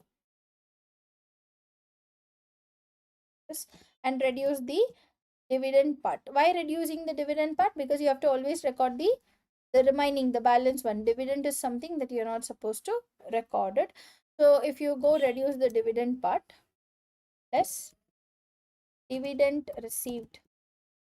How much dividend overall company has paid? Company has paid 2 million, but in that you would have got a 30 percentage.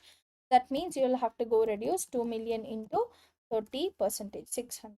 What is the carrying amount of Amri company and associate in your consolidated statement of financial position? Take the sum of all of this. This should give you a value. So this is what the working note number you can prepare, or you would like to prepare also. You don't have to prepare NCI because it's very simple here. So I can prepare my consolidated statement of financial position, a full length consolidated financial position.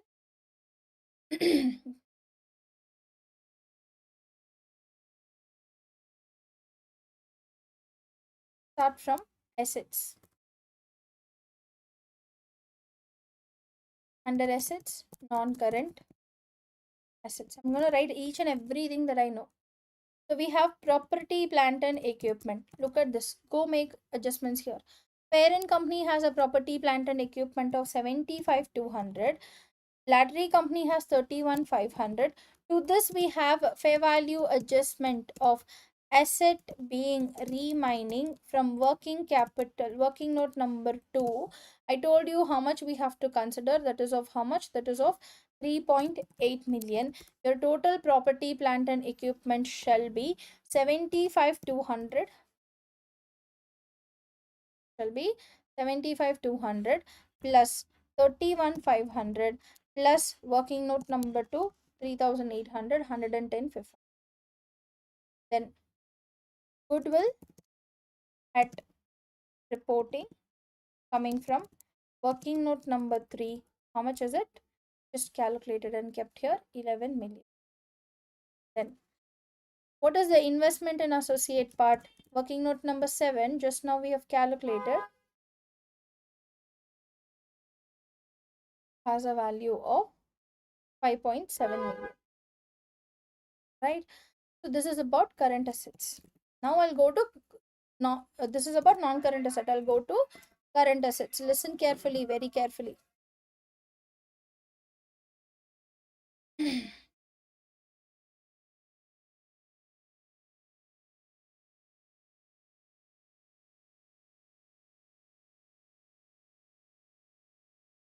Okay. So now let me understand the inventories. How does the inventories part works? Look at the inventory, guys. What and all I have done. So the inventory here is 19,400 of parent, right? Plus to subsidiary, we have what? We have 18,800 minus we have two perp of 800 plus one GIT of 700. This is what I have to do. One is perp of 800, another one is group goods in transit of 800 700. Together my group revenue shall be this plus 18,800 minus 800 plus 700. This should be the value 38,100. Be careful on this. Yeah. Then even on trade receivables, the parent company's trade receivables are how much? Trade receivables are 14,700 plus 12,500, and then I have to reduce a 3 million of intra-group balance, which is coming from working note number 5. We did it in working note number 5. So it's your job to go ahead and reduce that part. That will be of how much? That will be of 14,700 plus 12,500 minus 3 shall be 24,200. Then comes cash and cash equivalents. That is of parent companies. How much? Parent companies, it is going to be or bank, you can say 1,200 plus subsidiary 600. Together it is going to be 1,800. So big changes are there. So once you calculate this, you can say my total assets are how much? Sum of all of this.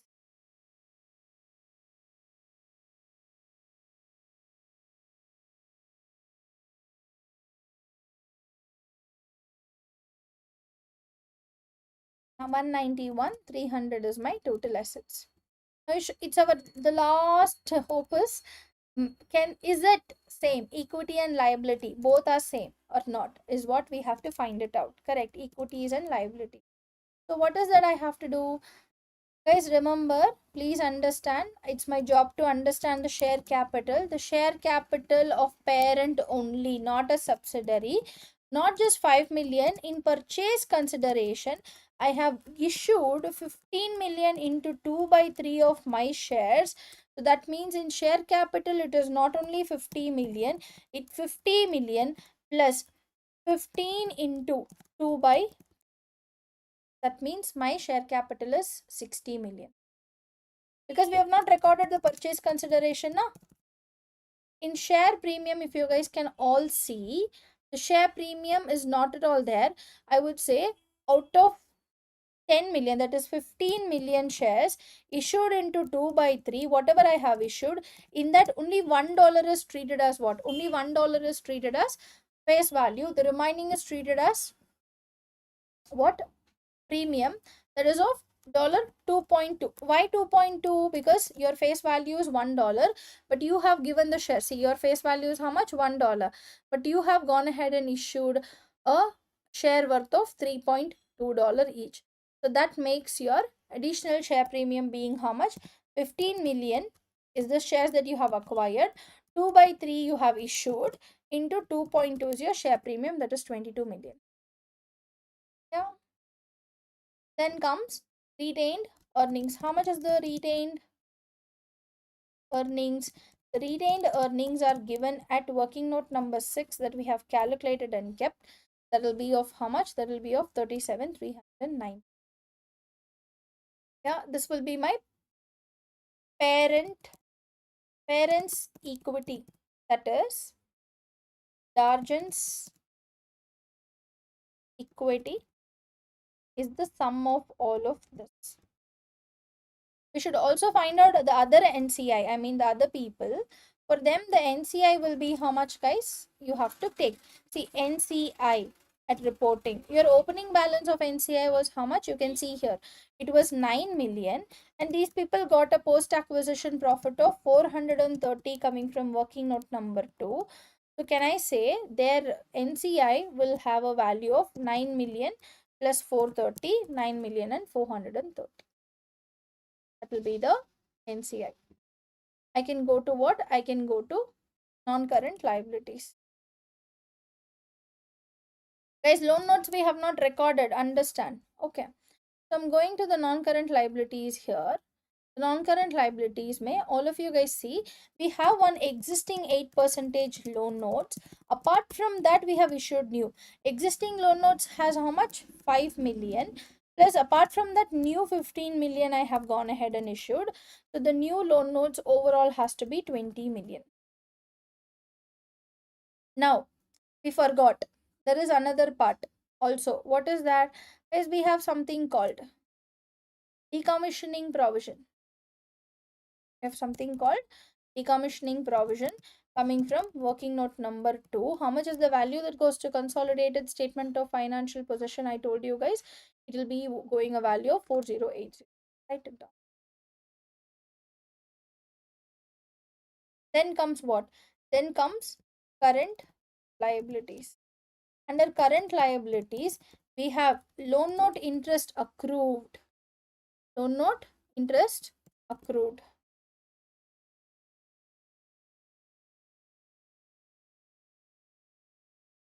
We have loan note interest accrued. Working note number 1, we said it is going to be 300. It is a liability. Let's recognize that as a liability.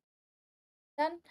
Then comes other current liabilities. That is your trade payables and all of that.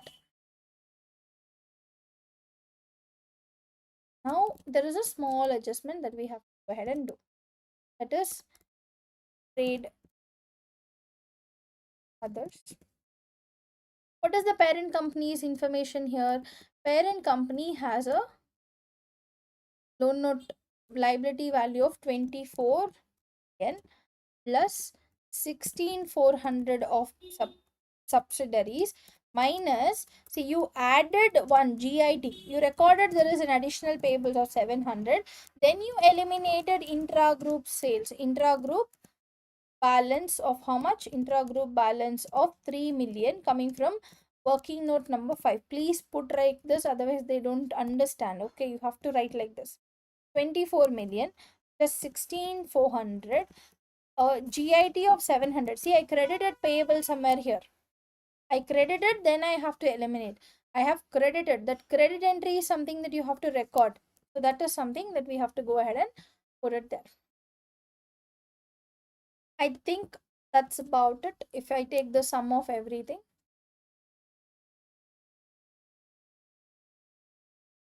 191, 3.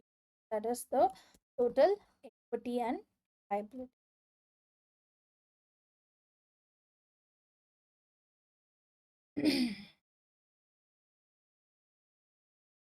That's about the question Dargent company, guys. I hope you really enjoyed the session. Yeah, I know it was a very lengthy session of 6 good questions, but this covers the majority of the topics that you guys would have learned, people. I, of course, would like to do more and more and more, but we also have time constraint. So, all I can tell is please do not try something new at the end of the examination time. Always practice what you already know, like, or what you are behind of, like maybe a topic that I'm not really great at, I still know, I've gone through. So those topics you can improve yourself and start practicing a lots and lots of questions. Mock exam is one of the important thing that you have to go no matter what. There is no option, there is no way that you will not go through the mock is something that you have to go through. But from my end, I wish you a very very all the best for all of you guys who are writing the examination, and I hopefully all of you guys clear with a good marks and expecting a good global rank and everything. So I wish you the best. Thank you so much for staying on the session for a very long period, guys. Any further queries, you always have the number of PW on the description where you can call them up if you have any further queries. Thank you so much, people, for staying such long. I'm sure the notes will be shared to you very soon.